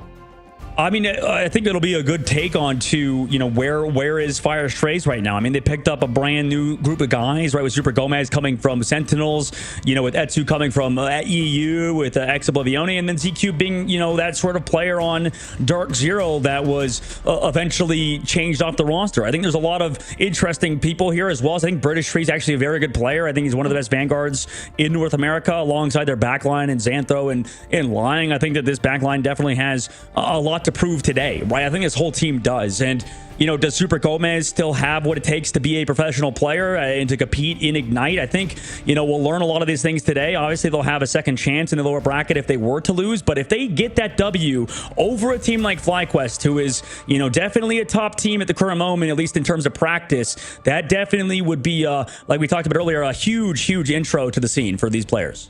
Yeah, and we've seen teams, including FlyQuest, who have lost, went down to the lower side bracket, and then made a full sweep all the way through to the end and getting the top seed. So, I mean, teams can really pull through together. Granted, they made it to the playoffs and just kind of lost focus a little bit and lost early on. And I know this team is incredibly strong. I know they want vengeance. I know these players. I've seen them play. They're all just very strong in each individual role. So let's see how they stack up. And, Fire Strays, all of us are going to get eyes on that. I'm sure they're going to, get some new fans today and people supporting them. All that stuff starts today. So this is quite the match. It's another one of those very high seeds against a newer squad together, right? Yep, 100%. And like you said, I mean, this team, we can't understate how, unfortunately for them, the storyline has been, when the moment is, when the line shines the brightest, when the moment is the biggest, how do they perform, right? This team, we know about how good it is, how talented it is. And it was the same thing last series with Dark Zero. I think they had a tougher matchup, right? When we go back to the stage 1 of Ignite, when they played against Ego Death, who is now Odyssey. And then they had to go against Solaris, who is now Rad. So I think they did have I would say a bit harder of a bracket, I think, last time around. Maybe this time it could be easier for them, but they did lose to a team that should not have beat them, right? And that's just what happened. That's just the past, but the past is the past, and the future of this team lies within the new roster of FlyQuest, who, has picked up a great player in Visions and, has a new look about them. We'll see how they do in the ban phase. This start results in Mantis ban first for them, Fire Strains counterbans with an Ultron. Yeah, I mean, this is a consistent banning phase at this point, except for the lock here of Adam, which I think is another incredibly strong strategist right now. But Ultron Mantis, I think, is something that as a community we can get used to seeing at this level of play without a doubt, and definitely topping the numbers. And again, goodbye Mantis. Yeah, it makes sense. Adam Warlock Protect is interesting. I haven't seen it. We haven't seen Adam Warlock Protect, but we know he's always banned in the top 3. Definitely a hero you want to get rid of in terms of the cooldowns, right? In terms of having, so many reses to bring your team back, as well as infinite healing, basically, because you get charge off your right click and your left click now. So the healing output of him is insane alongside damage. Now on the opposite side, Luna Snow Protect comes through for Fire Strays, allowing them to maybe go for a ban here onto that very same character. Yeah, and when you have Warlock now, especially with the 80% additional overhealth you have, when you res, you can res far more aggressively, which tends to lead teams to not worry so much about things like Bucky, although if a Bucky's nearby with an ultimate, it's still terrifying as that HP does dwindle away. But, I mean, it just gives you more time to play a little more aggro with those reses, so especially Adams at this level that are just clicking heads left and right. You get those heals back like you're mentioning, you just on a whim, constantly healing up, getting ults incredibly quickly, and then all these fights that are won by the opposition immediately get turned right around with the big res. So can find a ton of success. I'm curious to see if they're going to lock him in on this first map, or if that was just to kind of have it available if need be. And another strategist lock in of Invis, who is also really strong with this season with that ultimate change, that slow, I think it's 35%. I may need to be corrected on that when you launch that all, and it is very difficult to move. You can actually use it a little aggro, a little more aggressively instead of just defensively. And here we have a difference of opinion as well, Ship, right? We have that Hulk ban, coming through, and the Jeff ban at the very end, Mantis ban at the very end for Fire Strays. So, we talked to on the opposite side of the, or earlier in the interview with Dinks, he mentioned how, earlier in the season, earlier in the patch, they were banning out Jeff in practice. Now they've stopped doing that because they realize, okay, we could just sort of combo him when he comes out of the ultimate, play around that, especially with Namor being available. That's a hero that could potentially impact it. As like we said, the difference between letting Hulk go through on the opposite side means that Namor is going to come out in a full Strategist line ban on the opposite side. We're headed to Burn and Chow again, Shib. It is random in terms of which domination map it could be. We just conveniently have had 3 Burn and Chows in a row, but yeah, Hell's Heaven is still available. Krakoa and Celestial Husk are still, in play. Yeah, I mean, sometimes it be like that. You know what I'm saying? It just can work out like that as the teams are setting up. You can see now, going to get those armor packs on the side of Fly, who are prepped for the next fight there with 50 additional HP, using that penny to armor up and choosing not to do the same, at least not with the penny on the other side of Fire Strays and the portal play off the rip. Will we see a portal kidnap, which is a strategy that's taken a ton of precedent here at this level of play? Yeah, we are going to likely see a kidnap here, looking for someone to walk through towards main, and if they go up on that high side, it's even easier. Oh yeah, it's gonna be big, I think. Yep, do they block off? Who do they block? Oh, okay, there we go. Vision goes down. But Chip, that's the one person who can res back into the fight. Yeah, I mean, it does get that cooldown down early, and it gives them a chance to take this fight very fast, which they're trying to do. As you see ZQ here on the Hulk, just playing very aggro, going to drop left and wait for the team. Now the numbers are even back as Vision reses back up towards their side of the fight. They have essentially just changed sides here, which is sometimes what you need to do if you are in a dangerous position. Just reset and refocus on a new side. Magic going to be getting play right now, as you see Super Gomez on the Magic. Gotta love to see that, but down goes Super Gomez as I make that mention. Vision going to turn back and get a pick right after falling early on in the fight, and there we go as FlyQuest takes the point. Down goes 2 more. Yeah, and this is okay. There's 2 things from that fight. Obviously, I think the matchup between Triple Strategist alongside having that Warlock and the Phoenix. It's the classic matchup of overwhelming damage versus overwhelming healing. For Fire Stray, Super Gomez, interestingly enough, his teammate was the one. Amazing, his former teammate, is the Magic player known on that team. So to put him over to Magic is quite interesting. Now he's going over to Wolverine on a pretty long map alongside still having that Groot. No Invisible Woman on the side, or sorry, there is Invisible Woman on Fire Straight side, so they're both going to counter each other, except, yeah, you have Invisible Woman to potentially counter that Wolverine that comes in. Yeah, the goal now is just to try to put a lot of pressure on Groot. Groot really struggles with the world, but yes, the Invis push is obviously incredibly helpful. Etsu going to find Vess early on here for Fire, who are going to try to retake 43% already for the side of Fly. Out goes a boundary to try to negate some of these strangling prison. Z-Cube, Xantho going to find 2. Cooper going to res back Spark and Energy. Cooper goes down from Xantho to British Tree, Super Gomez, and Cooper going to reset with the team. And at this point, Fire Strays are going to hold on to the point, trying to get back towards FlyQuest as Super Gomez finishes up Zelos.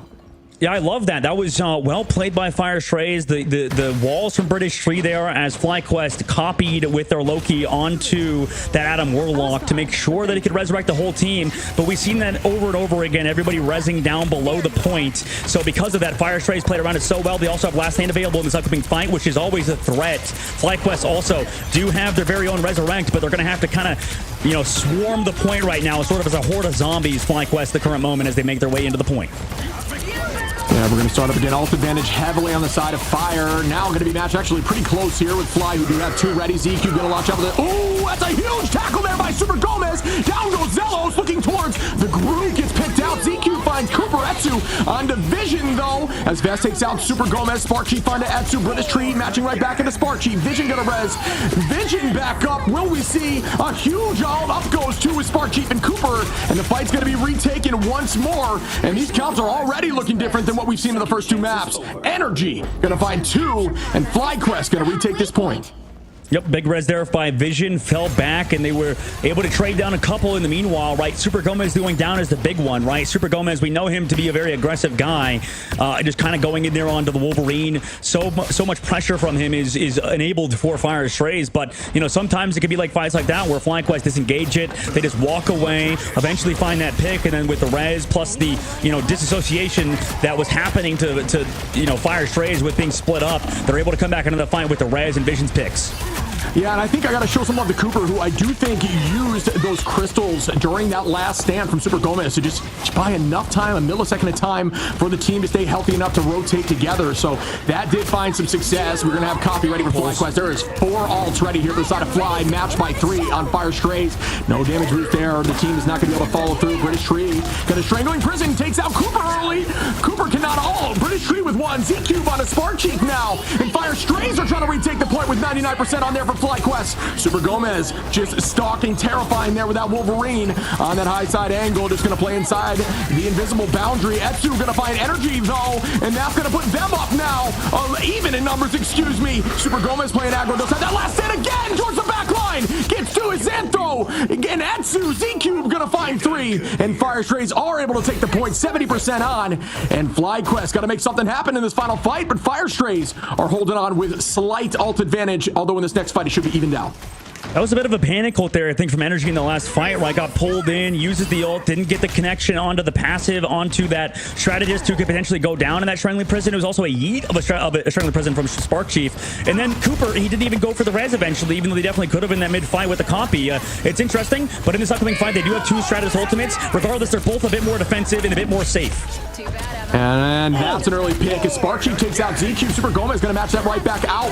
We go with the res. Vision going to bring back Cooper and Energy, and that's a big res again by FlyQuest, who are retaking this position. The team of Fire Street is going to reset as if nothing happened and come back in 6v6. Great tackle by Super on a Spark Chief who is low now. Super Gomez tries to find 1. Can it happen? A ton of healing goes out. Passive gets burned there for Super Gomez.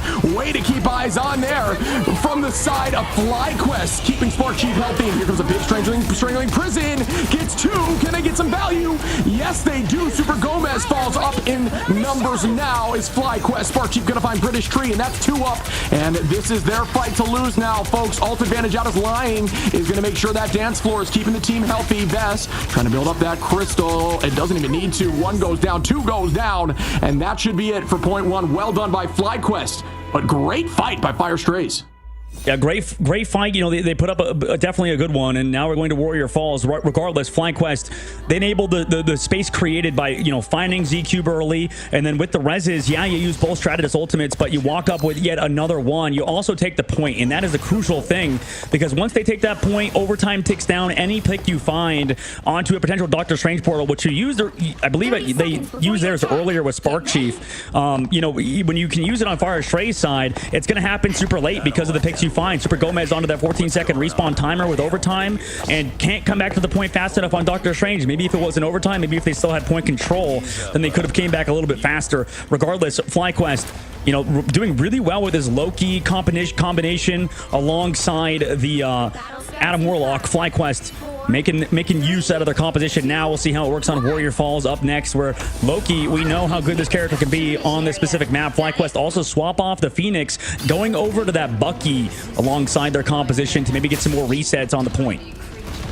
Yeah, it's not a bad idea here. Fire not going to be running that Loki, but Energy, you know, can be very threatening there on the Bucky. But I do think this combination, it's crazy when you look at the stat lines, folks, almost even across the board for both teams. It'd be very difficult to decide who won that from outside of watching this game. Vision going to find Etsu early on, and that is, whoa, okay. So Gomez with a tackle off map 2 on a Vest, and wow, okay, let's see what's going to happen now as both teams are going to try to hold on to the point at this point. Who's going to get the Vision? Vision's going to res right back into Vest, keep them up in numbers, trying to get this point early on, which we know is a big advantage. Are committing a ton here, as all we have left is Cooper on the side of FlyQuest. Z-Cube going to get that ult very shortly for the side of Fire Strays. British Tree ready with the Meteor Rem, and at this point FlyQuest is holding on, and Fire is going to reset as a team, coming back in with these Qs. Yeah, and they got to deal with Cooper with the copy and the res. So if you commit ult to this fight, you know, with the Meteor Rem, with that End Song Inferno, they're going to be met by a Resurrect. So it's tough because they want to use maybe force out strategist ults early with Z-Cube, set up that combination after the res comes out from that Adam Warlock. And there goes the Psionic from Z-Cube. We've seen a commitment there. British Tree goes up with the Meteor. Etsu is up as well. That's the combination. Break all shields and land on him as British Tree takes out Zealous in the back line. Etsu onto Energy. Cooper going to res back both, though. And they are keeping this pressure on height. Great res positioning, understanding what was coming. You're getting a ton of ultimates there with that res. That is a great play. Cooper falls off as Super Gomez gets that pick there. And there's a tackle bang onto the front line. And that is not going to get too much value through the dance dance floor. Super Gomez finds Vision. I lied. Vision gonna find Xantho, though. Numbers are roughly even. Fire Straight just slightly down. Zelos now gonna find Super Gomez. Vision gonna res back up. Vess onto Z-Cube. And wow, FlyQuest still, through all of this craziness, are holding on. Well, I wonder how Cooper even fell off the map, but regardless, yeah, Vision's been kind of insane, right? This guy has found pickoffs after pickoffs after pickoffs on the Adam Warlock. You know, I think definitely the best Adam Warlock performance we've seen today, and honestly, might be one of the best we've seen in a while, just because of how much value he's getting on that hero. They have ultimate advantage in this next fight now because of it. That's the benefit of having high mechanical skill players. You're 82% on the board too with ult advantage. Fire Strays have absolutely nothing and rely basically off hero plays here. Yeah, I mean, you gotta show love to the Vision's patience on that res, getting into that position, knowing that they were gonna overcommit ults, not overcommit, but commit a ton of ultimates, and just, you know, I'll just res everybody back, whatever, let it happen. And it worked out incredibly well. FlyQuest still holding on to 4 ults as Vision has that res again. Kraken Impact ready, Psionic ready, Strangling Prison ready. You look over at Fire Strays, who only have this, Boundary, which gets immediately destroyed there by Vision again. Vest gonna find Z-Cube, and at this point, FlyQuest are looking lights out, trying to get onto the point they do. Energy ready with a pull, does get walled off on that zone by Sparksheet. Vest and Energy cleaning them up, and FlyQuest on that map looked absolutely dominant. Yeah, that's got to be Adam Warlock's best round as well. I mean, Warrior Falls actually is pretty much good everywhere here on Stellar Spaceport, but yeah, I don't know. Like, I guess they go for the combo, and that's fine because they should theoretically have Last Stand for that resurrection. However, you know, because he's so far away, and because you're Wolverine, and you don't necessarily get to that position as quick as he reses up there, it's going to be hard to actually collapse on the Last Stand. So there was so much value from Adam Warlock being played in that series, and that's why they protected it early on. Panned out well for FlyQuest, and now moving forward, that feels pretty good, right? Going for all of these strategist bands, making sure you have your heroes that you definitely need. The Luna Snow also, unfortunately, I mean, yeah, you got a lot of value out of the healing from that dance floor. We saw on the map on round number 1, I think Luna was getting a ton of value, but after that, right, the value in pickoffs from Luna Snow kind of falls off a cliff, especially with how Vision's playing on Adam Warlock when he can just pick you off from across the map. So even better round from FlyQuest on Warrior Falls, and the composition was exactly why. Yeah, I mean, Vision with 7 final hits matches the most on the opposition, right? So Fire Street's just not able to find too much value through, and honestly, first time we've seen a ton of value out of Loki. I think Loki does a good job. Obviously, Crystal's being an incredibly strong cooldown. 16k healing is still up there. Obviously, triple strategist, you will divide your healing a bit, as you only see Vision with 11, almost 12k, 25k from Zelos there. But then you go to Xantho and Lying on the opposition, 23 and 31, right? So you do split the healing, which maybe reduces the amount of ults you get off, but it doesn't matter when you have crystals, which are pretty much a way to cancel ults in and of itself, and we saw that finding success into some of these Last Stands and some of these other big plays. Yeah, when we get, oh my Jesus, man, oh my God, Vision was so good. I think that, you know what, and that goes to show, I think Super Gomez has got to be one of the most mechanically skilled Wolverine players too. Like, straight up, is has the best overall mechanics. But you know what we've talked, or has one of the best overall mechanics. But when we talk about, overwhelming damage versus overwhelming healing, I think we're starting to learn that overwhelming healing is just kind of the way to go, because it turns out you don't even give up healing or damage, right? When you have people like Visions going off on the Adam Warlock, I think it's tough to really make a call out to say that 222 is really the way to go, unless you're playing something with damage boost ship, because in this game we do have an anti-heal hero, by the way. I don't know if you've seen him. I think his name is Gun. Oh no, sorry, Blade. Yeah, I think like he obviously can do anti-healing, but it doesn't really matter because the anti-healing is nothing crazy. It's not really worth playing at the current moment at the pro level of the game. We talk about the ways to counter these sort of comps with a ton of healing. It's with things like Storm. It's with ways with like Mantis. It's with a damage boost, right? And that's why you play Luna Snow, for example, at times, and that's when they had the closest round, was when they were not on Warrior Falls. But regardless, I just feel like we're getting into this meta now where triple strategist is just so hard to play against when you're running a traditional 2-2-2, and we just saw exactly why there. Yeah, I mean, it's tough to have a definite answer. I mean, you see things like maybe Jeff NATO being able to sweep off something like a Mantis or a Luna, stuff like that might find success. You talk about the damage boost, yeah. But then when they ban it out, you kind of almost have to match it or find a way to make the plays happen. I think that we saw Adam Warlock really showcase how strong Adam Warlock can be, and we didn't have a chance to see that over the last 2 sets of games. So yeah, man, been a ton of fun to watch, and we will keep our eyes on this and see how this changes in terms of the banning phase right after this break.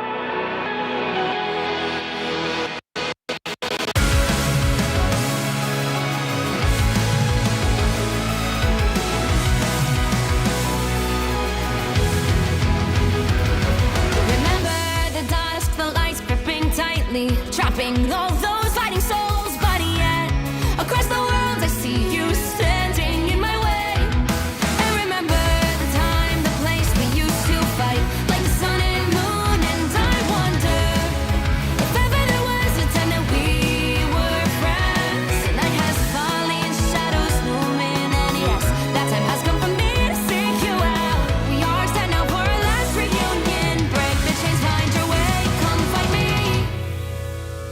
Do you remember who you really are? Show me that you are still the only one for me.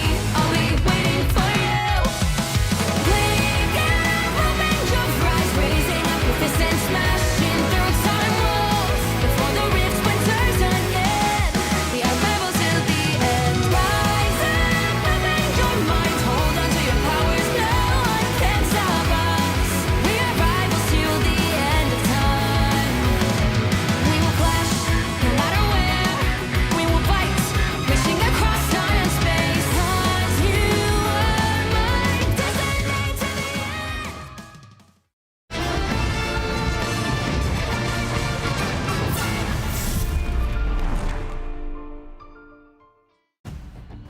Fly versus Fire. Fly taking Domination, but we know that Domination is not always how it's not always a testament to how good the team is. You get into those push modes, when you get into Convergence and Convoy, things can definitely shake up. And now the map will be chosen by Fire. I think that Adam got so much success that they'll probably ban out Adam, but we've been wrong in the past, so I'm curious what they're going to do. What do you think?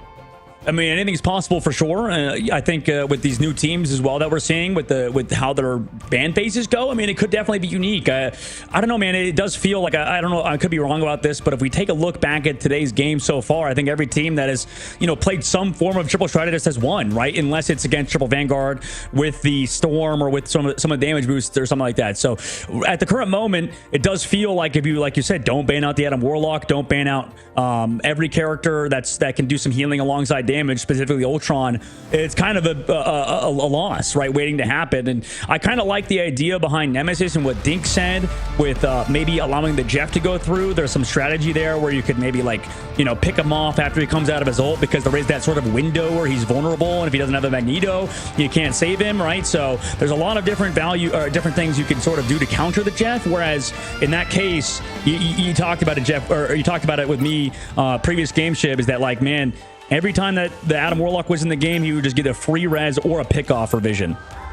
Yeah, I mean, we're still so early into this level of play. We started seeing developments of strategies yeah, you're right. Called it, man. There it is. Goodbye to the Adam off the rip like that. Yeah, I mean, we've seen this development of play, where triple started even coming into play in the pro scene, halfway through, right? People are still learning things. So I'm sure we'll find some solutions to some of these problems as, we develop throughout these next couple of weeks here. But yeah, it definitely seems dominant right now. And yep, goodbye to that Adam, locking in Strange here too. The Strange lock in to make sure they can portal back, and we've mentioned that before, where that could be a good idea, going for that. Also, Emma Frost going through. I think a lot of viewers, a lot of fans can point out how and they do all the time too. Why are we giving X player Emma Frost? It can be absolutely crazy and hard to deal with. So right now, prioritization towards Vanguards in terms of not Captain America, in terms of Doctor Strange Protect for Fire Strays to enable their portal plays, and for FlyQuest side to play Emma Frost. That does hinder the defense a little bit more in terms of coming back to the point, but that also strengthens how FlyQuest mid-fight is going to go, because there's not as much of a Vanguard threat when you don't have to worry about Emma Frost, and instead have to worry about maybe on the attack a Groot without another Vanguard to do a ton of damage, and that maybe forces you into a solo Vanguard, triple duelist sort of situation. So it's interesting to see how the advancement of the meta is going. Ultron bans coming out for both sides, but Adam Warlock ban make sure FlyQuest can't play that hero. Yeah, I think, you get rid of the Ultron, you get rid of the Warlock, you get rid of the Mantis. At this point, that is a pretty solid ban out, in my opinion, against Fly, making sure they can't have too much success with that triple backline. I think that instead they're going to lock in that Jeff, which, we talk about how Jeff is really good here on Spider Islands, and Emma, which is also really good into Jeff, is just probably why they're not going to ban it. It's another one of those heroes that you just diamond form up and you start wailing on Jeff as soon as he gets out of that location where he grabbed everyone at, and hope you have enough damage pressure through without even having to commit an ult. Like you're saying, I mean, there's some solutions to the Jeff, although I do think Jeff got a big buff there with that healing pool, enabling a ton of new strategies. But even what we saw last time, like using it full healing there from the side of Smash there on defense. So I'm curious, man. I'm curious how this is all going to shake out, what they're going to run here instead of triple. Yeah, and I think that the Jeff Protect is definitely interesting. I think it makes sense, but also to not ban it out is quite interesting, you know, because they've instead protect Luna Snow. Also don't ban out Luna Snow. So, you know, both sides, I think their protects, I don't think they're going a ton of distance in terms of actually doing much besides the first protects. Regardless, we've seen Jeffs, like you said, do well on this map. That's definitely a hero you have to watch out for. On the opposite side, for Fire Strays, they haven't really shown they can even play triple strategist, right? They haven't played it at all, right? It's obviously just one map, and we'll see how they do moving forward, but regardless, that's the only question I have about the Adam Warlock ban, for example, just because of the fact that, or even not banning out the Jeff, is because, like, yeah, this team hasn't played out triple strategist anyway, so it doesn't really end up mattering, I think, at the end of the day. Maybe they do want to play the Adam Warlock because of what they've seen in the previous map. I know a lot of newer teams are willing to make adaptations like that, like where, oh man, this was a hard comp to go against, let's play it. Maybe in that case, they're already preemptively banning it out for FlyQuest. Coming out, though, Shib, we will be seeing Groot alongside Magneto and the Storm in the Sky, so there's that damage boost alongside Super Gomez back on Wolverine. Yeah, we've been seeing that Storm-Wolverine combination, which was not seen nearly as much in Stage 1 of Ignite. Instead, it was more of the, you know, using Punisher or some sort of poke damage alongside the Storm damage boost. So definitely a little bit of an evolution here on the offensive side against Triple as we begin now. You see FlyQuest has the Rocket, Invis, and Loki. So Loki likely going to be copying up there, I would assume, the Invis, but you could see maybe a Rocket copy with the Res. I'm not sure. It all kind of depends how this is shaking out in terms of the momentum, but right now Fire doing a good job sticking together and forcing them already backwards. But as I say, that Vest is going to find Super Gomez early on in the fight. Goodbye to the passive. Here comes the Storm. Hurricane is out. Does pop out the return ultimate, the Sia there from Rocket, and a huge strangling prison. Can they pressure through it? They do not. So great use there by Zelos to keep the team healthy. Yeah, huge as well to pick off Super Gomez. I think that they're understanding the distance, right? Making sure he's not close to this Wolverine. Sure, he kidnaps one, but he doesn't have to pass it. Once he gets pulled in here, Meteor M comes on the backside. Can it find a connection? Does not. Great shield there. Vest going to go in. There's that Diamond Form to protect. Oh, and there's the Meteor M. Goodbye, Xantho. Vest going to find Super Gomez. And at this point, the defense still holding on tight early on towards the spawn door. Energy going to have to slowly press forward, try to find another pick. Vest doing the same, but they are going to drop back as a unit into the spawn door and set up again. Ult advantage looking slightly on the side of Fire with a huge potential ultimate here from Super Gomez with Wolverine, because they will not have an answer on the backline. Besides those Loki crystals, Cooper did a great job utilizing them last time into the Wolverine. Will it happen again? Yeah, Vest just lives. They know the Vanguards are the prioritization, right? On the opposite side for Fire Strays, they lose Super Gomez again. You had the Sonic Seduction to slow it down into that Strangling Prison, and they're just countering ults right now, Shib. It's just clinical out of FlyQuest. You see the Jeff ult, you connect with the Meteor M. Xantho has an ult early. Maybe he can go for it. Maybe with that Storm like you called that earlier, but now you meet the Strangling Prison in the spawn doors, and it's just brutal. Yeah, I mean, at this point, this is textbook hold here from the side of FlyQuest. Not even, you know, at the point now where they have to portal back with a minute 40. That's just some really, really good defense. And we're going to see immediately a change in composition. ZQ going to get out on that Moon Knight, which we know how fast Moon Knight can ult up. And the combination there from British Tree with the group is a big threat as Etsu comes in. Energy still going to find ZQ early on in the fight. British Tree and Etsu do find two, though, to put them up. Vision going to res back onto Zelos. Numbers are even now with that res. Etsu very aggro here, could find some success. Oh, great utilization of Jeff to keep the team healthy as they go for a play, but Etsu gonna find energy. Z-Cube onto Cooper, and Fire Strays, are finding their footing, and the Strange will come out for the portal play shortly. Yeah, it took a long time, and that combination of the Jeff and the Storm, like you mentioned, on the backside. Vision did connect, but did eventually get eaten up by Fire Strays' side. They do have Moon Knight Ultimate in the sky alongside British Tree with that Strangling Prison. Those two, the Hand of Khonshu and Strangling Prison, can go off, but that was an early enough fight and a long fight for FlyQuest. If they're able to build up ultimates here, if Fire Strays even gives them a lick of space, I'm worried about what Fire Strays have to go against this upcoming fight, because that could give time for FlyQuest to build ults. Yeah, I think the idea of not using the portal there is not only is it you bought enough time on the first hold, you don't necessarily need to, but they do have a Wolverine, and going strange into a Wolverine on that initial teleport is dangerous. So, immediately Super Gomez going to find energy, though. Vest going to turn it right back on to Z-Cube. Super Gomez again onto Vest now, taking out the Vanguard line. Excuse me, Spark Chief just trying to hold. The team going to drop back as a unit. British Tree going to try to cut off that choke, and does do so. Can they escape? Spark Chief in danger, is able to run away. Going to keep walling off the front line. Do not allow those strategists to get eyes on. They're going to have to retake as a unit on the high ground. Here comes Jeff. Will this find success? Waiting it out. Going to buy as much time as humanly possible. And Vision grabs one, I believe. The Hurricane comes out as Vest takes out Lying, walking towards the back line. Vest gets 2 onto Xantho now, and FlyQuest still holding tight with ult advantage. I mean, at this point, too, you have no more healing for Etsu in the sky. Energy came back on Star-Lord. Overtime ticks down, and there we go. FlyQuest, they staved off the push from Fire. They also make sure the portal can't come through. It doesn't even matter.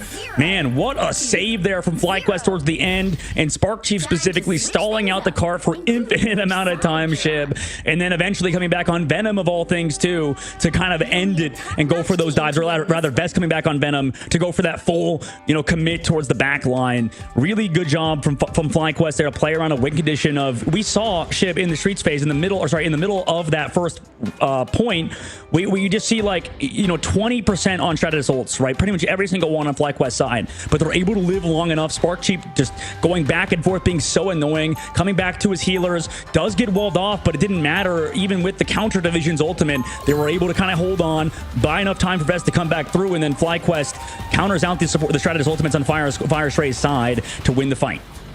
Yeah, I think it's huge brain for them to also, like we said, not commit on that Strange. It just isn't necessary. It puts you in a risky position against, a potentially a last stand coming from a Wolverine who gets pretty much free tackle onto Strange every time. We see Super Gomez here on our first Angie pick of the day. 3 finals there from the Wolverine. I'm wondering if that's going to happen here on the defense. It looks like it has to at this point. There's no way they're going to go back and change. So that is going to be our first time getting eyes on Angela, who does have an off map here to the left, and there's some potential for an early full group grab here at the spawn door. That might be what they're going for from Super Gomez. Yeah, I would like to see it. The cheese maybe in the sky. Where is he? Is there anything above? No. They get past it. Where that little area is where you can get that knockoff, like you said, and wow, okay, they just fall over. Yeah, Zello's going to find British Tree, a ton of damage out. Etsu going to res British Tree right back, though, as they're still holding on. Super Gomez taking a bunch of damage, but still going to reset with the team. Energy on that Moon Knight. An awesome skin here with the Mecha Moon Knight from What If. That's a really cool series, and an even cooler skin as Energy finds Xantho. British Tree onto Zello's Vision. Now onto British Tree, and FlyQuest is still keeping this moving. Not a lot of time bought there. Very different than what we saw from the defense from Fly, as they are just walking now, and everybody's got to fall. Yep. I mean, unfortunately for Angela, just about as good of a performance as we've seen out of that hero from every single tournament. Unfortunately, they TP back, though. This is the whole point of these comps, get a lot of fights. Now only using that hand of Conchu might have been enough, and they already got Etsu. That's one huge potential res coming gone. Yeah, that's tough if you lose Rocket early like that, like you mentioned with the res. As we see Super Gomez going to pick on the Spark Chief, though, try to even the numbers a little bit. Down goes a Vanguard, down goes a Strategist on either side. Xantho going to copy up, and here we go as Vision very close to the Hurricane. There's that slow I'm talking about, jumping inside of that boundary. Wow. Vision onto Xantho, though, going to shut that down quickly, take the height inside the boundary, and try to duke it out here with Super Gomez in the sky. Gomez is going to find Vision. Spark Chief onto Super Gomez, cleaning that up quickly. I have Agamotto out for British Tree is massive. Can they collapse? That goes one. Zelos gets a single one as Z-Cube cleans that up, or excuse me, British Tree is the one with the ult there, but well done on the defense. Great eye of Agamotto there. Yeah, it was huge, but unfortunately they also committed that Rocket Raccoon ultimate, so that will be a huge Strategist ultimate removed. FlyQuest, Friendly Prison ready to go, can get eliminations even through this invisible boundary with a combination alongside that Storm. We'll see what happens at this Friendly Prison for Spark Chief. Yeah, this is a big combination. You do have Moon Knight ready and available as well. Out goes the Hurricane to likely just buy some time. It did force out some cooldowns early on. So just going to stay safe and use that as a win, forcing out a ton of answer ultimates. And there's that combination, Strangling Prison. Moon Knight, the moon is raiding. Vest going to find Z-Cube, though. And up in the sky, Energy looking for another. Etsu going to res Z-Cube right back. Super Gomez on Energy. And what a retake there by Fire Strays with a minute 38 on.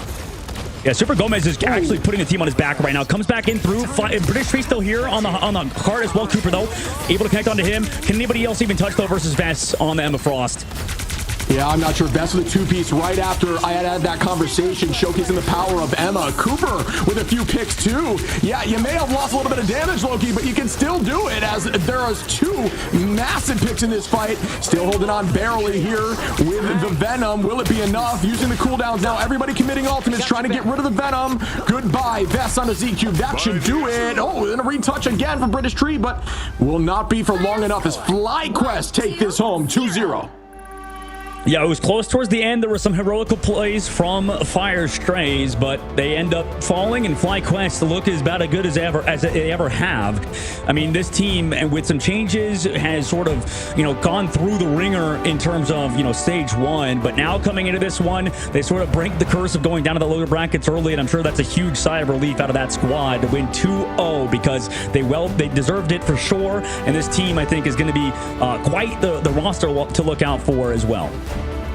Yeah, I mean, already curse is broken. Keep going on the top side of the bracket here for the side of Fly, who, like you said, looked really good. I mean, just a ton of success on the defensive side. They looked so committed and composed. Like, you don't panic there. They don't switch over Strange when it's maybe in a disadvantageous position. And then you see them forcing Strange on the backside of Fire, because they just had to get back. At that point, you have to fully commit with Strange, because the whole point was walked, not even the first point of the map. So you need to commit. But yeah, I mean, FlyQuest just looked very composed, and they kept dominating in these fights. We saw some, like you said, big plays from Super Gomez, finding some value in the neutral, but just did not matter. It was just too much of a good defense from the side of Fly. Yep, and FlyQuest, I think right now in this team, I don't like this team is actually going to be scary. I think moving forward, we'll have to see how they play against some of the other top teams. And Fire Strays is actually they did have moments, right? Their portal plays were crazy as well. First map, I mean, they could do well when they play around like a Wolverine and stuff, right? Around Super Gomez on Star-Lord. There's some definite ways to move forward. I need to see Fire Strays add in the triple stratus comp, right? That is, at the end of the day, we've not really seen any team that can't play triple stratus win today, right? That just is the facts, right? Unfortunately, at the current moment, just in terms of statistics, the teams that play triple stratus end up winning a lot of the times, and I just want to see them pull it out. Like, I think they definitely can. They have it in their back pocket. We'll see if they can adjust. They take a lot of it takes a lot of teamwork and synergy, but regardless, this team is definitely scary at the current moment. Obviously losing out on a couple players in FlyQuest and picking up Visions could end up being a huge shift for them moving forward, because by God, I think Vision was incredible for this team today. Yeah, I think Vision played great. We saw energy popping off. Vess with 13 finals there on the Emma is, leading finals with Emma. It's the first time we've seen that today. I mean, just especially after losing a few in that final fight, getting two immediate KOs there, and then just turning the whole tides of the fight. So well done across the board. We saw a ton of success from virtually everyone on Fly. You could call it a bunch of different people, but man, they just look cohesive, and it's a team that stayed together with a little bit of an addition there to the comp. So they're confident together, they're composed, and they show it in these maps. Well, absolutely. And speaking about a composed individual who has been a part of this roster for quite a bit now, we have Energy in the interview today. And I mean, I'm excited to talk to Mr. Energy in a moment. What's going on, boss man? Congratulations on your win. FlyQuest starts the day off, or starts your guys' day off 2-0, man. How you feeling after that win? Feeling pretty good. Map was quick, easy, so it's a nice swift win. Yeah, you guys kept, if you ever were lost early on in a fight for some reason, somehow you guys stayed in the fight and found two more picks and just turned it right around on them. We saw you guys running a lot of triple strat. My question to you is, do you know of an answer to triple strat, or do you think it just has to be matched? I think it's the best comp in the game. I'm sure you can win without playing it, but I think it's like by far the best comp in the game. You should just match it.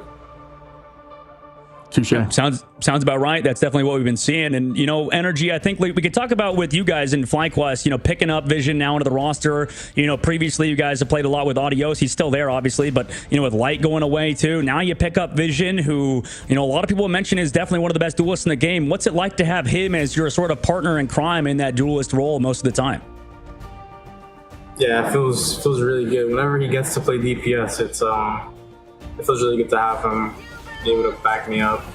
If I'm slacking, he can pick it up. But majority of the game he's on support because that comp is just broken. But he's on the DPS support, so he makes it look good. Oh yeah. Yeah, I mean, this is the first time we really had eyes on Adam today. As we're looking here at the brackets, I mean, you guys moving forward towards Envy. I was going to ask you, any major teams you have your eyes on? They had mentioned to you, Kalush had called out Fly and saying, you know, he thinks you guys are going to be probably one of the biggest sets of competition to go against. What are your thoughts on the future, you know, teams of this tournament? Any ones you got your eyes on besides Envy? Or is it Envy? Nah, I mean, it really is Envy. Envy, I think Dreamland is like a pretty good team. Envy, Dreamland, the obvious Sen and 100 Thieves are not bad.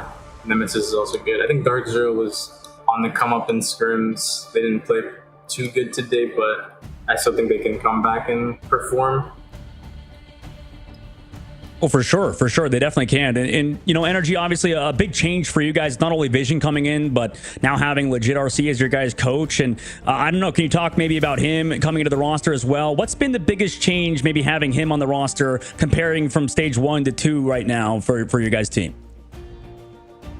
Nah, I think he's a really big change for our roster. I think he makes us like, not only has he made our comms a lot clearer and more understandable, he fixed our positioning on our maps a lot. There's a lot of times where we like kite into a bad room or a bad spot, and I think he's like the reason for that. So he's a really good addition to the roster.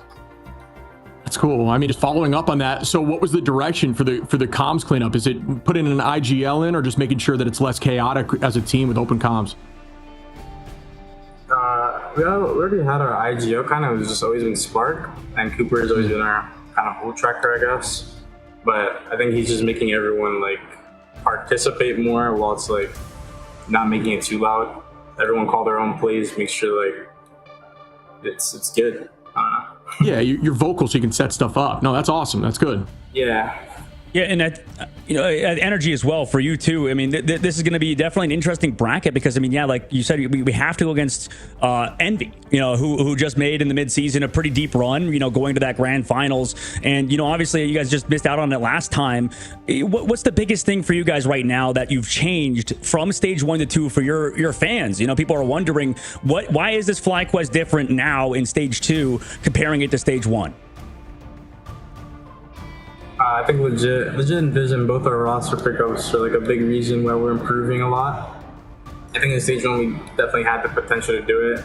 I know the weather had different plans for us, but even then, you know, yeah, I think we're gonna do a lot better this Ignite. Pretty confident going into it, but we're not gonna underestimate any team.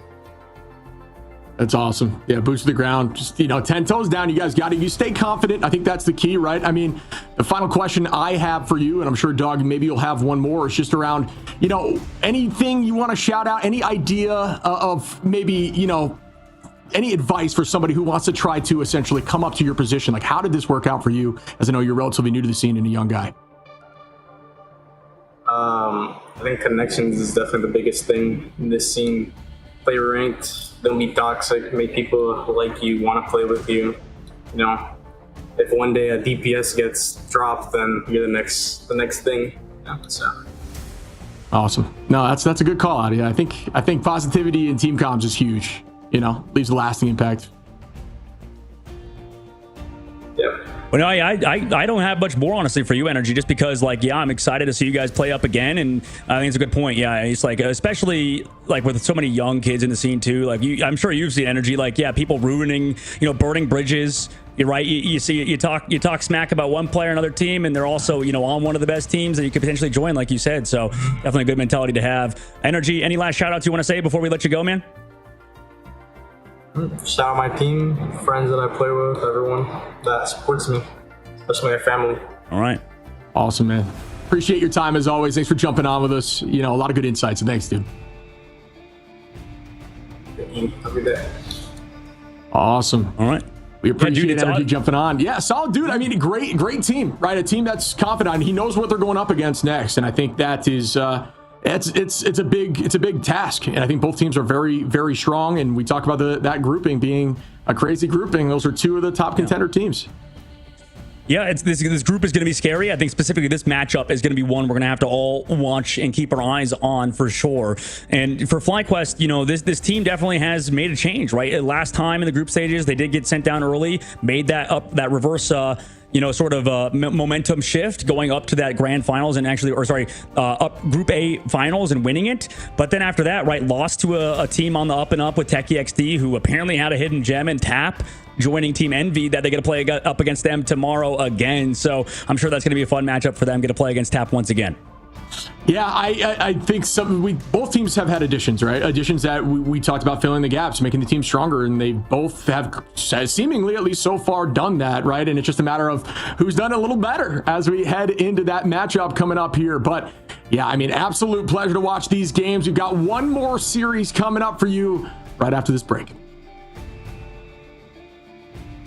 Oh, psych, we've got a promo coming up. I lied to you, folks. If you didn't know, PlayStation 4 Marvel Rivals is out here now on the PlayStation 4, which I personally, I think it brings a lot more players into the game. It opens the doors a bit, get some friends who maybe have not upgraded on their consoles quite yet to join up with you and teach them the ropes, as it's out now on PlayStation 4.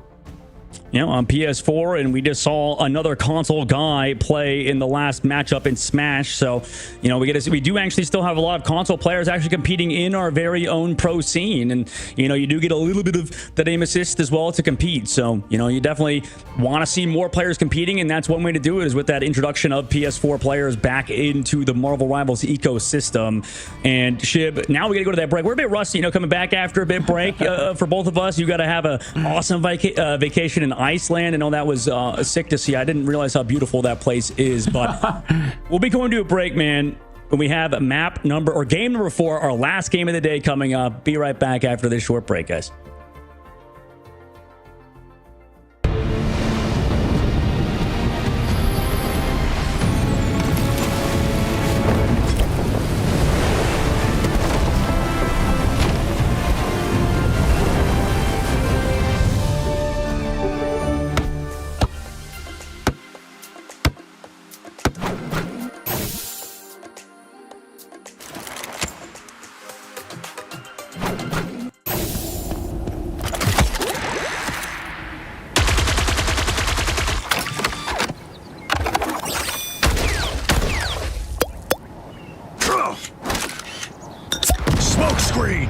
I'm hunkering down.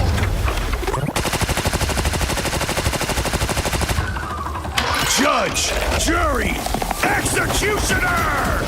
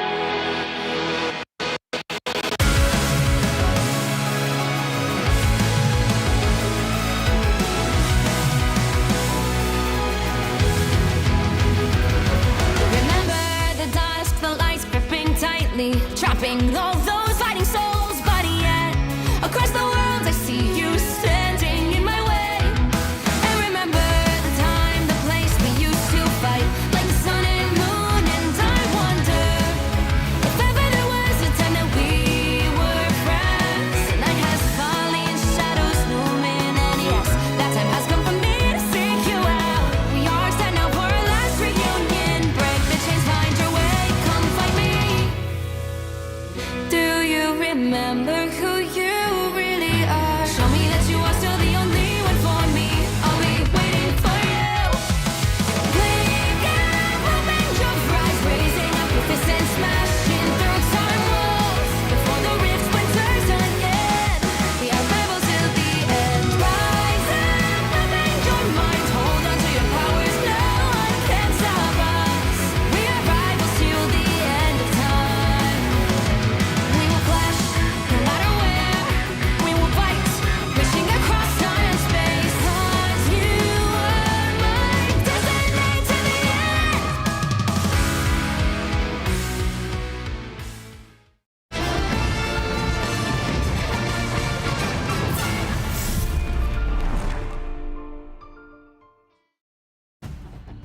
Welcome back as we head into our final game of the day. Sentinels versus YFPGG.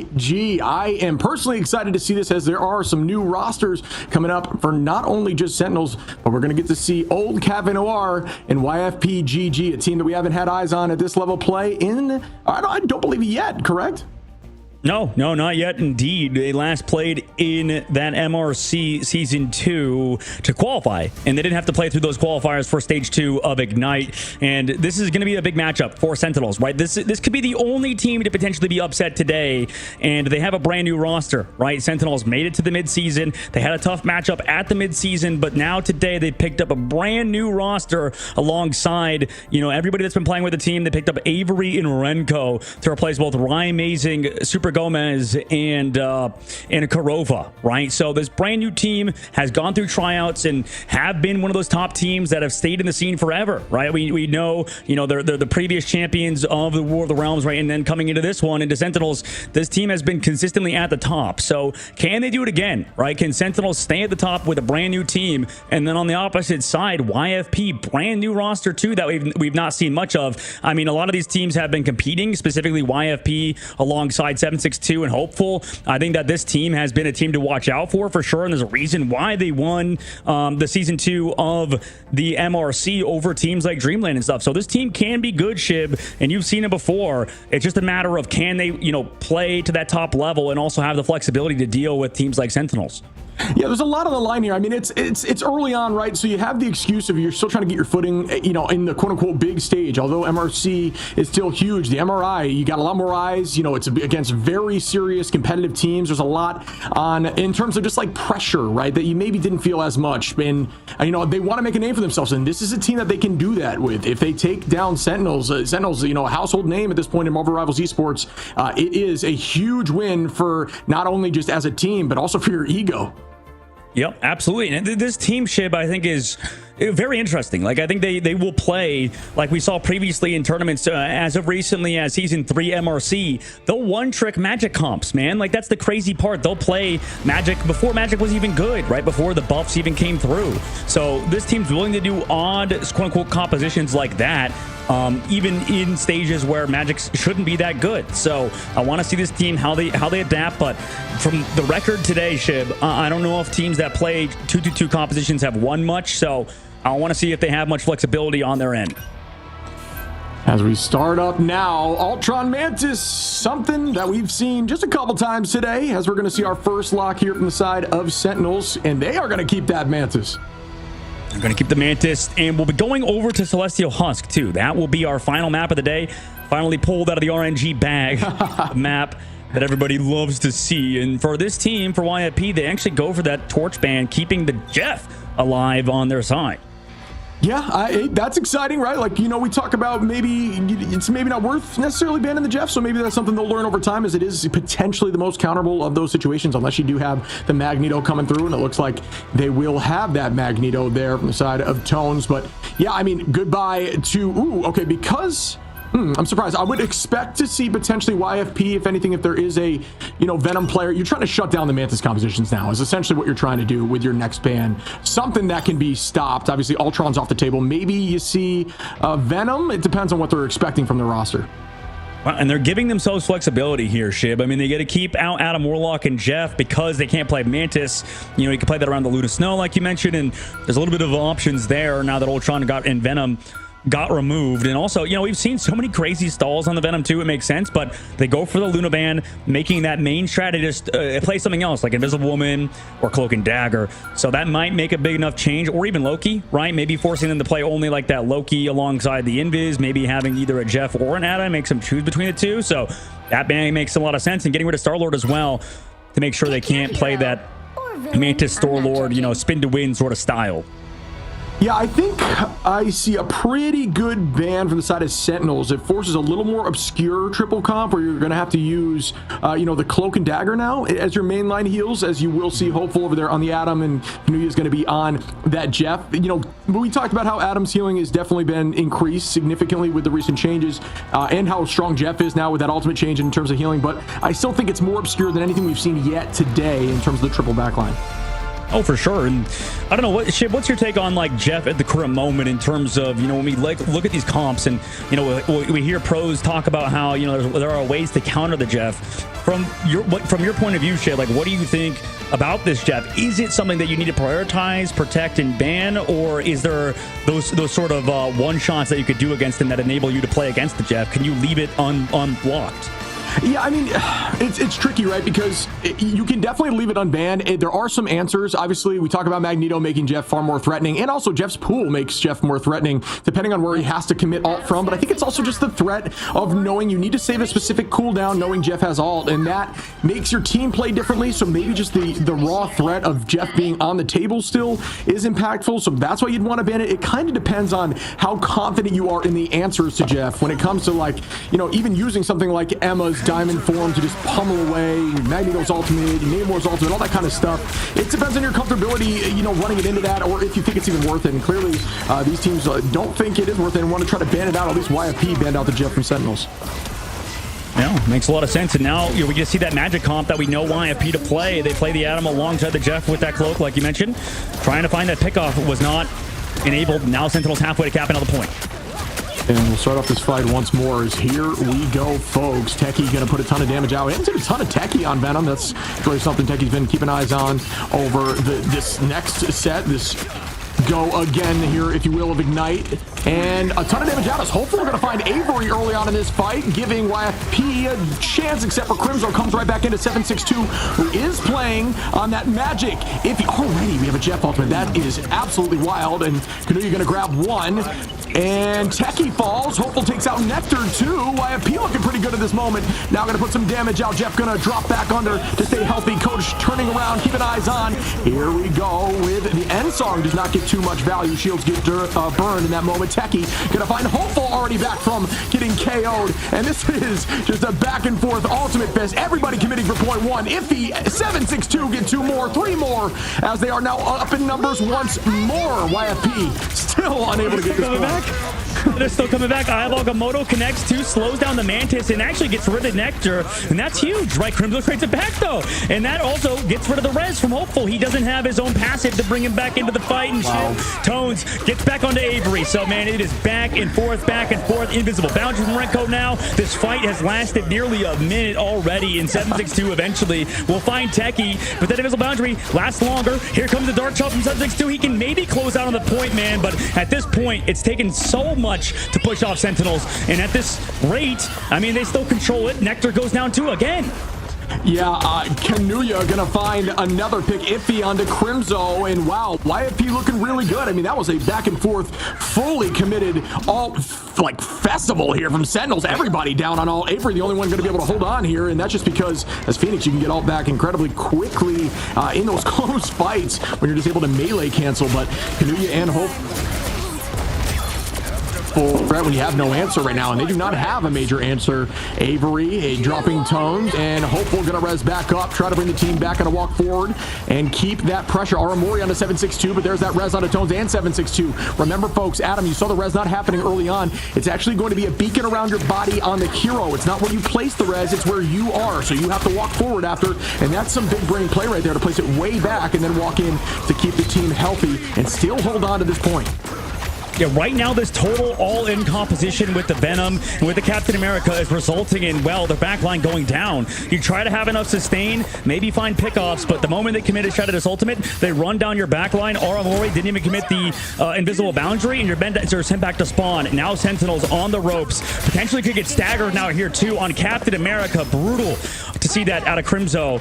And now YFP off of a single ultimate shib are in a large advantage. I mean, 762 got a 3-piece right there on Magic, and this is the first time we've seen full commitment on Magic throughout the entirety of a point at least. So 762 clearly confident. This is more of a brawling map with a ton of these room fights, which Magic really does succeed in. So well done again by 762, and with Bond available here from Hopeful, that does help Magic play hyper aggro. Once that Bond happens with the team, you just can fully commit knowing that you can keep healthy and be, wildly aggressive. Out goes the Eye of Agamotto. It lands. Not sure if it finds too much value. Doesn't seem like it does.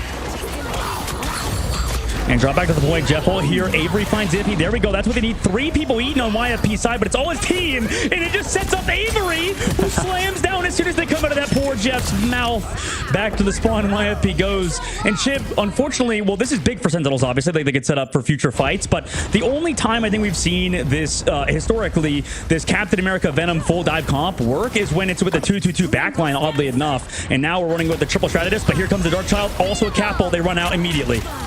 Yeah, I mean, the goal is to try to have your backline to stare at each other and patty cake for days, but it's tricky when you've got a Magic that can just displace and disrupt everyone and hit everyone at once. Iffy gonna find Nectar there early on for YFP, and then Avery turns it right back onto Hopeful, who might have res up still, keeping the numbers still in their favor. Yes, there is that res. Iffy now on Aramori, so now 2 up in numbers for the side of YFP. Coach goes down, though. Renko falls from 762. It is a trade fest. Hopeful gonna res up Coach, though. And this Warlock play is just wildly successful right now.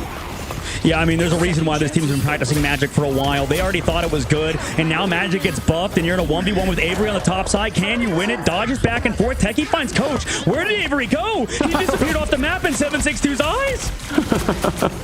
I think he went up into the ceiling or something with some good hiding position, making Magic not have a ton of utilization. You can't use your E after you already committed it to take height, so you're kind of just doomed. Iffy gonna find 2 more there. YFP now 99%, and Sentinel's just trying to hold on for dear life. The portal gonna come in from Aramori. Will it be able to come in time? It's all about the stall now. Can Crimzo do it?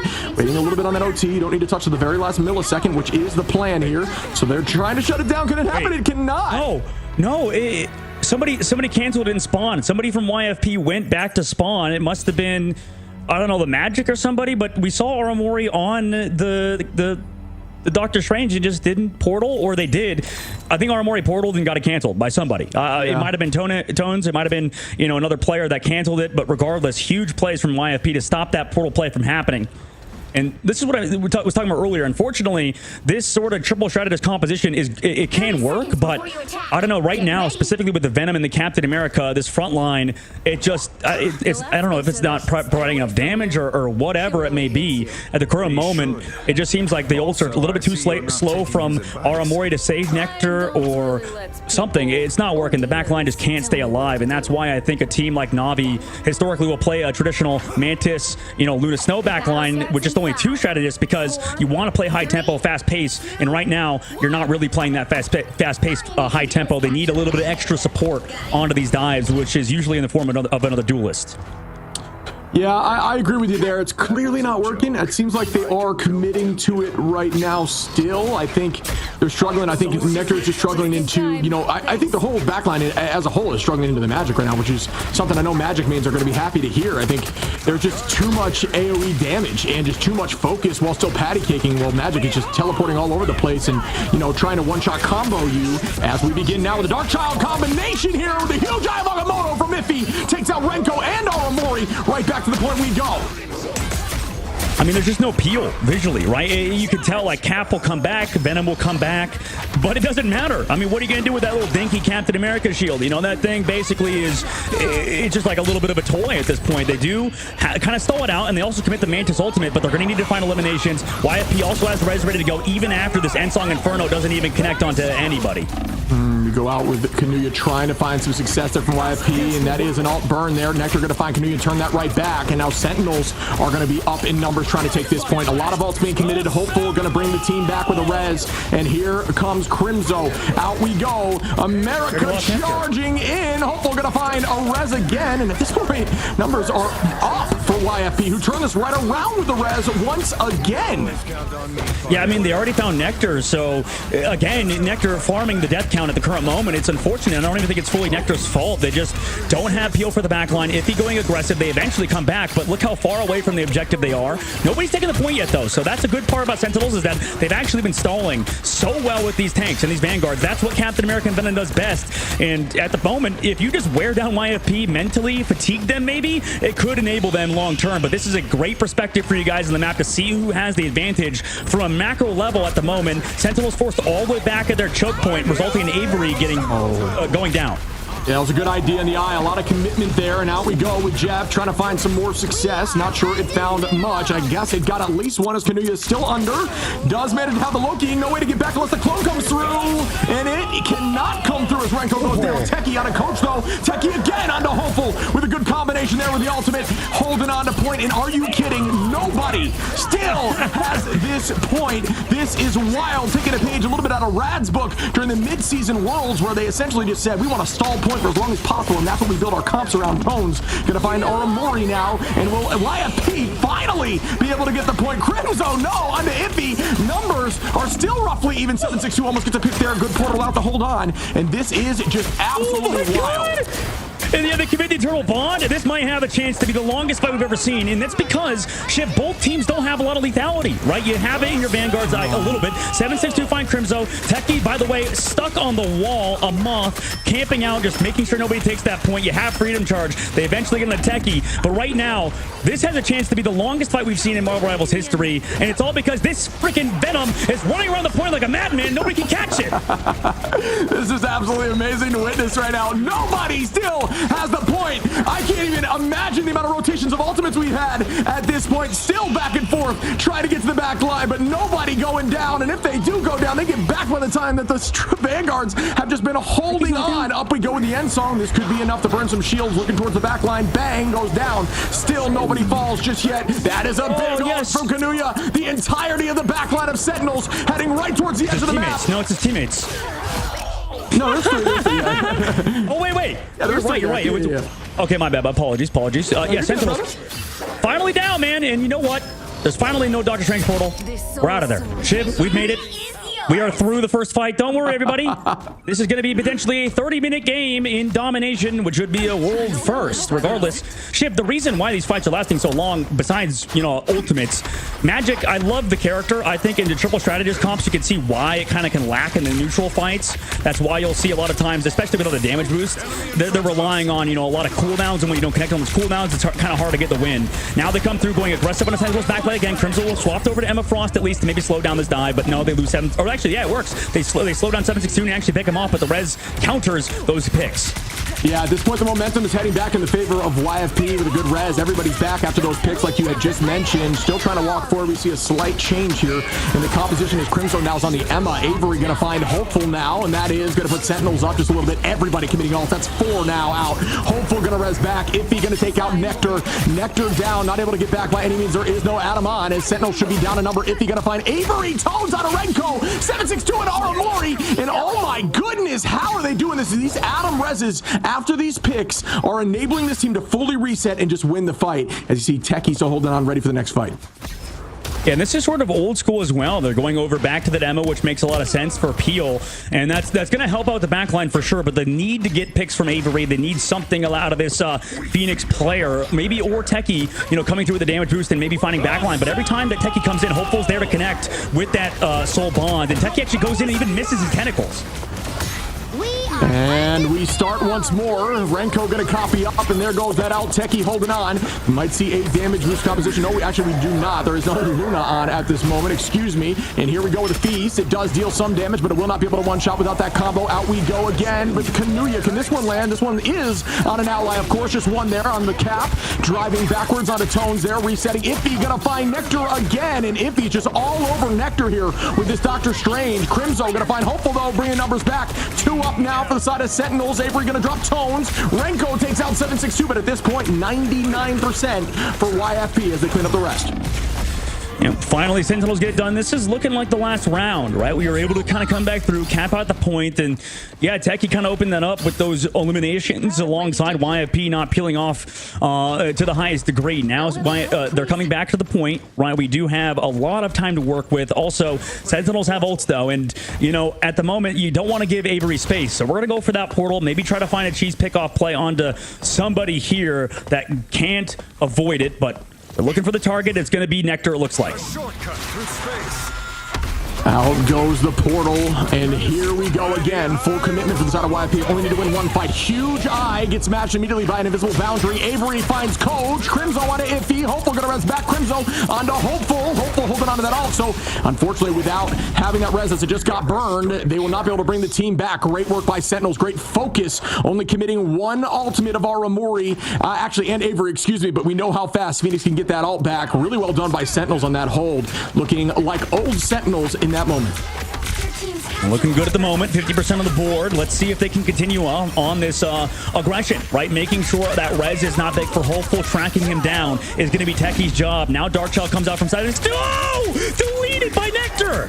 Yeah, that is what you need to see there. Techie with a 2-piece on a Coach and Hopeful 2-3 numbers up now, and the res will not happen as one of them was Hopeful. The focus there on the side of Sentinels is to take out Hopeful every time. Do not allow that res to keep happening. It keeps putting them in a tough spot as after they get these picks, they walk forward like they have the picks, only to find out that the numbers are dead even, and they've already committed ultimates to get those initial picks, and that just keeps working in YFP's favor. But this is the second fight in a row now that they found Hopeful first. Here we go with the Sonic deduction met by Captain America's Freedom Charge. Iffy going down is big from our Mori. They're finding those pick ship that you talked about earlier, enabling themselves as well. And the lethality from YFP kind of was in that Dark Child from 762. Now they have to use the res to bring it back. Yeah, and that's what you almost want. You want that res to go out early and just find one, right? Like now, at least it's more fair in this next fight, and we did have to commit an ult there to even make those numbers even. As we start up once more, Sentinel's going to launch those crystals, the damage boost crystals. You got to remember that the team up here with Mantis are Amori going to find Tones, and that does help. Avery now on a 762, and Sentinels now are owning this control. Still holding on. No teleport back here from YFP as it already was committed after they held on, and now we are still seeing Sentinels hold at this point, losing no one, and now goes Jeff. Will this land and be huge? It has potential. It found 2, and that's the copy. Avery going to find Kanuya to shut that down, though, and save the team. Crimzo onto Iffy, and wow, Sentinels are coming back here, trying to even it out and make it a 1-1 series, and it looks like it will be, as Sentinels have figured it out and held on. Crimzo, Avery, Techie cleaning up the rest, and they do get map 2 heading to map 3.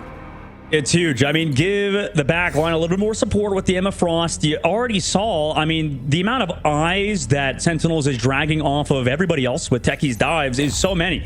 Right? Once you add in the Captain America with those dives and you're not able to find picks because they have, you know, triple stratus composition and they're relying heavily on their magic cooldowns anyways. Look, during that last fight, you saw Techie drew 4 people away from everybody else, allowing Nectar to find those picks. And sure, you could say, you know, Nectar with 11 deaths, it's his fault or their fault. No, it's not really the case. It's just, unfortunately, they had Crimzo on Captain America, and, you know, he's going for dives with Techie, and they weren't finding any eliminations because they're against a triple stratus composition. And then once they don't find those elims, the value is just taking eyes off of everybody else. So might as well go back to a character that can peel a little bit harder, especially for against magic with the new changes with Doctor Strange with the chain of side rack. It just does so much damage and value. When you force all of that value away from that magic, you kind of start to chain together wins. Now we enter round number 3 between Sentinels and YFP. Yeah, I think it's a great call. I think it's a misconception to think that Mantis is good into die because of the sleep. That is only one cooldown. If you bait out that one cooldown, they are absolutely super vulnerable, and there's not much you can do about it. And that's why even Luna, with just the freeze, doesn't have nearly as much survival as something like Invis, who has that Invis potential, does have push, does have, all these different tools, the shield to keep yourself healthy. Then you've got Loki with crystals, copy Invis, and, teleport. So there's just a ton of different answers, and Mantis is not one of those for die, but, in the triple composition with the damage, which it's working as Techie gets 2, and Nectar, they again get an early pick. Avery onto 762, Crimson onto Tones, and they are figuring this composition out, forcing YFP off the comp they were running. Yeah, I think Techie is going to be an MVP if this series is a win for Sentinels, and that's because he's doing so much on that Venom. Like you said, beating the lethality, beating that elimination alongside of Phoenix. YFP is going to rely heavily off this Darkchild. If it doesn't get value here, YFP has to change off this comp. And we start again. 762 gonna get slapped initially, just gonna try to dodge away here from the Psionic Seduction. Good idea, does force out a couple cooldowns there with the Darkchild, and does fall. Avery gonna take out 762. Huge eye from Iffy with a 3-piece. Techie back onto Hopeful though, and the numbers are just one up here for the side of Sentinel. The rest comes back from Hopeful. Tones and Hopeful again takes out Techie as Crimzo falls from Tones, and YFP now holds the point. Oh my god, well, on the opposite side, we were talking about how much value Techie was with eyes off of him. 762, because of how much value Darkchild is, and because it's their only duelist, and they're obviously putting all their eggs in the duelist basket, everybody's looking at him, right? They did eventually find him, but then nobody paid attention to Iffy, like you mentioned with that Abagamotto, connected onto everybody and got them the fight win. Now they have ultimate advantage in the next fight. They can take advantage of Sentinels in their positioning, but right now, they have to shut down Techie and make sure not too many people are looking towards him.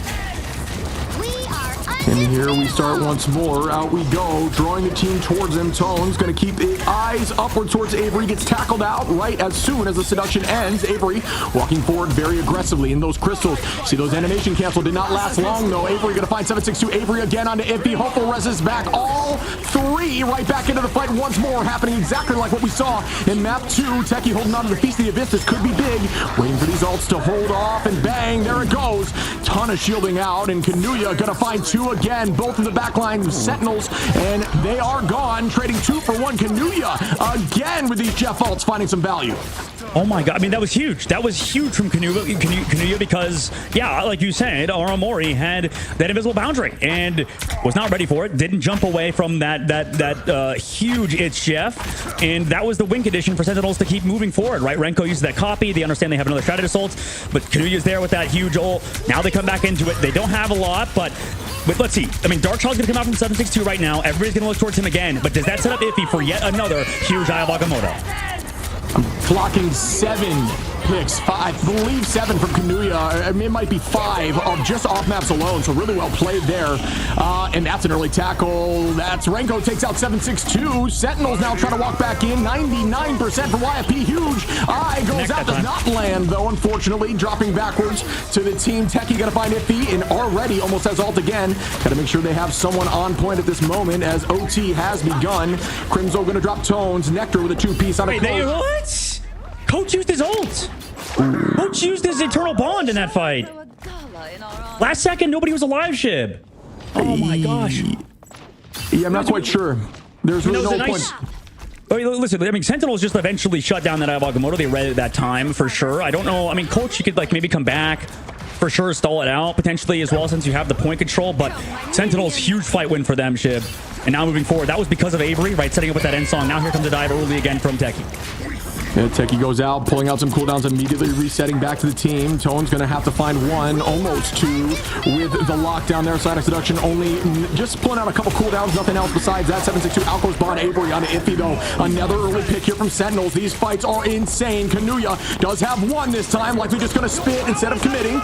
Yep, and there it is. Going to drop backwards now. Kanuya going to find Nectar with that off map. 762 committing heavy through the invisible boundary. Not going to be enough damage to keep them moving forward. Still just trying to get that all 80%, 86, 7, but still falls as Renko gets that pick. Hopeful onto Crimzo. Out we go with the end song. Oh, gets stuck by the map, unfortunately, from Avery.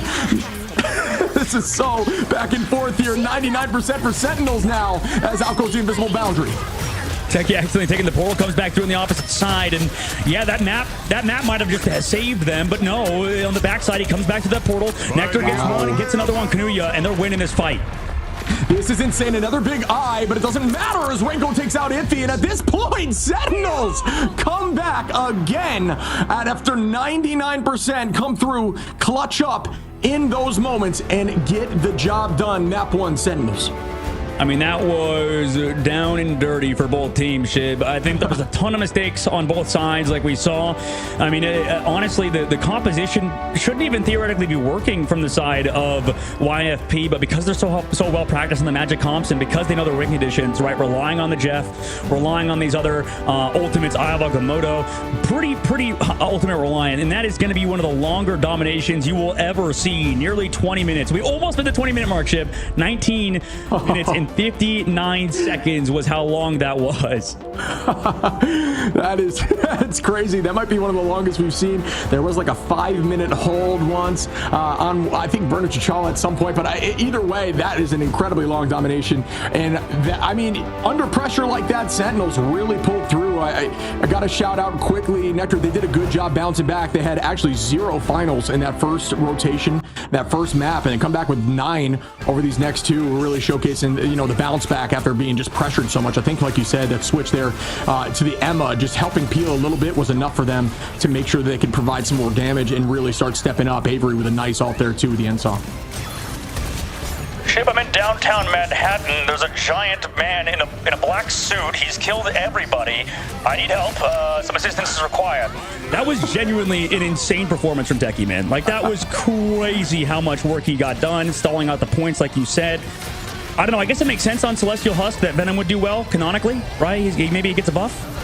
Yeah, I mean, yeah, right, an instinctive buff. No, I agree. I think that map with that central location that you can dance around is very, I mean, that was a crazy ult there again. Kanuya, I think we've seen Kanuya have, I can't even, I gotta go back and count the amount of off maps. Really well done on the Jet there, but it just was not enough. A ton of value, but just, I guess, you know, not enough value to completely take it home. We saw a couple times the end song Inferno forced out, right? Oh, I was just gonna say, like, right there to stop it, but still think we saw like 5 or 6, maybe even 7 off maps there, Iffy with some big eyes. But again, Sentinels, even through these massive plays, just stayed calm. They do a great job of stalling the point, and that's all you really need to do. If you can stall long enough for your team to get back, all of these commitments, all these big ults, they just don't matter because your team is now back, and now they've committed ults and you haven't, and you just start the next fight up an advantage. Just crazy comebacks there.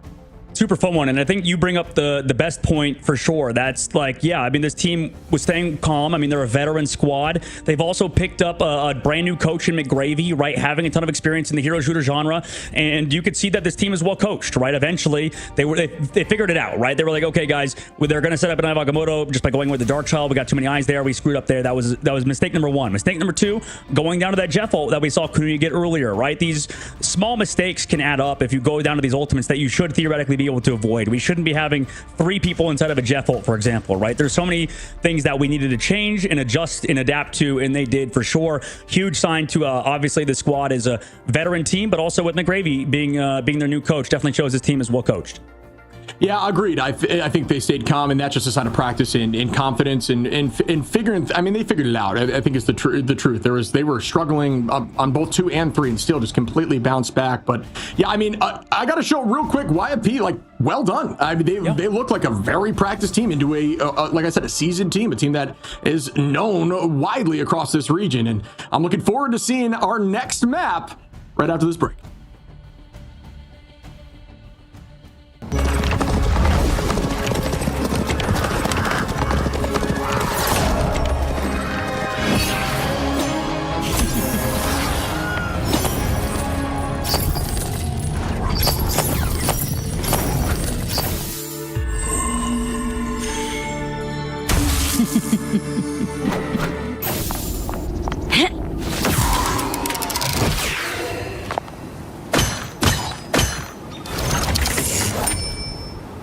I want your soul. Hell unleashed!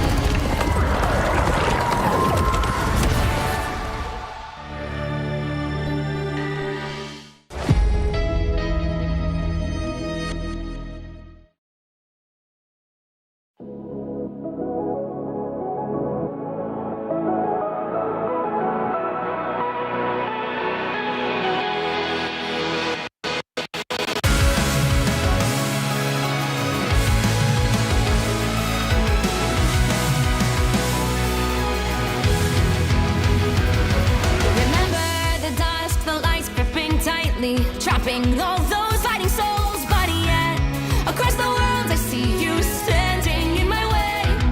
And remember the time, the place we used to fight, like the sun and moon. And I wonder if ever there was a time that we were friends. The night has fallen, shadows looming, and yes, that time has come for me to seek you out. We are set now for our last reunion. Break the chains, find your way, come find me. Do you remember who you really are? Show me that you are still the only one for me. I'll be waiting for you. Blink and open your eyes, raising up your fists and smashing through time walls. Before the rift splinters again, we are rivals till the end. Rise and open your mind, hold on to your powers, no one can stop us. We are rivals till the end of time. We will clash, no matter where. We will fight, reaching across time and space. 'Cause you are my destiny to the end.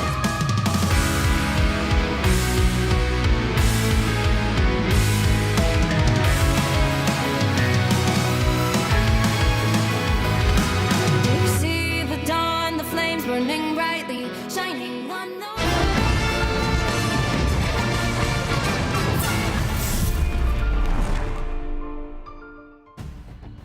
Welcome back. And that was one of the more close dominations I have ever seen between those two teams, YFP and Sentinels. What a battle. This one has been the tightest in terms of battling back and forth I have seen yet. So we might see a game 3, but we are heading into our second map here shortly, going to be chosen by YFP. They again choose either Convergence or Convoy in whatever map they want. And then from there, it would go back to the losing side if they did lose for map 3. So man, I mean, I'm excited to see more of this. That was a fun watch.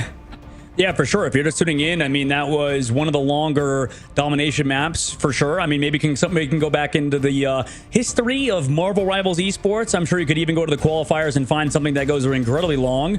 But yeah, I mean, nearly 20 minutes on Celestial Husk on a 3-rounder. I mean, that was an absolute banger. And you know what, Chip? I wouldn't be surprised, since Sentinels was a team to win. You know, maybe you would think, okay, a team like Sentinels go to like Midtown, go to Central Park, but you know, they're not a team that lost, right? YFP is a team that lost, and I think a lot of these teams seem to like Spider Islands, interestingly enough. So I don't know, what do you think is going to happen on this next one? What would your prediction be before we see the round or the map?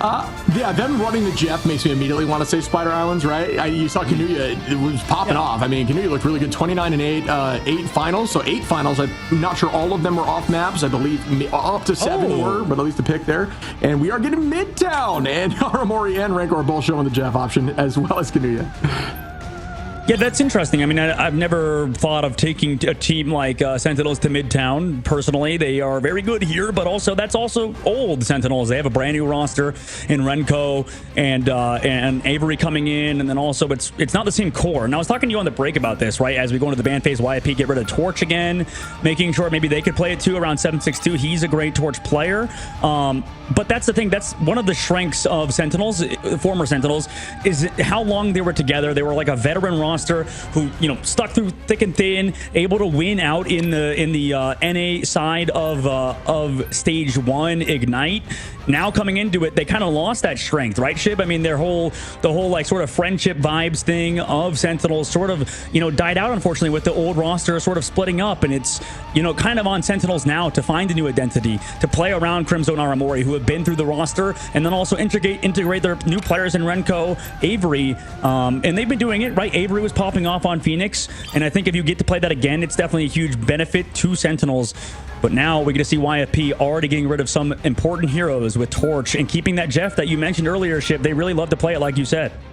Midtown is not as, you know what, maybe we'll learn something today. You know, maybe towards point 3 and some, you know, it kind of depends. I just don't see Midtown as the biggest Jeff map. There's not a ton of off map potential, but you know, Jeff is more than that now, especially with that healing pool, and can be very aggro. There's a lot more lanes here, and Jeff does a good job healing down lanes. So yeah, I think this, you know, maybe we'll see something new here. I am curious to see if Sentinels are going to run that triple composition on defense. They haven't had a ton of success running that in the past, so I'm curious if the new roster lineup is going to help them there. I mean, the Cap ban also makes sense for YFP, the Mantis ban or Protect, and then also an Emma Frost Protect. It makes sense. I'm a little worried at the moment for YFP, I think, just because I don't know if the cap was necessarily even a problem for them, right? I mean, they literally stopped playing cap and just started playing Venom, even though it was not banned. I mean, it could make sense in terms of like what it goes through. You know, Tone's currently showing that Hulk, so we might see Hulk Namor come out. Sentinels probably don't expect that. They're just trying to get rid of those strategists, and YFP getting rid of the Venom too. Okay, so they just want to make sure you can't play any dive at all, which is what Sentinels, I guess, newest strength is. Yeah, I think that is definitely a unique composition. We haven't seen the double Vanguard dive line with the triple strategist, you know, until really today, at least not in this level of play. And, you know, it's weird though, right? Because I think it's strange to me because YFP was having the most success against that composition before they changed. So, I mean, but it is a whole new, we're on Convoy now, right? It's not Domination, so that definitely could change things. But you know what I'm saying? That is my only hold up I have with the ban strategy here for YFP. Yeah, I want to see how it pans out. I think you bring up a good point. It's gonna maybe change what YFP strategy is. Now we have to bear in mind, you know, when we always talk about Convoy or Convergence ship, you know that triple Vanguard's gonna get pulled out, right? Like that's just a mainstay on these map types. In fact, it's so much of a mainstay now playing triple strategist, triple Vanguard that I'm almost a believer that you could play it everywhere. You know, maybe if people get better at it, because you know, I think that it has what it takes. You just kind of have to, you know, play heavy around cover. The problem definitely becomes like not having your strategists stay alive. That's going to be the biggest problem when you play triple Vanguard, triple strategist, is that you need somewhere to bunker up almost instead of make these really quick rotations because of how squishy the strategist line usually is.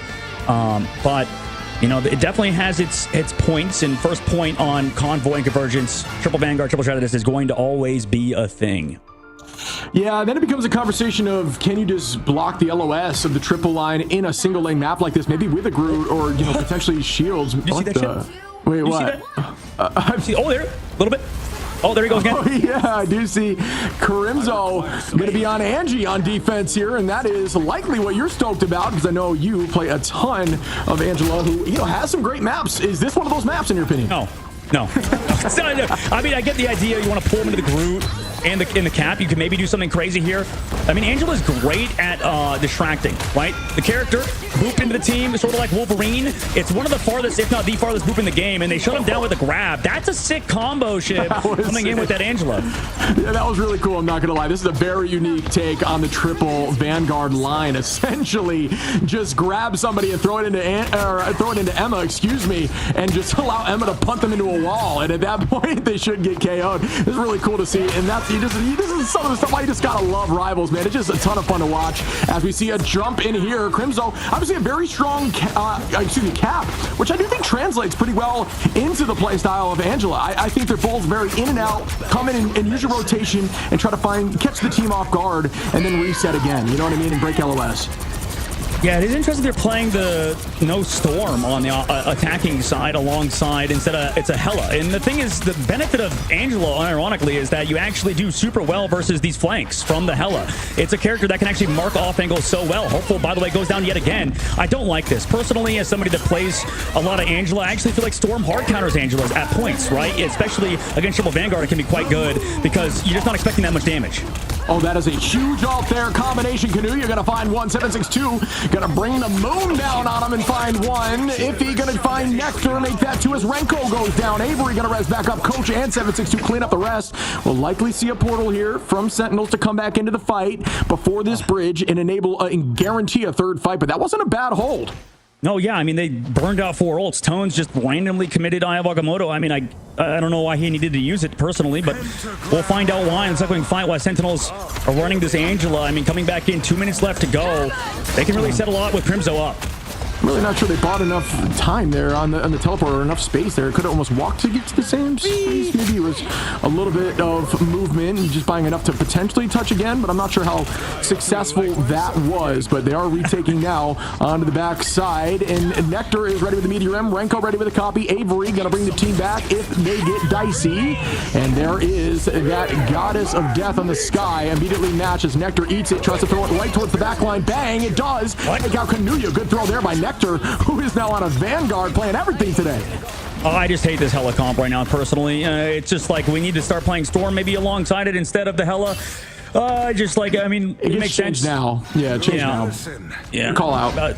I mean, they at least go to Phoenix, but regardless, yeah, like, Like we saw with Angelo, the really it's a strong ult actually, you know, despite nobody actually using their ults against it. If you go too early, you just kind of want to force strategies ults with it because it's a bind, right? If you connect onto somebody like a Luna Snow, but here comes Teki. Oh, I got Moto. Great shielding there. Avery's still going to find Hopeful though, but great defensive shielding by Tones. And there's another matchback pick.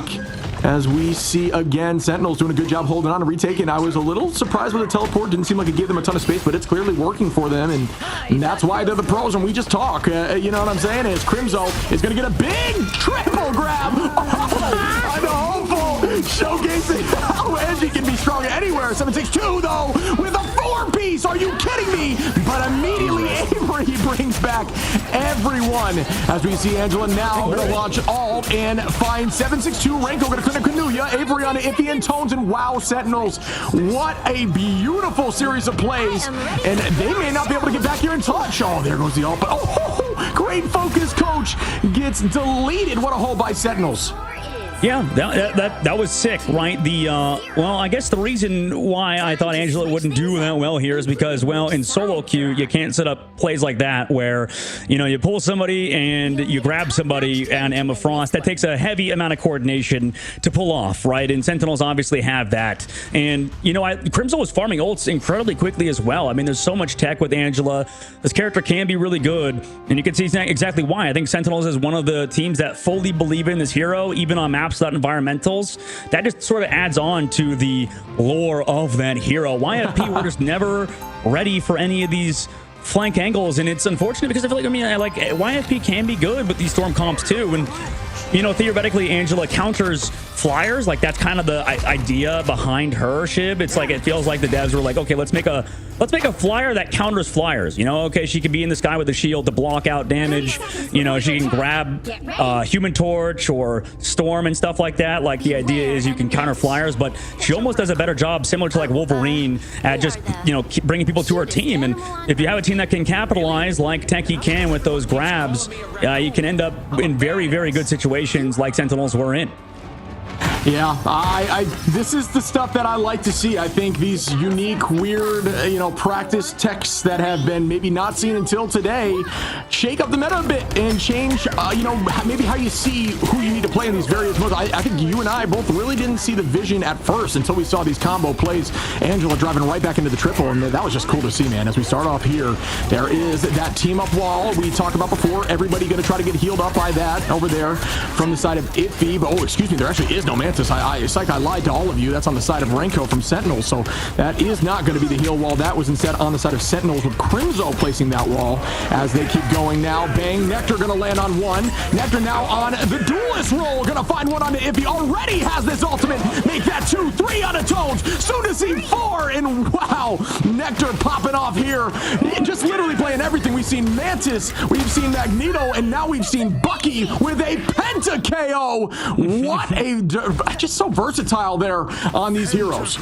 Quick pull coming in now, Shib. YMP wants a fast fight. It makes a lot of sense, but guess who's awake? It is Nectar, like I said, but they'll think get another reset though. But Armor with the 4-for-6 last fight allowed that to kind of cap out. And now invisible boundary. Card still being taken away. Kidnap of the card is happening, but everybody touches last second on YFP. And we're starting once more, just rotating sides here. We're going to see the Venn diagram, the double invisible boundary, and here comes the Hurricane. You're going to buy as much time until that ult's almost over.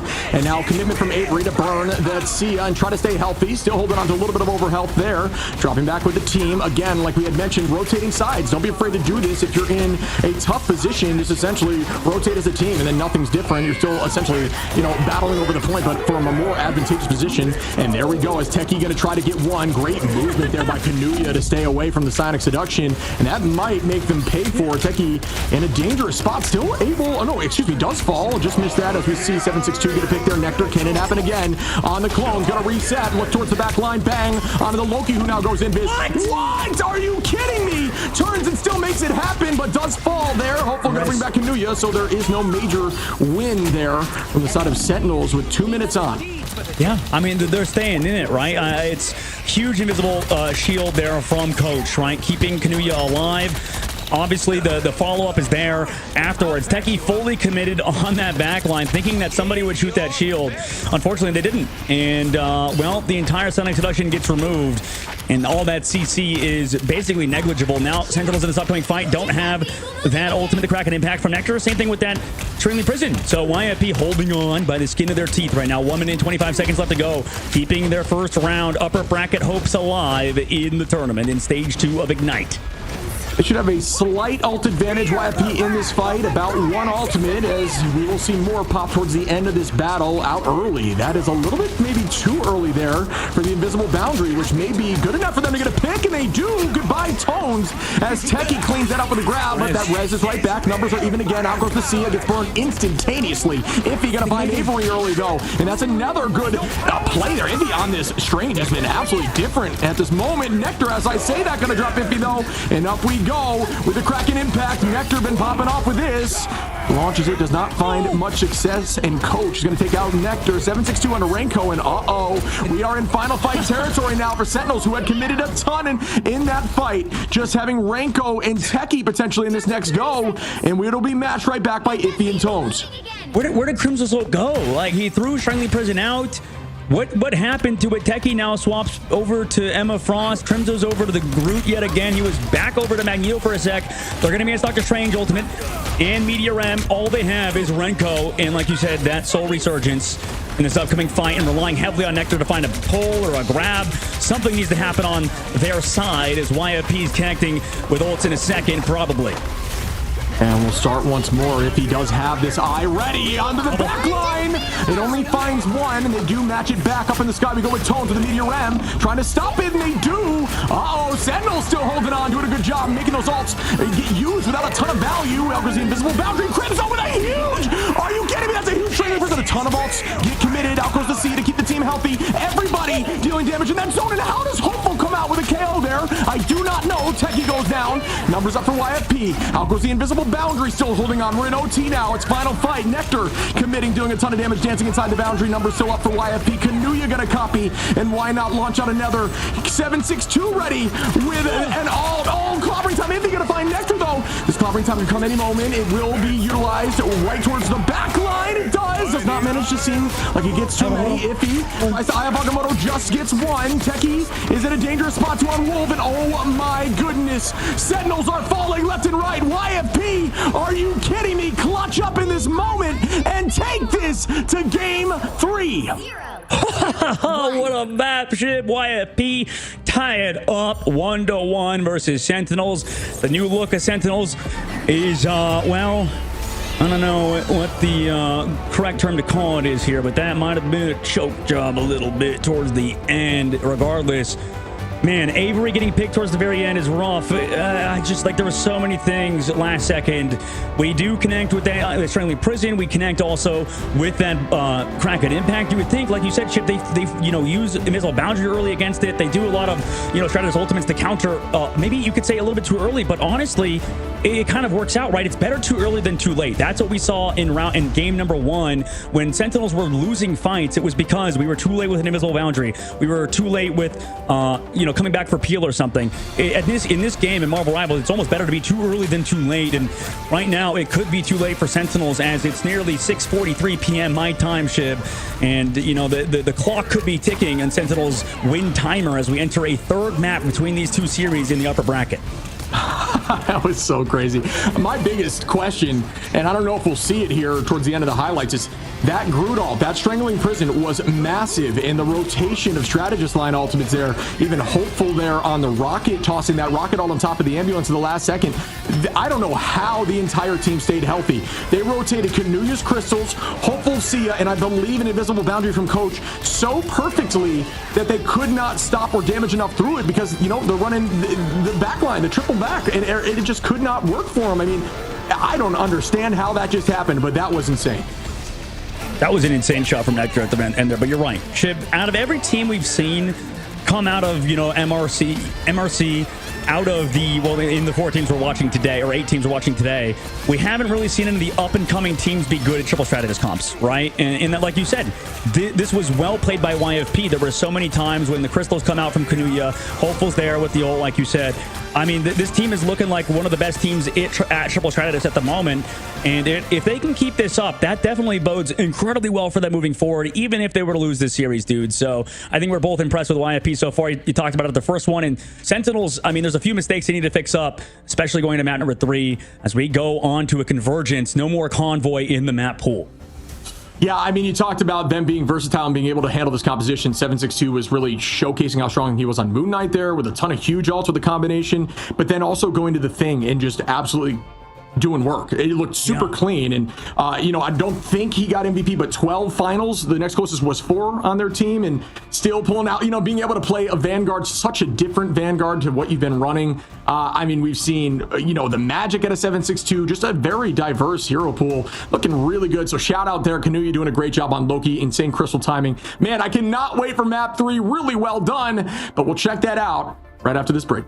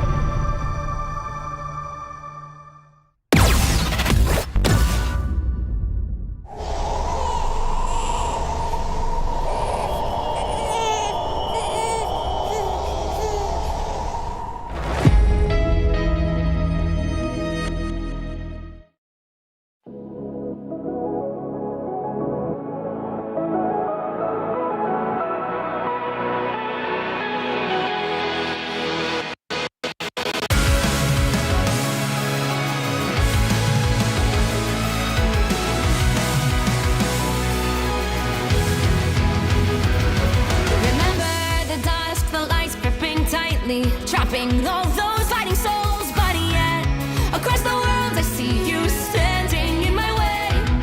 And remember the time, the place we used to fight, like the sun and moon, and I wonder if ever there was a time that we were friends. The night has fallen, shadows looming, and yes, that time has come for me to seek you out. We are set now for our last reunion. Break the chains, find your way, come fight me. Do you remember who you really are? Show me that you are still the only one for me. I'll be waiting for you. Playing and hoping your rise, raising up your fists and smashing through time walls. Before the rift splinters again, we are rebels till the end. Rise and hoping your mind, hold on to your powers. No one can stop us. We are rivals till the end of time. We will flash, no matter where. We will fight, reaching across time and space. 'Cause you are my destiny to the end.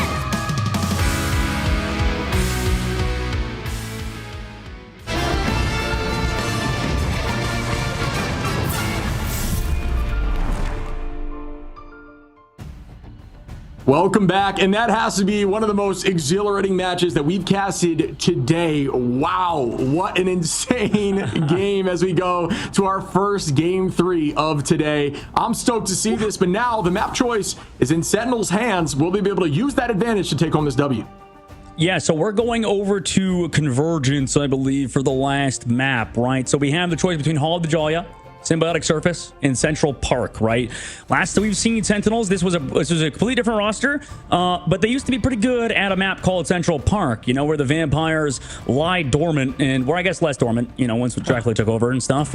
You know, you're more the lore guy than I am, but I know that map is a good map for Sentinels, and this might be Sentinels Reborn, right? Maybe they've all been bitten by vampires, and they're coming back in their second lives to, you know, get vengeance on losing that last map on Midtown, which was formerly known as one of their best maps. They just lost on.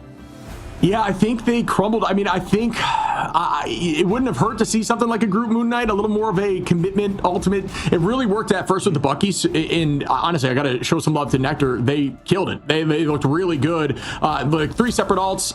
But yeah, the bounce back. I mean, YFP, Iffy popped up. I mean, I can list every single one of them.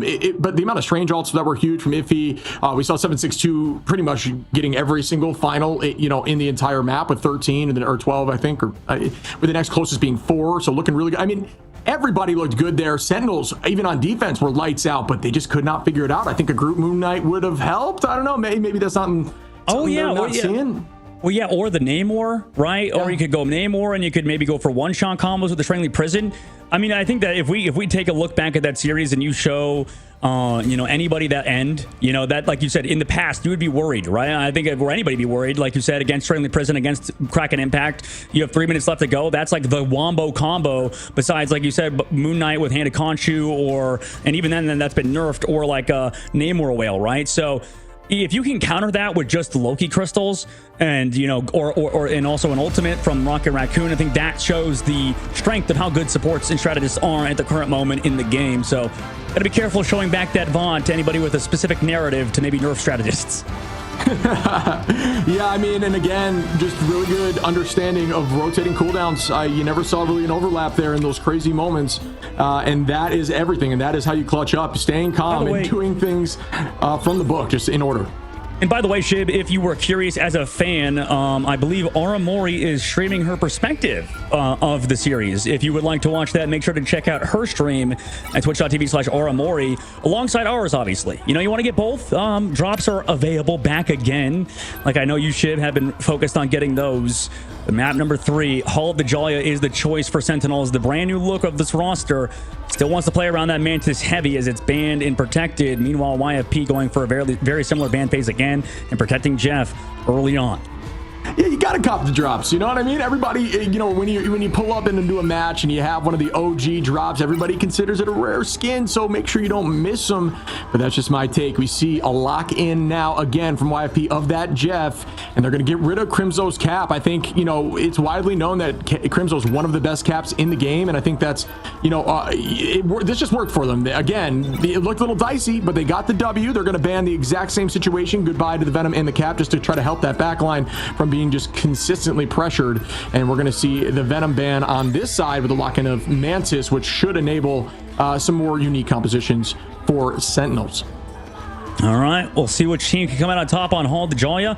This map, I think, well, every map, I think, is defensive favored, specifically Convergence and Convoy, because of the very same reason we talked about with how strong strategists are, right? I mean, if you just kind of play back, build strategist ultimates, right, constantly give up the space, especially with how long points are, you can sort of always come back with ultimates or whatever it may be. If you, like you said, are smart about rotations and know what you're doing, right? On the opposite side for Sentinels, they get rid of that Phoenix, keep the Jeff, which would be the first time that we get to see them play that composition. So maybe prioritizing also towards Adam Warlock could be a play for both teams as that's available. We saw the bans of that earlier. Meanwhile, getting rid of the Venom in the Captain America seems to be the play for YFP. Not terrified at all of the Emma Frost potential of Sentinels.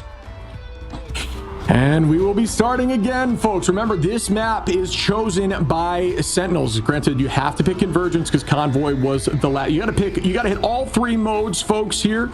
But you do have map select if you lose. So remember, getting that first win is a big advantage because you do ultimately get map 3, at least in these best of 3 stages. You can see a rough idea of what we're going to see from these comps. 762 is going to be on that Torch, which in my opinion is kind of crazy that they're going to have a Torch comp available and not be able to match it. All right. Yeah, I mean, this team can play that comp to a high level. I mean, we know how good they are at it. But right now, Shib, we head back on over to Hall of the Joy to end it out. But first, 3 mapper in North America. We've also had if you're curious, EMEA's been going on, Asia's been going on. We had a bit of a late start coming into it, Shib, compared to the other regions. But now we're finally here, and I mean, it was definitely worth the wait. I believe you and I can both agree that it's good to be finally back for stage 2 of Ignite in the Marvel Rivals competitive scene, man. Oh, it's a pleasure to be back here with you. And real quick, got to call out, hey, Sentinels, I think it said 62% to 38 there in terms of channel points. The team, everybody's believing in Sentinels on the comeback here. Me personally, I just want to see a good game. It's been a ton of fun to watch these two teams. And in terms of the newer teams to Ignite, YFP really doing a good job showcasing that, new talent can still be effective. Talent is now, again, like we had mentioned, up in the sky is going to be that Human Torch with Hela on the duelist line and a more traditional 2-2-2 comp here on the defense. Yeah, YFP is always a team to play very interesting comps. I think that, we don't see anybody else really play Hela at the current moment, at least not in pro play just yet. Maybe in practice they're trying it out, but Nectar finds the first pick on the Tones with just a huge amount of water. Yeah, it's a pressure washer, essentially. You got to be careful with those things, and that's what Jeff is. A nice tackle there by Techie, punting right back towards the team to keep that pressure forward. This is good movement here by Sentinels, already getting one tick and still kind of owning, and don't see a full portal play. Instead, they're going to elect to try to come back in here and touch the old-fashioned walking way, and there we go. As we see Cap now from Tones, going to retake that space and stop them before point 3. Good movement, and here we go up in the sky now. Will the focus come through into the invisible boundary? Going to try to drop back towards the team. Techie going to try to make that pick happen. Cannot do so. Meteor M does not find value from Iffy, who has had huge ultimates all day. Looking really good. Jeff Bone finding 2 of either side. Nectar now again with another hero. Oh, cannot get through that wall segment. He's going to be able to get 1, but that should be, make that 2. Good focus. No way. Does he make it back? No way. He made it back. There's a spot to make it back there? Insane. I have no idea how that hover worked, but they still are going to get the point. They get the point off of that. That's heroic play. Sometimes can just get shut out by, there's rocks over there. So I guess he, literally tiptoed while hovering somehow on that rock to get back. So that was kind of sick. But YFP do resend. Sentinels move to the second phase of the map. Crimzo also moves over to the Angela for a second. But I think Angela's better on defense here, Shib. You could do some spawn camp stuff with that hero, he's going to stay on it, actually, interestingly enough. And the setup is, with the triple strategist, you could bring also people back into Techie, so they're going to heavily rely on Techie on that Emma Frost to capitalize on the pulls from Crimzo. Yeah, I personally love this. This is just like one of those shakeups of the meta that's fun and interesting to see. So I'm a big fan of this from Crimzo, who found some success with it, honestly, a ton of success with it, and then elected to not choose it again on, as maybe he shouldn't after finding success and knowing when it was valuable and then not choosing it when it's not going to be valuable. So maybe we'll see a 2-for-2 streak here on a point that's good for Angie. Tone's going to find Renko. Aramori goes down there from Iffy as Avery is going to launch the Rage of Ultron. This won't get a ton of success. Oh, I might lie. Yeah, I did lie. Hopefully we're going to clean up Nectar, though, as Nectar takes out 762. Number so heavily in the side of YFP on defense at this point as they walk towards the back line. Techie going to take out Tones, who overextends maybe just a little bit too much. Yeah, I was going to say a good tug of war there by YFP. I mean, knowing that cooldowns are out, understanding Crimzo has to run away, not going to be able to support the team. But now, you go a little bit too far, like you said, with Tones, and now Crimzo has ultimate to go, can tie down your back line, or the Hela on the hike actually goes down to bring him down to the ground, and people have a hard time breaking that, spear, but never mind. Crimzo gets traded out. Unfortunately, the tankiness is not there from the Angela player of Sentinels due to how that character has the lowest HP out of any Vanguard. Yeah, I think the idea might have been to hopefully be on a segment that wasn't going to break, or maybe the idea was to have it break and fall down, and maybe hope that it kind of just hovers. Oh, that was an insane pick there from Avery on the high side. Techie going to potentially hold that show. Great juke there by Nectar, who now makes a switch again over to Star-Lord. Ton of damage out. Out goes the dance floor to be matched right back from Coach. Spin to win very shortly with this Blaster Barrage. Notice the cooldown, the alt charge is climbing during that Blaster Barrage. Techie going to find Kanuya. And again, Sentinels are looking really good. And, Emma does a great job into Cap here, kind of marking Cap as they walk forward, try to get another pick to ensure they get this point. This is another defensible position. And if you can take it early like this with 2 minutes 20 on, it's a really good take. Hope we're going to try to get the mini stun off, looking towards the back line, not able to make much happen, driven backwards, and they do get that point really quickly. Well done, Sentinels. I mean, I would like, if Hopeful wants to play the Hela, I honestly would prefer him to play on the Adam Warlock. You could see in the Sky, Angela blocks a little bit of that damage. Cool part about Angela is you could just kind of always counter. You don't really need to worry about cooldowns like on Doctor Strange to block out the Hela ult. But now here comes everybody on the side of Sentinels to walk on forward with Avery's ult, but it's countered by an Invisible Boundary, and now counter Invisible Boundary by our Amori again. So both try to just forcing each other to sort of commit their own ultimates. And here we go. 762 going to drop Renko. Crimzo make that 2. Kanuya makes it 3. And that's a triple there as Techie falls. Soon to be 4. 762 popping off here and is going to hold them tight out to spawn as we do see a shift in comp again from Sentinels. Doing a great job just kind of rotating as to what is needed as Crimzo's now going to be on that group. Yeah, I like it for sure. We'll have to see if it pans out for Sentinels as they do continue to play that triple strategist composition. YFP not on that comp that, gave them success earlier, but we've seen teams make third point holds for an incredible amount of time. However, Sentinels, because they have so much sustain, I'm curious how YFP does here, if he's going to have to hit a huge Meteor M to counter maybe Nectar in the Sky with that Galactic Legend. Yeah, I really think Sentinels do a good job of using Nectar and Crimzo to be versatile and just consistently changing compositions to fit whatever they need in the moment. And this is the first time I've seen a team do it this consistently and find this much success, at least on a map. So it's that I think was eaten there by Magneto. Unfortunate there. 762 takes out Crimzo. Bang goes the Meteor M from Iffy, who almost gets diluted down to 70 HP as Nectar almost makes that happen. A ton of space here though. Renko gotta find Hopeful, Techie out of coach, and they're using this momentum. Good damage there again by Nectar. They just dealt so much the rest of the team could clean everybody up, and they will head towards point 3 with 2 minutes on. Yeah, we'll see if that was actually big enough for YP to hold on because, they eventually lose the fight, but that's because, Strategist ult's committed from Renko. They are able to walk on forward, and Iffy, a huge eat with that shield onto that Groot ultimate. Crimzo's now is going over to Magneto on his own. Maybe try to also counter this Hela in the Sky and the Torch whenever they commit ultimates. Use that as more of a defensive ult off of the Groot to maybe set up something less aggressive. And at the moment, they do have 2 strategist ults to go in early with Ultron's Rage. There's a counter, or any ults counter maybe on the YFP side. Here it is, very late ult from Kanuya. Yeah, Kanuya really doing a good job min-maxing the time before having to use that ult because Kanuya was literally at like 30 HP. So well done there on biding time from Ultron Avery. But that's the thing about Ultron, getting that Rage of Ultron back very quickly. That's the goal. Make strategists use ultimates and then just keep using yours to constantly burn those cooldowns so the rest of your team can get value with ult. And here we go. Bang. Down goes 762 to drop back towards the team, losing a ton of HP quickly. Everybody on YFP has to commit ults now. Up goes Hopeful. Tone's going to use Cap to the Freedom Charge towards the backline. Sentinels with no ults left, but in this next fight they will have a ton with 5 available, so this could be their fight to lose now as nobody goes down, and that's tough for YFP who committed a ton, hoping they could get some picks there. Yep, excellently disengaged like you mentioned. Now they have that Meteor M, needs to connect again, or they just buy time with both strategists ults for them to build yet another duelist though, and Avery will take that trade 1 for 1, but also a late ult from Techie comes out. Can they find any picks off of it? I mean, they're able to find Tones. That's big on the backside. Yeah, it might have been a little early, but Nectar now, I was going to say almost uncontested with all, but yeah, will still get a ton of value. Walking towards the back line, gets 1, almost 2. Techie finds 1 HP here towards the back. Oh! Kanuya goes down, and that's going to take them all the way to point 3. Sentinels are showing up now on their map. Huge connection. I mean, it was so close to getting it off there on Kanuya, but like you said, fell down too low. Even with the buffs, I can't wait for Invisible Woman players to be like, hey, we need more buffs, guys, to make the ult good, because I didn't live in that situation when I was 1 when I popped my ult. Regardless, YFP looking damn good, except when they play, I think it's 2-2 comp ship. It just feels like at the current moment, this is a team that relies heavily on playing triple strategist, and whenever they play the traditional 2-2 comps, they tend to just kind of lose. And it's hard to not take that trade where you're given Human Torch, you're given in this case Hela, which we haven't seen many teams prioritize Hela, and I think we're seeing exactly why. I mean, there was a little bit of damage committed by Hopeful.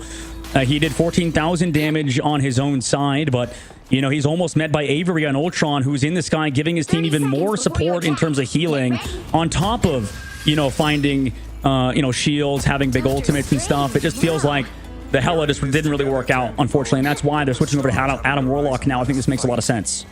Yeah, I mean, this is just another call out, and it's an example of maybe why Yeah, at the moment, Torch didn't necessarily need a nerf. I know some people were confused as to maybe why he didn't have this composition. Don't say that shit. Listen, I agree he does, but I'm just saying that in this situation, they didn't have to match it. This is the first time in a while, at least at this level of play, that the Torch did not need to be matched to take over the third point. I do, you know what I mean. I'm not trying to say Torch isn't. Bring up a good point. That really is a great point because, yeah, I mean, it really is the first time we're not saying that, so I think that can't be emphasized enough.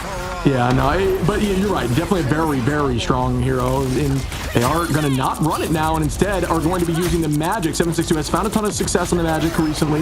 Does a good job diving that backline and really disrupting. Patty Cake needs to be there for days. Crimzo finds a pick on the Hopeful, though, with Angela getting more play and more success. Still walking forward on the defensible side. Nectar going to take out Hopeful now. Still winning and looking for an off map here. Very close. Crimzo just going to deal the damage. Folks, if you don't know, when you're playing Angela, you can actually melee animation cancel, so your job should be to use that V button prior to poke every time and just increase your damage. Kanuya doing a good job dropping back to the heels there. Gonna launch both strategists off the map here and commit, and Kanuya has been doing that a ton today, so really well done on the Jeff. Probably the most successful Jeff play we've seen of the day. I don't even know if there's much that Sentinels could do against it, right? That's the thing with Jeff, right? They portal back, though. They're here. They have the drone on Techie. But the point, gets pulled off it for a second. And that split second is enough. But yeah, I mean, they literally can't do anything against it. There's nothing to counter it. And that's maybe why Crimson's going over to the Magneto, maybe to bubble the back line. And, because like we saw Aramori, she even jumped away. Renko had no way to avoid it, right? You can't counter it with a sleep. There's nothing to really do against the Jeff that comes out of the ult. I mean, Aramori tries to jump away, but two people get connected into it and they get pulled off the map. Not much Sentinels could do. They swap off Angela now. Treats phase of the game also run on to Magneto, even though honestly this is one of Angela's better parts. But into the sky, Galactic Legend committed by Nectar. Has to back up now because two Stratus Ult and Sonic Seductions are committed on the opposite side. No, I think the switch is simply due to the fact to shut down Jeff, right? I think at the moment does force the Magneto out from Iffy, and you just try to burn bubble and make that happen and just counteract. You have the option now with Ultron or Magneto to stop the Jeff from getting value, and they did not have that before, like you had mentioned. Nectar going to keep the pressure on, 22% now. And with that drone playing hyper aggro as you should, showcasing one of the new Battle Pass skins, a personal favorite of mine, looking really cool in my opinion, the great MVP. So keeping that pressure on now, trying to buy some time because they started this with 5 minutes on, and that is a ton of time to push through point 2, which again is a very defensible position. So can Sentinels pull through on this, or will YFP show up and get through 2? Yeah, Solar has been so good this patch, especially with the change that he gets over shields. Now Sentinels, like you said, have ults. They're also playing that Mantis, so in the neutral, they actually are in a pretty good spot to just consistently do damage. Income to the sky with a damage boost on the Ultron. Backline flank from 762 with Supernova. Doesn't matter. Avery gets 2. Almost 3 there. Really well done by Avery, and that's that damage boost combination. You look there, you see those blue up arrows, and that's how you know there's a threat in the sky. A comp at this level of play loves to play. That's why you see a lot of the ban outs here from Ultron. I know as you're climbing ladder, you'll get a lot of slack for running Ultron, but at this level of play, trust me, he is that good, especially with this combo. And they know how to use it, as you see right there. Yep, beautiful work. Mantis really has done so much throughout this series. So much pro play in this past week or two has been a priority in ban phase. Right now, Sentinels have both Vanguard ultimates ready to go to counter out. Maybe Hopeful coming in with that Kraken impact, as well as Strat Souls on both sides. Both invisible boundaries here. Coach coming up first with that dance floor, though, in a second. Towards the back line tries. Techie again going to pull out the Psionic. Nectar now committing heavy. And we are going to see the invisible boundaries matched by both. That's why, oh my goodness, look how many ults got popped there by Sentinels. Nectar going to get 2. Crimzo gets 1. Nectar gets 3. Techie gets Iffy. And now there will be a slight ult advantage for the side of YFP, which should have 2. Avery going to try to push out the dance floor from Coach as soon as possible. And that is likely their best bet at taking the next fight. There was a lot of commitment there. And they should have 2 fights here to be able to retake if they lose this one from the side of Sentinels, but there is still 2 minutes and 30 on. They're swapping out their comp, Shiv, going over to Groot, going over to that Star-Lord. They're playing triple. Back to a comp they're pretty good at. And this is the benefit of playing triple strategists, that they didn't have to use, for example, in the last fight, that Meteor M in such a defensive manner if he running forward. Also, I like this new thing we'll talk about later. Here comes Avery in the sky, met by the Fate of the World. Tones, well, it's going to be close to that Meteor M because if he swapped off Magneto over to Groot, giving Tones closer, ability charge closer to his own Meteor M. Yeah, it's a good call out as we do start the next fight. It is an even trade right now, nothing major. As discussed, Avery forcing out the fate of both worlds early on and already doubling the ult charge, and that is what Ultron does. As Hopeful dives into the blaster barrage, trying to get that out quickly. Out goes the boundary. Up in the sky, we go with a double meatball. Whose meteor gets the most value? And it is Crimzo. Down goes Kanuya. Nectar gonna find Hopeful. Make that 2 as 762 goes down. Do I hear 3? I do. As Nectar walks a few more, and they're just gonna buy Tiny. They're not gonna take out Iffy. Why would you? Yeah, he has ult ready to go. I mean, you might as well body block him too, go in front of him, or whatever you want to do. Throw everything in his face. There goes the Groot. Back to back to the spawn doors. I wonder if he gets regrown by Rocket every time. At the moment, I mean, YFP, that was a tough fight to beat. That, Emma Frost advantage is definitely enabling Sentinels right now in that last fight shit with that grab.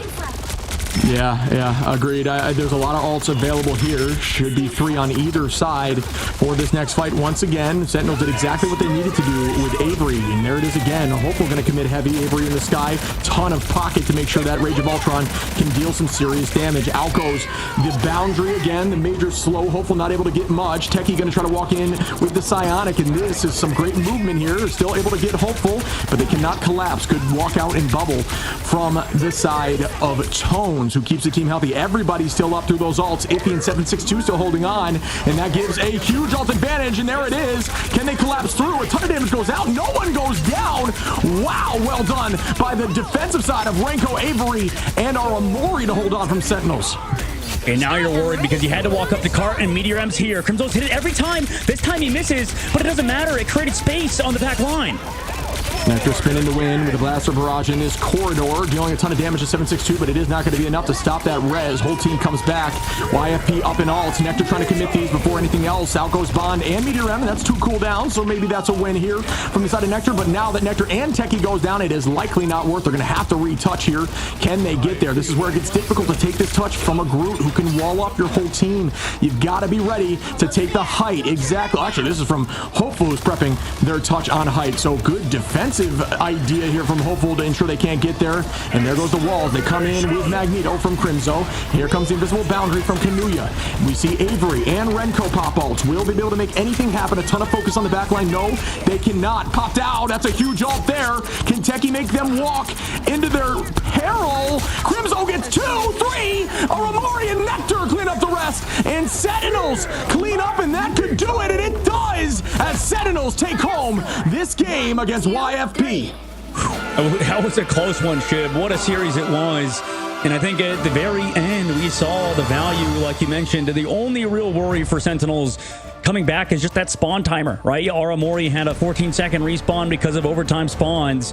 Didn't end up mattering because they come back anyway, but they have the strategist advantage after that, committing that Ultron's range. Boundary has to counter it, and you got nothing after it due to using the res in the previous fight. So Sentinels got the job done, but Shib, that was definitely dicey at points for a team that we expected to do well, but we didn't expect much, honestly, out of YFP, and I think they overperformed expectations despite losing.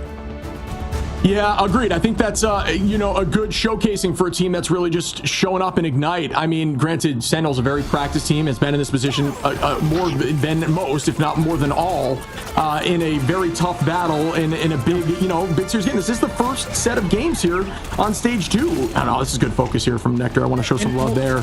Yeah, for sure. And Shib, let's take a look back at this new Sentinels roster, right? I think that it's probably a good thing to do for Sentinels because they've just kind of come together, right? Brand new roster, basically Renko and Avery coming through, and we also have to mention that Nectar was the newest member before them, and then also Techie before then. So this change of the roster consistently out of Sentinels definitely can result in a little bit of leeway in terms of how you perform and your overall consistency at a team. And I think Sentinels right now, as they find their footing, this roster can actually pop off in a lot of different cases, right? They definitely do well around the Solar comp, and as well as do some very unique things with Angela that we haven't seen just yet. I think that this team has a bright future ahead of them.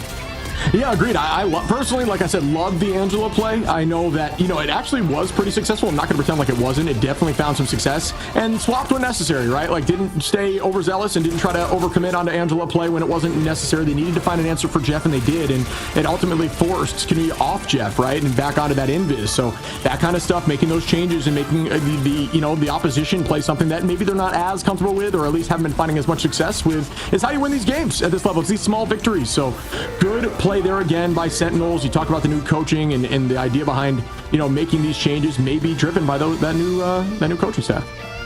Yeah, right now Sentinels get the job done, and we'll see how they do in the next match, right? That's going to be a big thing.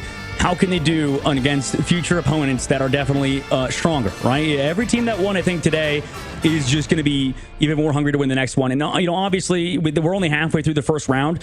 We're gonna see tomorrow, or at least Vicky Kitty and Cozy will be walking you guys through tomorrow's matches in round number 1, and that's a lot of fun games that's coming up. But we have to talk about that later, as Sentinels, they look good moving forward. They're going to be against a Team Nemesis, who was another team that really played well today. Yeah, that'll be another fun one, I think, two practice teams, two teams that looked really good today. I think Sentinels, they looked very good on mid-10. I think they kind of just maybe fumbled a little bit, and also the step up from YFP on that defense was pretty lights out. But I think there's maybe some takeaways there for how they could have closed that game out. Maybe something like group moon night, or I don't know what the answer may be for their composition, but they definitely struggled a bit there. They could have worked through that. But man, what a fun series to watch. No, yeah, you're right. The answers are there. It's just a matter of doing the work, right? Scrimming, practicing, and making adjustments as they kind of come up. That's the hard part about playing hero shooters at a high level, and Marvel Rivals specifically. Watching back, we look at Group B. That was an incredible group. Sentinels took down YFP in 2-1 fashion that we just saw. We'll have an interview in a second with Crimzo, I believe, but Nemesis also, that will be their opponent, took down Dark Zero. And then, man, also, Shib, in that lower bracket, that matchup now, I think Dark Zero and YFP, that's going to be really interesting because, to be honest, YFP at points looked better than Dark Zero today. Yeah, I think we're going to see a lot of insane matchups now. I think, it's constantly going to get better and better on both of these brackets. That's just the idea of how these brackets lay out. It's just, there are teams that are going to struggle and have some issues, but I think, and they'll maybe show up and it'll be less of a close match. But I think the nature of this bracket system is going to be, as the days go on, the games just get better and better. Yep, Envy's looking good, FlyQuest looking good. That'll be a banger. But tomorrow, we'll talk about that later. But obviously, Odyssey and Dreamland. Odyssey, the former, up and coming team that was able to take down Dreamland. And then obviously in Rad versus Intergalactic, we got Solaris, X-Solaris versus X-Shroud X-Man.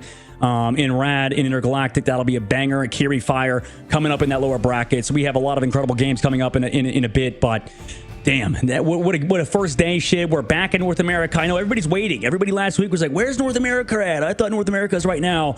We're back, and we're finally here to watch some Marvel Rivals in the group stages. A lot of 2-0s today, right? But that final series really just got me hyped up, man. I cannot wait for more weeks of this with you. This is just going to be a ton of fun. I can't wait to see teams that show up, man. I think that YP looks like a team that could show up today, a team that might be a contender at the end of the series here.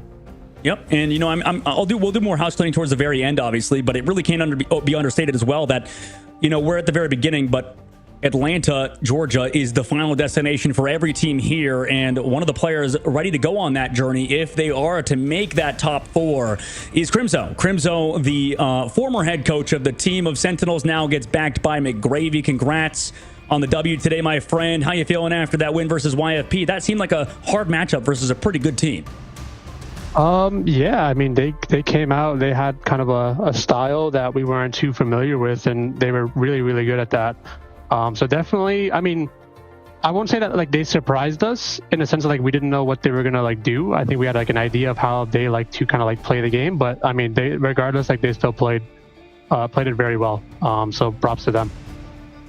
For sure. They look great. Speaking of surprises, this is the first time we've seen Angie out there, and it found success. You were looking good on Angela. It just real quick, the question is, when is your thought process of when you find the most success with Angela right now in this current meta?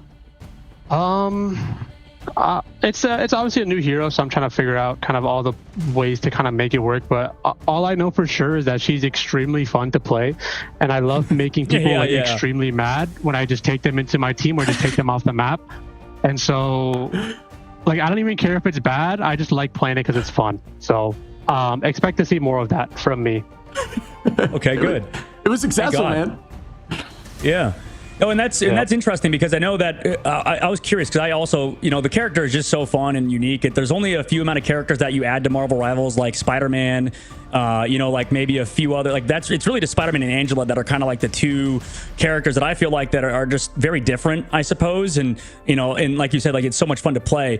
I noticed, I think I don't know if we saw too much of like, I know this maybe is too high level for the viewers potentially, but there's like animation cancels and stuff, right? With you melee before you left click if you get a grab and stuff. I know Shib's talked about it on his TikTok, but Crimzo, I know that it's not even really like is it actually a real animation cancel, by the way? Because I think you can get off your left click faster with a charge, right? Or do you still want to weave in melees and stuff consistently? I mean, to be honest, the only thing that I really do myself is just to make sure that I like use my left click before I try to grab somebody. Because if I have the full charge, I have like the knockback, and then when I'm pinning them, like I get the resource back. So honestly, that's all I'm really doing. But maybe I have to look out for some more Angela tricks that I can add into my gameplay. I love that. Finding success with the pick and still looking for more. I mean, obviously, the more time you have on Angela, the more that she's out, the more you're going to find uses. But it looked really clean today. Following up on talking about the coaching change, I know you've had a ton of the weight on your shoulders when it comes to the banning phases and swaps and understanding team comps. Now that you have a coach, how does it feel? Do you feel a weight off your shoulders, like you can focus more, or what's that like? I can definitely focus more on just like the gameplay things. I think our coach McGravy does a really good job of kind of like mediating conversation and making sure like the conversation is like productive. So yeah, for me, like I'm mostly just like focused on my own gameplay, but also I still am a very big contributor to like our drafts and like comps we play and stuff like that. And I think regardless of my situation, I'll always be that kind of player that has lots of kind of like input on things to do as a team. Absolutely. Exactly. Yeah, you're very analytical about how you approach the game, and I think there is a lot of high level understanding that you bring to Sentinels. And speaking of which, like that is a very unique comp to play. The Angela, and you talked about your opponent also playing very unique compositions with Magic. I believe they were running it even in MRC previously, and even before the buffs. And I know that for you guys, when you worked with Rymazing, maybe to compound off of what Shib was saying with this new roster construction, what's it like for you to shift to also Avery and Renko from formerly Super Gomez, Rymazing, and Kurova? What's that shift been like? How is it like to work with your also brand new teammates? I mean, it's very interesting because I think Renko and Avery are like polar opposites. I think Renko is very like chill and kind of relaxed, and Avery's more like he's super like critical about the game and like the draft process and the hero choices, and it's very interesting. It's very different from kind of how this team has worked before. But I think so far it's been doing well. I think we have a very good chance to perform above even our own expectations, because I think we do have the talent to kind of beat any team in the region. So I'm excited to continue working with the rest of my team and kind of see what happens. And then I've got one final question for you that I just noticed from your team play. And as somebody like you who's done a lot of the leading and understanding compositional changes and what needs to be done in the middle of the match, Nectar played every role in like 7 different heroes. Is that a discussion you have mid-map? Is that up to them to decide? How does that look and work for you guys? Because it kept working. It kept changing and shifting how the team had to defend against it. I mean, it's a strategy that we have. I think the benefit for us is that kind of both of our DPS are very flexible in terms of like looking to pick up that like third support role. So sometimes, it'll be Nectar, and sometimes it'll also be Avery. And I'm just really happy that kind of like both of my DPS are comfortable flexing around. I know some other DPS and other teams are like do not really do that. Like some other teams don't have that luxury. So most of the time we kind of like have an idea of who's playing what where. Yeah. Cool. No, great answer. Well, it's been amazing talking to you. I'll give you the open floor just to say anything you want to say to anyone watching or to the other teams. I'll give you the floor right here. No, just thank you guys for supporting us. I believe our next match is against Nemesis, so it should be a very good match. We have a bit of a history with that team from last seeding tournament, so I think we're looking for revenge. Awesome. Well, it's been a pleasure talking to you. Thank you so much for your time as always. Thank you, guys. All right. Well, awesome talking to Crimzo again. I mean, just, you know, it's cool. We've seen Crimzo in action when it comes to leading the team, and I think that's really, really exciting. I like watching IGLs. I like watching people that, you know, can really see the macro level while you're still playing. It's so difficult to do, and I think he does a great job of that. Yeah, I think it's on the he has experience playing every position basically except really duelist, right? And you kind of don't need to almost, because it does feel like I know a lot of strategist players, at least when he played strategist back when he was a professional strategist player in another hero shooter, he would always kind of just like play the ones that rely on aim, a lot of those hit scan ones at times, right? When you talk about like Mantis and stuff. Now he's transitioned to Vanguard, and it gives you a different perspective on a lot of stuff. So he's definitely, you know, had so much experience in terms of playing so many different heroes. We'll have to see how they how they do moving forward, because like you said, Shib, I mean, they're going to be having a very tough opponent in the next series versus Nemesis in that semifinal upper bracket. Man, that's going to be a banger for sure. Yeah, and I mean, I'm looking forward to seeing more of these matches. And speaking of more of these matches, tomorrow we've got our schedule laid out right here. I mean, me personally, I mean, there's a lot of potential in these matchups. I am looking forward to seeing Dreamland, who's now going to be jumping up in here. I mean, they've just took home the MRC for season 3 in the past. I mean, I know we're going to see Intergalactic, which is OG Shroud's team. There's just a lot of fun matchups coming tomorrow. I can't wait to watch from the sidelines as Vicky Kitty and Cozy will be leading the charge there. Yeah, I might even have to co-stream that one, man, just because like it's just like we're going to be seeing Busy at Work versus Extinction. They changed their name. I believe they were PXG before.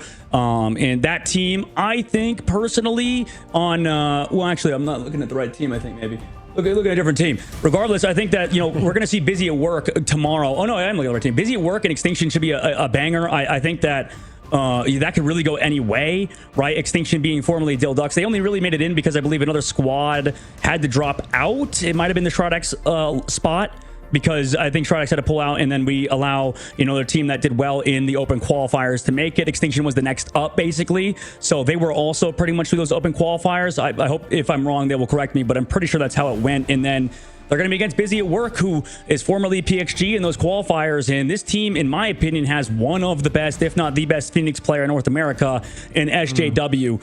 I mean, this guy, everything I've seen out of him is disgusting. So that'll be a banger first match. And like you said, Shib, I think there's so many other things happening tomorrow that our viewers are not going to want to miss. And then also tonight, we still have Asia. So we're totally full back up, man, in the Marvel Rivals Ignite Stage 2. Yeah, there's so much coming, right? We're just getting started here in the Americas region, and I personally have had a blast tonight. I'm sure those who have been watching have had a blast. Working with you, as always, my man, is a pleasure. I have been iRunShib, and that is Dogman. We thank you guys so much for being here tonight, and we will see you tomorrow.